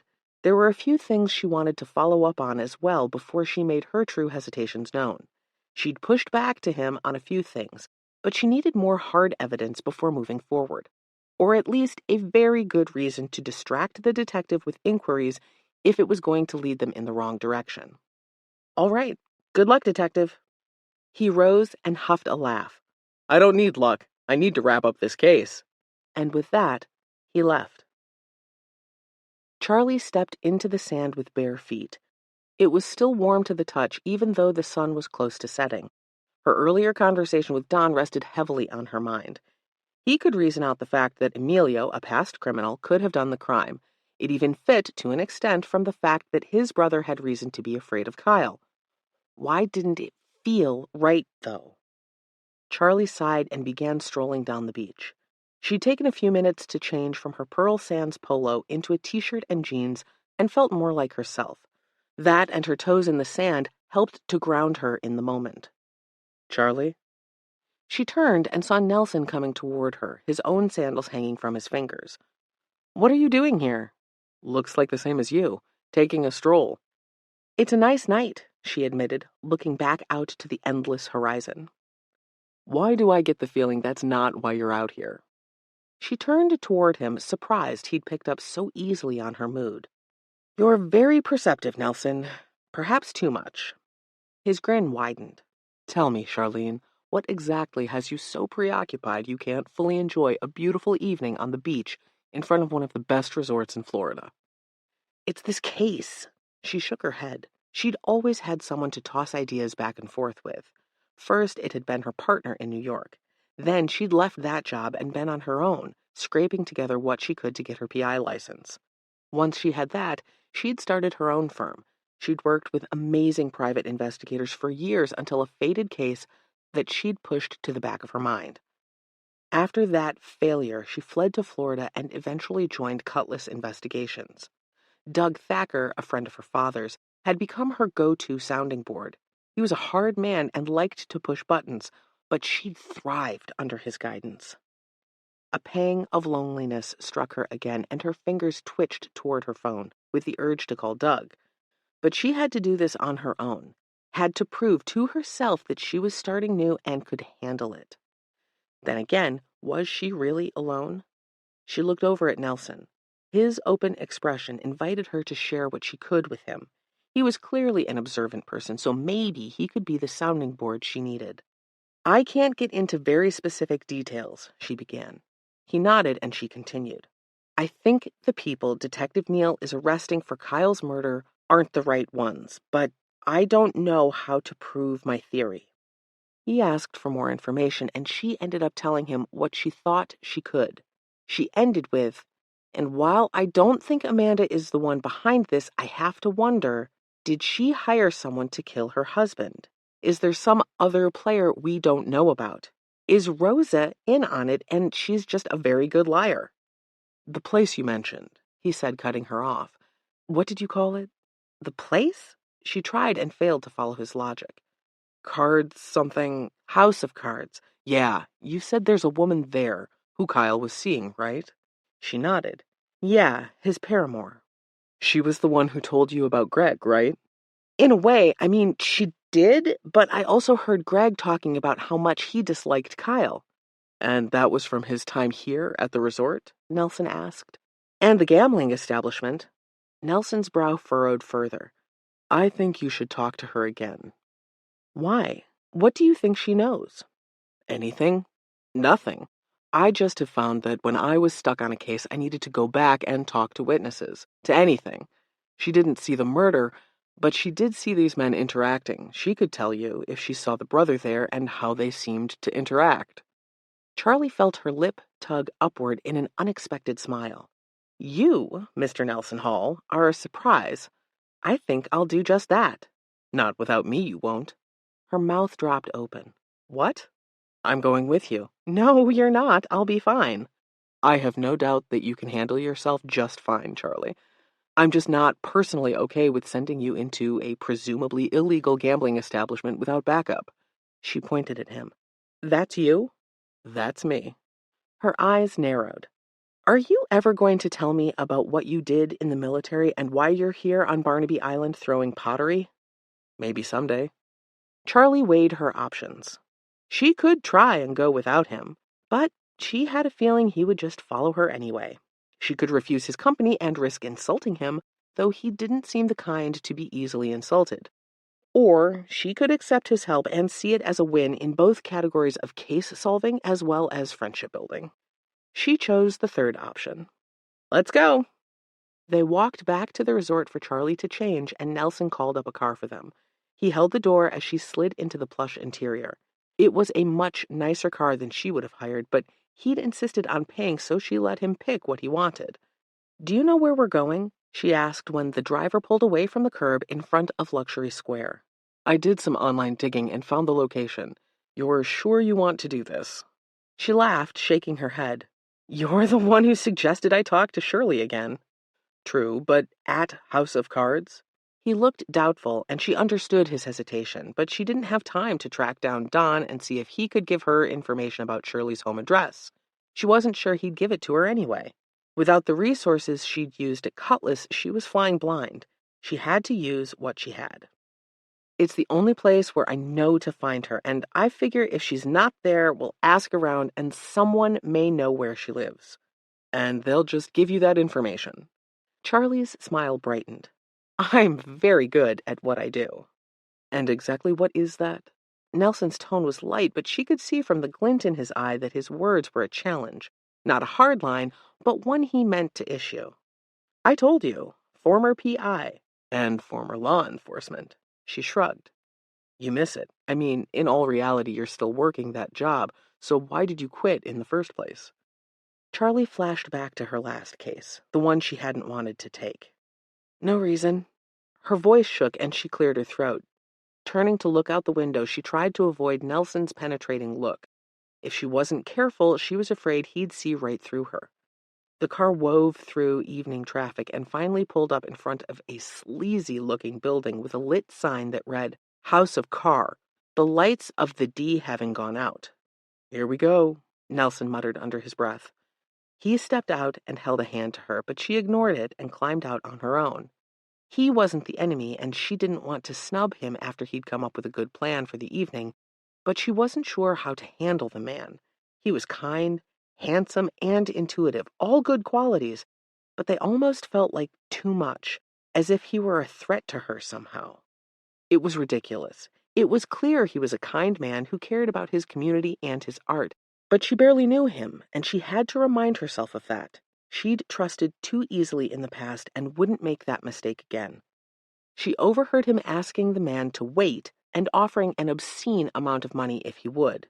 His ready acceptance didn't surprise her, but she wasn't sure what to say when Nelson turned back, clearly aware that she'd overheard their conversation. "Don't look at me like that, Charlie." Nelson spoke low and close to her ear, his hand light on her elbow as they ascended the steps to the front door. "In this neighborhood, it's better to have someone waiting on you rather than you waiting on them." "I agree." He tugged gently until she stopped to look at him. "You trust me, right?" Her eyebrows shot up. "What?"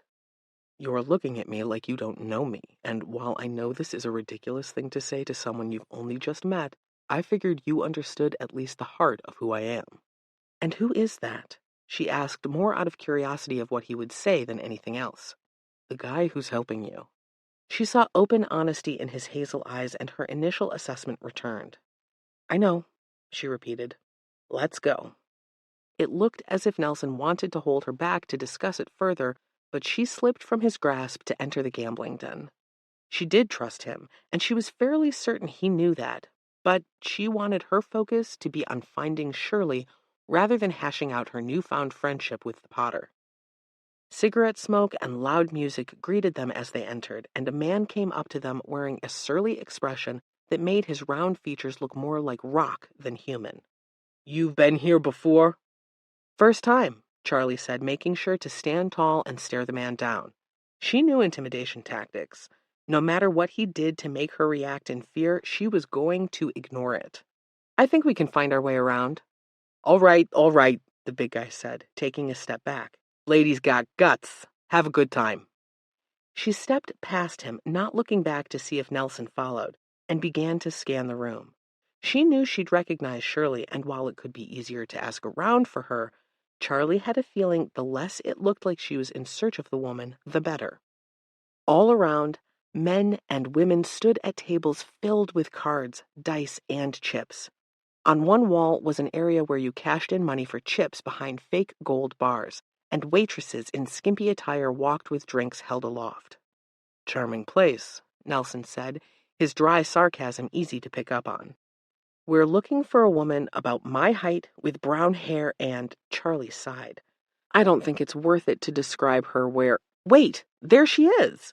Charlie spotted the woman across the room and grabbed Nelson's arm as she pulled him toward her. "Shirley," Charlie said, catching the woman's attention with a gentle tap on the shoulder. She whirled around, likely expecting another customer, but her eyes widened when she saw Charlie. "What are you doing here?" "Just wanted to ask you a few questions." The woman's eyes narrowed and then shifted to Nelson. "And who are you?" "Nelson, nice to meet you." "Shirley, and it's my pleasure." She warmed up instantly to the man, and Charlie fought back the urge to roll her eyes. "We need to ask you a few questions about what the police—" "Hey now!" She cut Nelson off. "Let's not go throwing that word around in here. Come with me." They followed the woman as she wove expertly through the crowd in her 4-inch heels. Charlie had to struggle to keep up, but soon Shirley stopped at a door and handed a tray over to a young man dressed in a suit. "Here you go, sugar. I'll be back. Gonna take my break."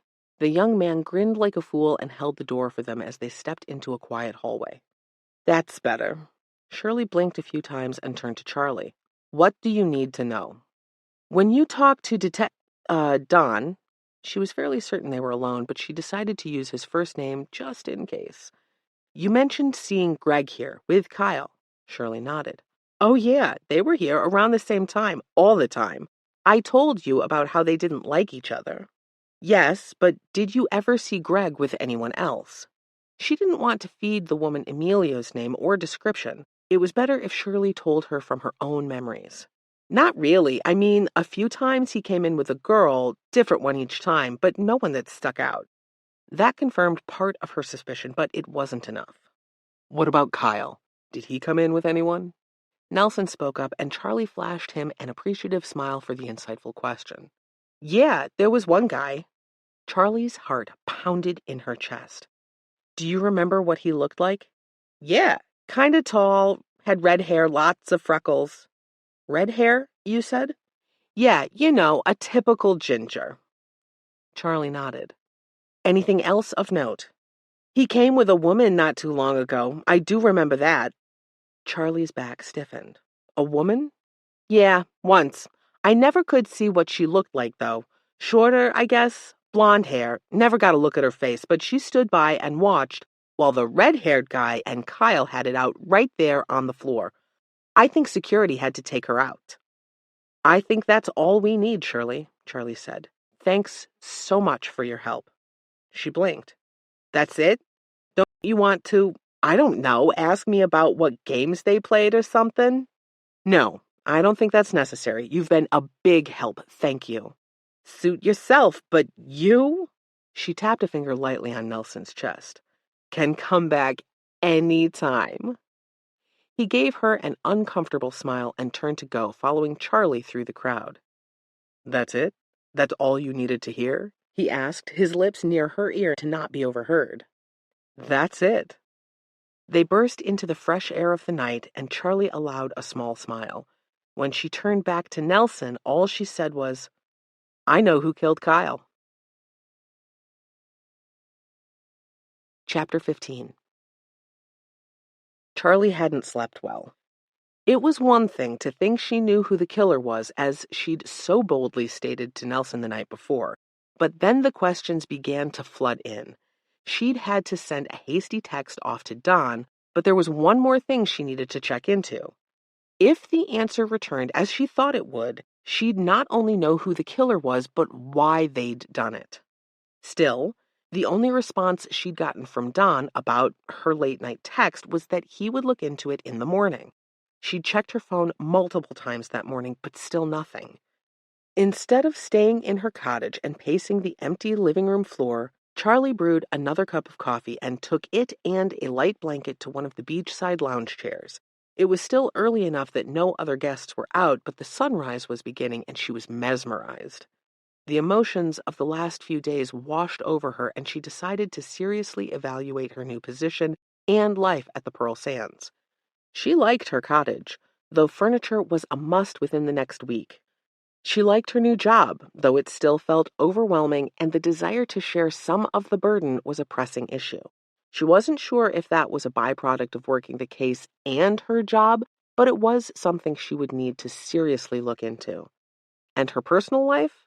She thought of Valentina and Stephen, how he'd offered to help her, though she wasn't sure if Valentina was overstating her husband's wishes, and how they'd come to see her, how Juliana still made a point to say hello to her in the halls, and how Nelson had befriended her. Even how she'd felt so welcomed at La Cantina down the beach caused warmth to pool in her chest. When her mind supplied images of the waitstaff and housekeeping staff with their narrowed eyes and whispers behind her back, she wasn't as confident. She could make a life here if her friend circle grew as it had started to, but could she withstand the scrutiny of the staff until then? Then she remembered talking with Amber and how they were more cautious about each other, like a family would be. She'd navigated that before and could do it again. She hoped so, at least. Her mind settled into a peaceful contemplation of the beautiful view of oranges and pinks as dawn shifted to full and bright morning light. She took a breath of the salty air and held it, releasing it through an open mouth. No matter the outcome of the case, Charlie had found her new home. It was just going to take a little effort for her to fit in. We've got to stop meeting like this. Charlie almost spilled her coffee. Nelson? He grinned and pulled a lounge chair closer. Morning to you, too. He held up his paper cup of coffee in a mock salute and took a sip. Good morning. Are you always here? He chuckled. We live on a tide island. Don't you think we'd run into each other? Well, maybe. She narrowed her eyes at him. But there's also a huge resort, shops and housing on both ends, so it's not like it's some deserted island. He laughed, crossing one foot over the other as he reclined. True. I think we're alike, though, Charlie. How's that? She agreed, but she wanted to see what he would say. We both like coffee. The Seaside Cafe is one of my favorites, and we're naturally curious. That also means we're a bit introspective. I normally walk the beach in the mornings anyway, but I had a feeling you might be out, either here or on a run. So he had seen her that morning she'd gone to the south side of the island. So you're stalking me. His laugh was raspy and deep. Hardly. I used my keen investigative skills is all. Bravo, Sherlock. She smiled at him, and they both turned their attention to the sunrise. He eventually broke the silence by saying, "You never did explain to me what we uncovered last night." It's because while I'm relatively certain I know what happened, I need proof to back it up. Waiting on a message from Detective Neil right now, actually. Neil's a good guy. He's on his way out, though. Retirement, yes, he told me. You met the person replacing him? She turned to Nelson. Why would I? I'll take that as a no. He chuckled. I mean, I'm only working this one case with him, and then it's back to my duties as concierge. That's my real job. Had she said that to convince herself? Lots of things happen on this island, Charlie. I wouldn't be surprised if you met the new detective despite your commitment to your job. She had a feeling there was more behind what he was saying, but she didn't want to press. In fact, she wanted to sit and enjoy the morning. It was too early for the beauty of the day to be spoiled by talk of murder and mayhem. Tell me something about yourself, Nelson. Charlie kept her focus on the water, the palm trees, anywhere but on Nelson. Are you investigating me? Her head snapped in his direction. What? No, I genuinely want to know more about you. He studied her, then nodded once. All right. Well, I was born in California, San Diego, actually. We moved around a lot, though. Military? He nodded. I think it's what led me to join the army. Were you in for a long time? A number of years, yes. He wasn't specific, but waved a hand in front of him. It became my life, but while I enjoyed that for a while, it wasn't sustainable for me. She wanted to ask what that meant, but sensed he would close up if she got too personal. I know something about things being unsustainable. There's a lot to unpack there. He grinned at her. I think we'd both rather it stayed in the past. Charlie shrugged. For now. Nelson seemed to like her response, if his broadening smile was any indication, and she shifted gears to the places he'd lived. She'd visited some of them, even some of the overseas locations, and they connected on a love for travel and experiencing new things. When her coffee was long gone and the sun was well past sunrise, Charlie checked her phone and saw that Don had texted. Her stomach constricted. Noticing the lull in the conversation, Nelson leaned over. Everything okay? She opened his message and her stomach dropped. Yes and no. At his questioning look, she explained, I got the answer to the question I asked. I'm right, but it doesn't make me happy. What will you do? Without more evidence, we'll need a confession. She bit her lip, her gaze shifting to mid-stance as she envisioned a way to make that happen. You're going to confront them. It was one of the many things she'd envisioned. I think I have to. You'll be safe? His words were low, almost a whisper, but they made her look up to meet his gaze. She broke into a grin. I'm always safe, even when I'm reckless. He burst into laughter and slapped his hands on his knees as he stood. That's good enough for me. You'll tell me the outcome? Somewhat surprised and perhaps a bit disappointed he didn't want in on the action himself, she nodded in agreement. He took a few steps and stopped, turning back to her. Glad you came to the Pearl Sands, Charlie. Things are a lot more interesting with you around. She laughed at his retreating back and wondered if he'd meant that as a compliment or not. Her phone buzzed again. It was Don calling. Hello, this is Charlie. Neil here. So, what's going on?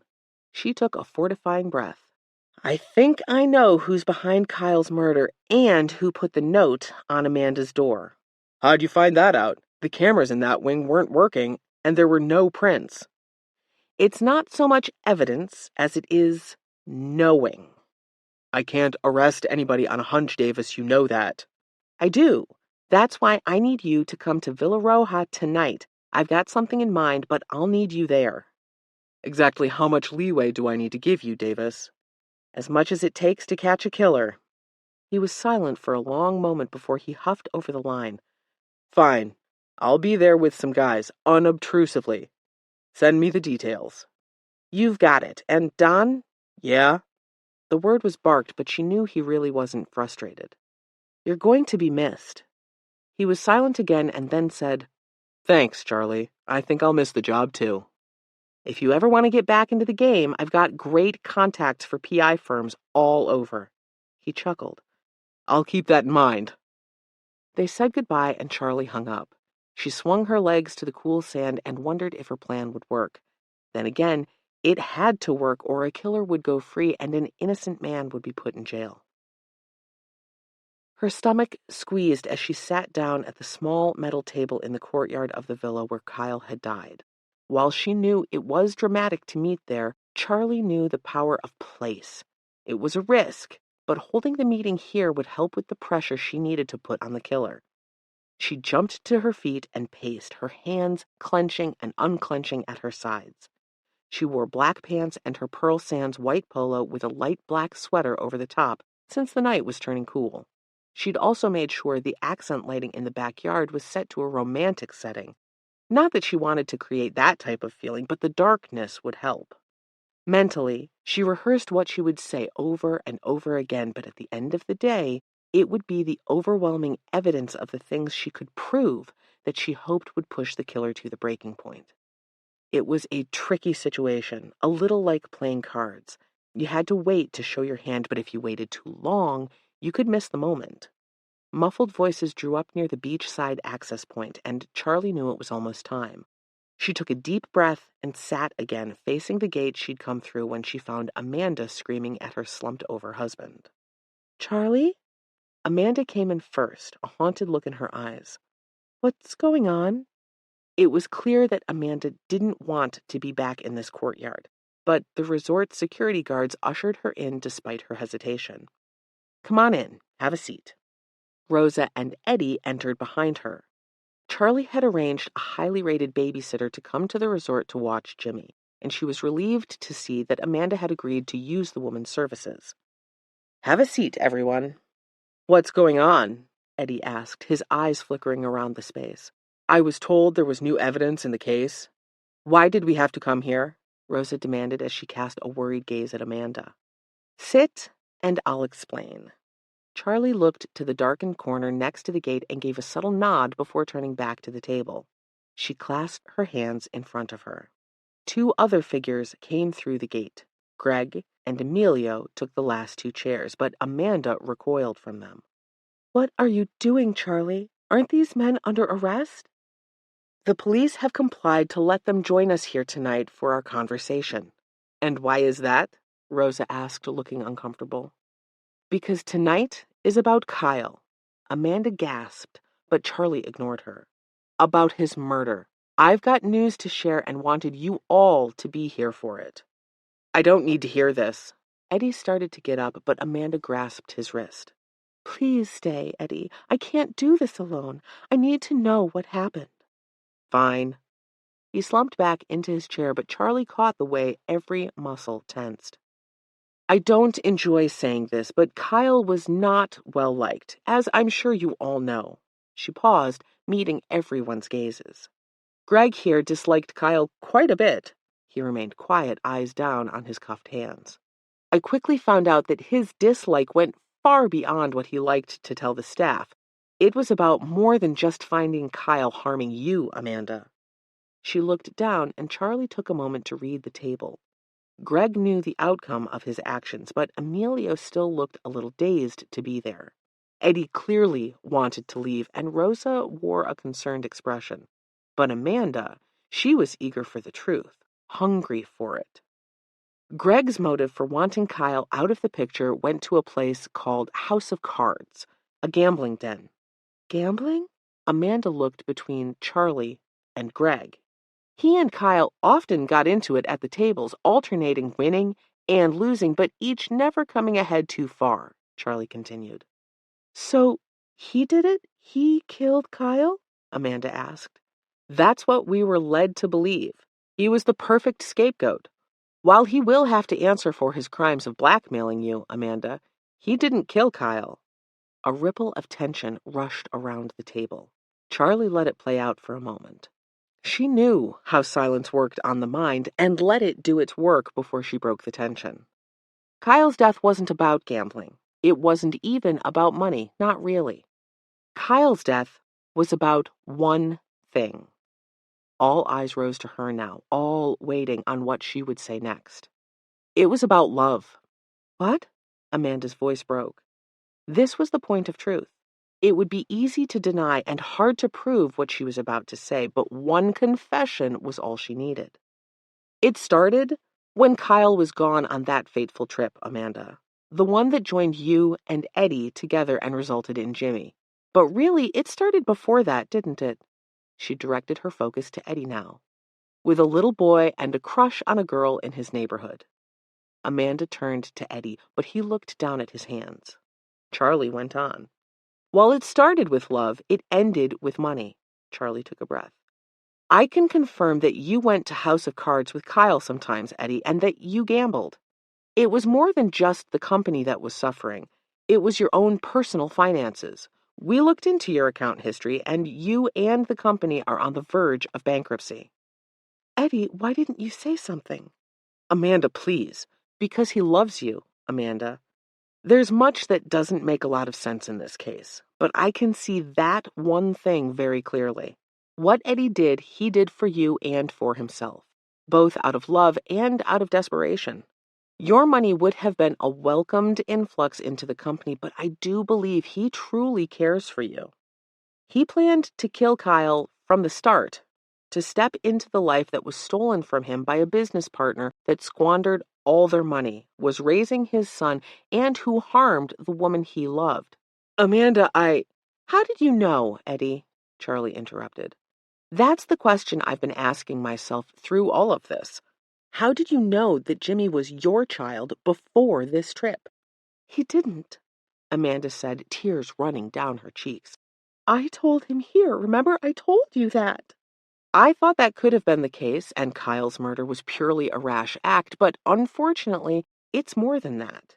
We'd thought the poison was common, but in reality, it was a highly concentrated type of rat poison, something that you can't purchase around here. You'd have to have ordered it, which I'm sure we'll be able to trace back to Eddie. So, that leads me to conclude that he did know before, because he came with a plan. Rosa shifted, and Charlie caught the look she sent toward Greg. It was subtle, and most would have missed it, but it was all Charlie needed for the next part of her plan. How about I take a guess? She met Eddie's gaze and then shifted to Rosa. Rosa told you. Amanda gasped. Rosa? She dropped her head. No, no, no. Yes, Rosa, it was you. Charlie leaned toward the woman. You mentioned the group home you had been a part of where Amanda found you. When I read through Greg's history, I saw the same home name there. I had Detective Neal double-check for me, but I was right. You were both there at the same time, just for different reasons. You go back to volunteer, and he was placed there before getting work here at the Pearl Sands. I think at first you were doing this for Amanda. You truly care about her, Rosa, and I can see that. You owe your life and your job to her, and I don't think you wanted to do anything but help her. You enlisted Greg to do some digging on Kyle, perhaps in order to help Amanda leave him, and he discovered Kyle's harmful actions toward his wife. Instead of him helping you to stop the man, though, he turned the tables on you and uncovered information on Amanda. It led to him blackmailing her, though I don't think you knew about that at first. I was so mad, Rosa said, the words bursting forth. I thought he'd changed, was going to do something good for once. She glared at Greg. I gave him access to the house, which is how he said he got the DNA material to test Jimmy's parentage. I didn't know what was happening until I saw one of the threatening notes he'd left her, warning her that the news would go out about Jimmy. What could I do? I had to talk to Mr. Eddie and... Rosa? Eddie warned. No. She shook her head. I didn't want any of this to happen, and I will not be silent. She turned to look at Charlie. I had to tell Mr. Eddy that Jimmy was his. I saw the way he looked at her. I knew they were in love. I had to get him to see that he needed to say something to Amanda so that she could finally divorce Kyle and live a happier life. Oh, Rosa. Amanda reached for the woman's hand. I didn't know that any of this would happen. I thought I was helping. Charlie leaned in. Were you, though, Rosa? The older woman blinked. Her gaze flickered to Greg's, then back. Of course. I love Amanda. I would do anything for her.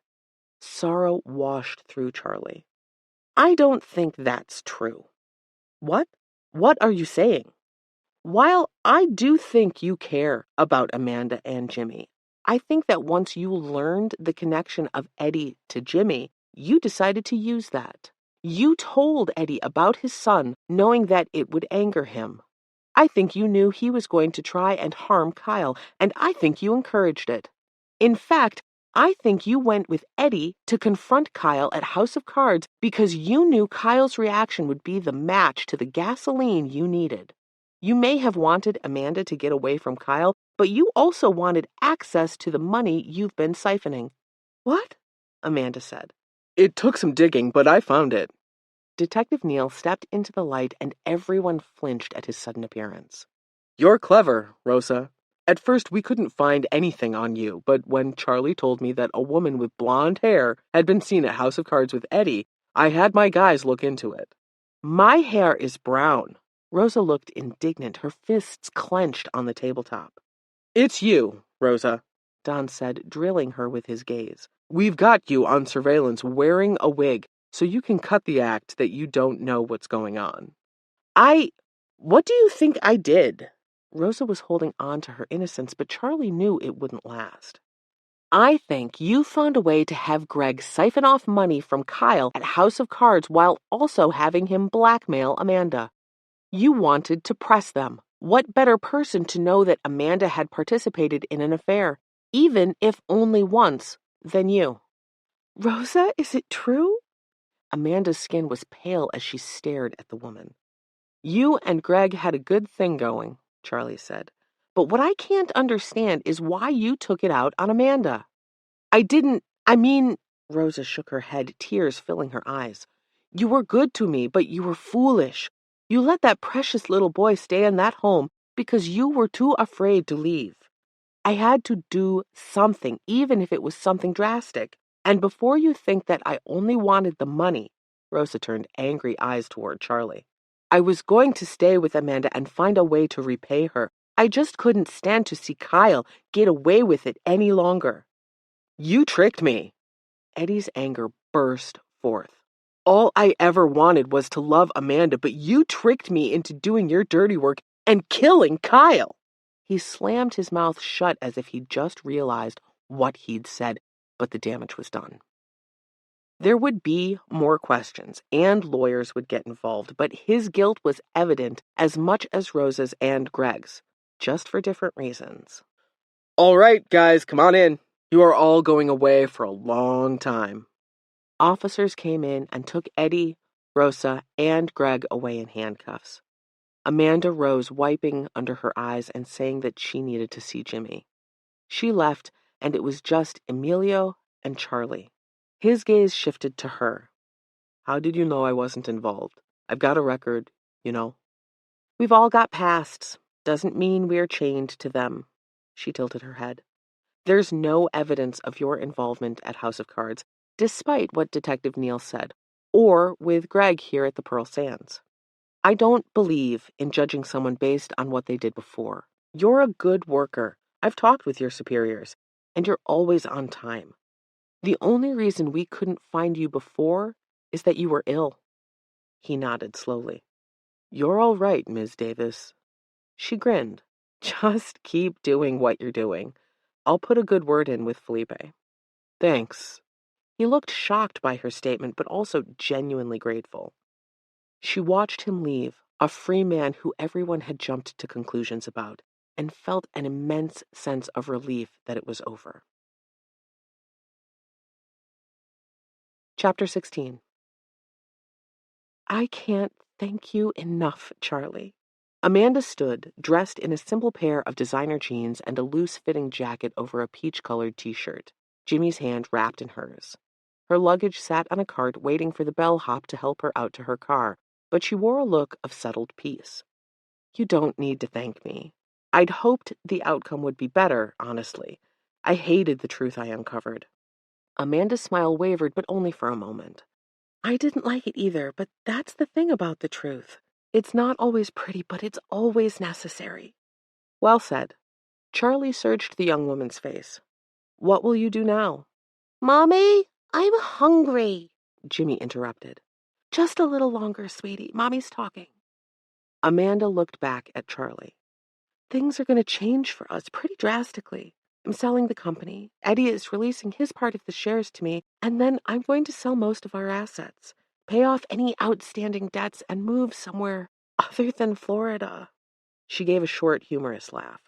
Sounds like a plan you've been thinking through. I know it sounds drastic, but I grew up in Colorado, and I've been thinking it might be nice for Jimmy to experience 4 seasons. And for you to start fresh.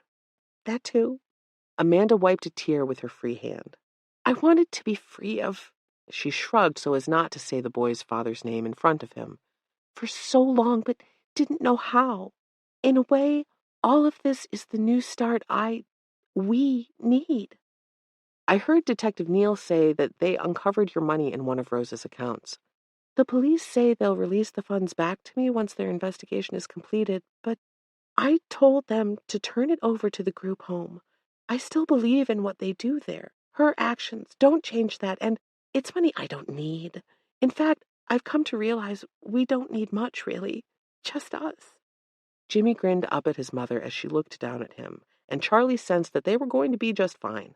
Whatever happened, she knew that the people who had targeted Amanda were going to jail, and she'd never have to deal with them again. Good for you. I hope things continue to look up for you both. Thanks again, Charlie. I guess we'd better go. Time to stop and get a hamburger, right, buddy?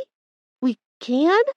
Charlie saw the awe on the boy's face and had a feeling Kyle had kept a tight rein on his family, so much so that his child hardly dared ask for a fast food hamburger. You bet. Anything you want. His grin grew and he turned to wave at Charlie before they disappeared out the front doors. And that is why I hired you. Charlie whirled around to see Felipe standing a few feet back, observing. Good morning, Felipe. Good morning, Charlie. Such a job well done. She wrinkled her nose. She knew what he was saying, but it was difficult for her to divorce her feelings from this case. Kyle had been a difficult man. While that didn't make his death acceptable, it was hard to see the killer and his accomplices in a completely negative light. Rosa was a mastermind, but she'd genuinely cared for Amanda. Eddie had done what he had out of true love, no matter how misguided that was. It's bittersweet, she rushed to explain when he looked confused and ended by saying, I know justice was done, but it's not completely cut and dry for me. I see. There are some gray areas, and yet murder is black and white. Very true. They stood there for several minutes, statues in the midst of the chaos of guests checking out and visitors coming and going all around them. Finally, Charlie turned back to look at Felipe. I don't know how long I can keep this job. His eyes widened. You have signed a contract, or have you forgotten? I haven't forgotten, it's just... This case has reminded me of what I'm truly good at. You want to go back to Cutlass? She pressed her lips together to contemplate her answer before she spoke. No, I don't think so. It's just that solving the puzzle of who killed Kyle Grayson has reminded me that my brain needs something to work on, something to untangle. It's not the same with being a concierge. Felipe considered her for a moment before saying, I think that you will find plenty to keep your mind occupied here at the Pearl Sands. Besides, I have heard a few rumors circling around the housekeeping and waitstaff. They all want you around in case they are accused of murder. Charlie laughed, the weight on her shoulders lifting. You made that up. I did not. His smile widened. You fit here, Charlie. You will find your place. Just give us a chance. She took in a breath of the perfumed scent emanating from the resort lobby and allowed her smile to surface. Perhaps you're right, Felipe. Good. Now that that is out of the way, what about dinner tonight? She laughed and shook her finger at her boss. Not this time, Felipe. But keep asking. Spinning on her heel, Charlie headed toward her desk, eyeing a guest making their way there as well. By the look of it, the woman would want a shopping excursion followed by a wine tasting, and Charlie knew just the place. That one looks perfect for the space, plus they deliver. Valentina grinned back at Charlie. She motioned toward the couch like she was selling it on a commercial. You've missed your calling, Charlie said with a chuckle. You should hawk furniture for a living. This one is nice too, Stephen said from his spot on another couch a few aisles away. The color is all wrong for her space, Stephen, Valentina said, with a gentle eye roll to Charlie. Personally, I like this one. Charlie spun around to find Nelson behind her, grinning like a kid with his hand caught in the cookie jar. Who invited you on this trip? She laughed. Guilty, Valentina said, circling back around to sit on the smaller sofa she was pitching to Charlie. Didn't she tell you? I'm treating you all to dinner. Nelson's grin widened, and Charlie felt something shift inside of her. This was what it was like to have friends. They had only known one another for a little over a week now, but that didn't matter. They'd come together, and she was the unifying factor. Well, her and a few pieces of furniture. That's nice of you, but I was thinking maybe I'd cook for you all at my place. Nelson's grin widened. You cook? Charlie winked. That means we'll need a dining set too, Valentina said, more to herself than Charlie. Why not get it all? Charlie laughed and tossed up her hands. Why not? Nelson agreed. She made quick work of agreeing to the couch Valentina had chosen, and then they all went to the dining tables. She picked a smaller one with 4 chairs in a color Valentina said would look perfect in the space. One additional armchair, a coffee table, and an end table later, Charlie was ready to check out of the discount furniture store. The total made her flinch, but with the pay raise the Pearl Sands offered her from her investigative work, it would only take a few months to rebuild her savings. She signed the slip, and the 4 headed to the grocery store for dinner supplies. Nelson insisted on purchasing everything, saying it was the least he could do since this was the dinner he was supposed to be supplying. By the time they were back to the resort grounds, the delivery truck was set to arrive. Stephen and Nelson took over supervising the loading in and assembly of the furniture, and Charlie and Valentina made their way to the kitchen to make dinner. The meal preparation went quickly, and soon the 4 sat down to enjoy. That was maybe the best salmon I've ever had, Stephen said once the plates had been cleared and the random assortment of Italian cookies Nelson had picked was set on the table before them. My pleasure. It's the least I could do to thank you all for your help with the furniture and your kindness in welcoming me to the Pearl Sands and beyond, she said with a nod to Nelson. Nonsense. This is what friends do, Valentina said. But you can cook for us any time. Charlie laughed and turned when she felt Nelson's gaze on her. I think you're a wonderful addition to the Pearl Sands, Charlie. Felipe is lucky to have you, and your expertise will only further the resort's reputation. She felt her cheeks heat at his praise and changed the subject, but his words stuck with her. Would her talents aid the resort, or had she stepped away from something that she shouldn't have? Could she make a bigger difference working as a PI again? Solving the crime of Kyle's murder had been a one-off at the Pearl Sands, and yet how many times had she been called out there in the past to investigate? It was a strange thought, and one she pushed to the back of her mind as the night went on. Diversion was easy as everyone shared stories from the past in an effort to get to know one another, and the small cottage was filled with laughter. When it was time to say goodnight, Charlie thanked them again and walked with them as far as the parking lot. After farewell waves and well wishes, Charlie retraced her steps down the palm-lined path to home. Her step faltered as her door came into view. Home. She felt more than thought the word, but that was what her small cottage had become that night. It had gone from a place where she went to rest between shifts to a space where friends were welcome, meals were shared, and stories were exchanged. It had become home.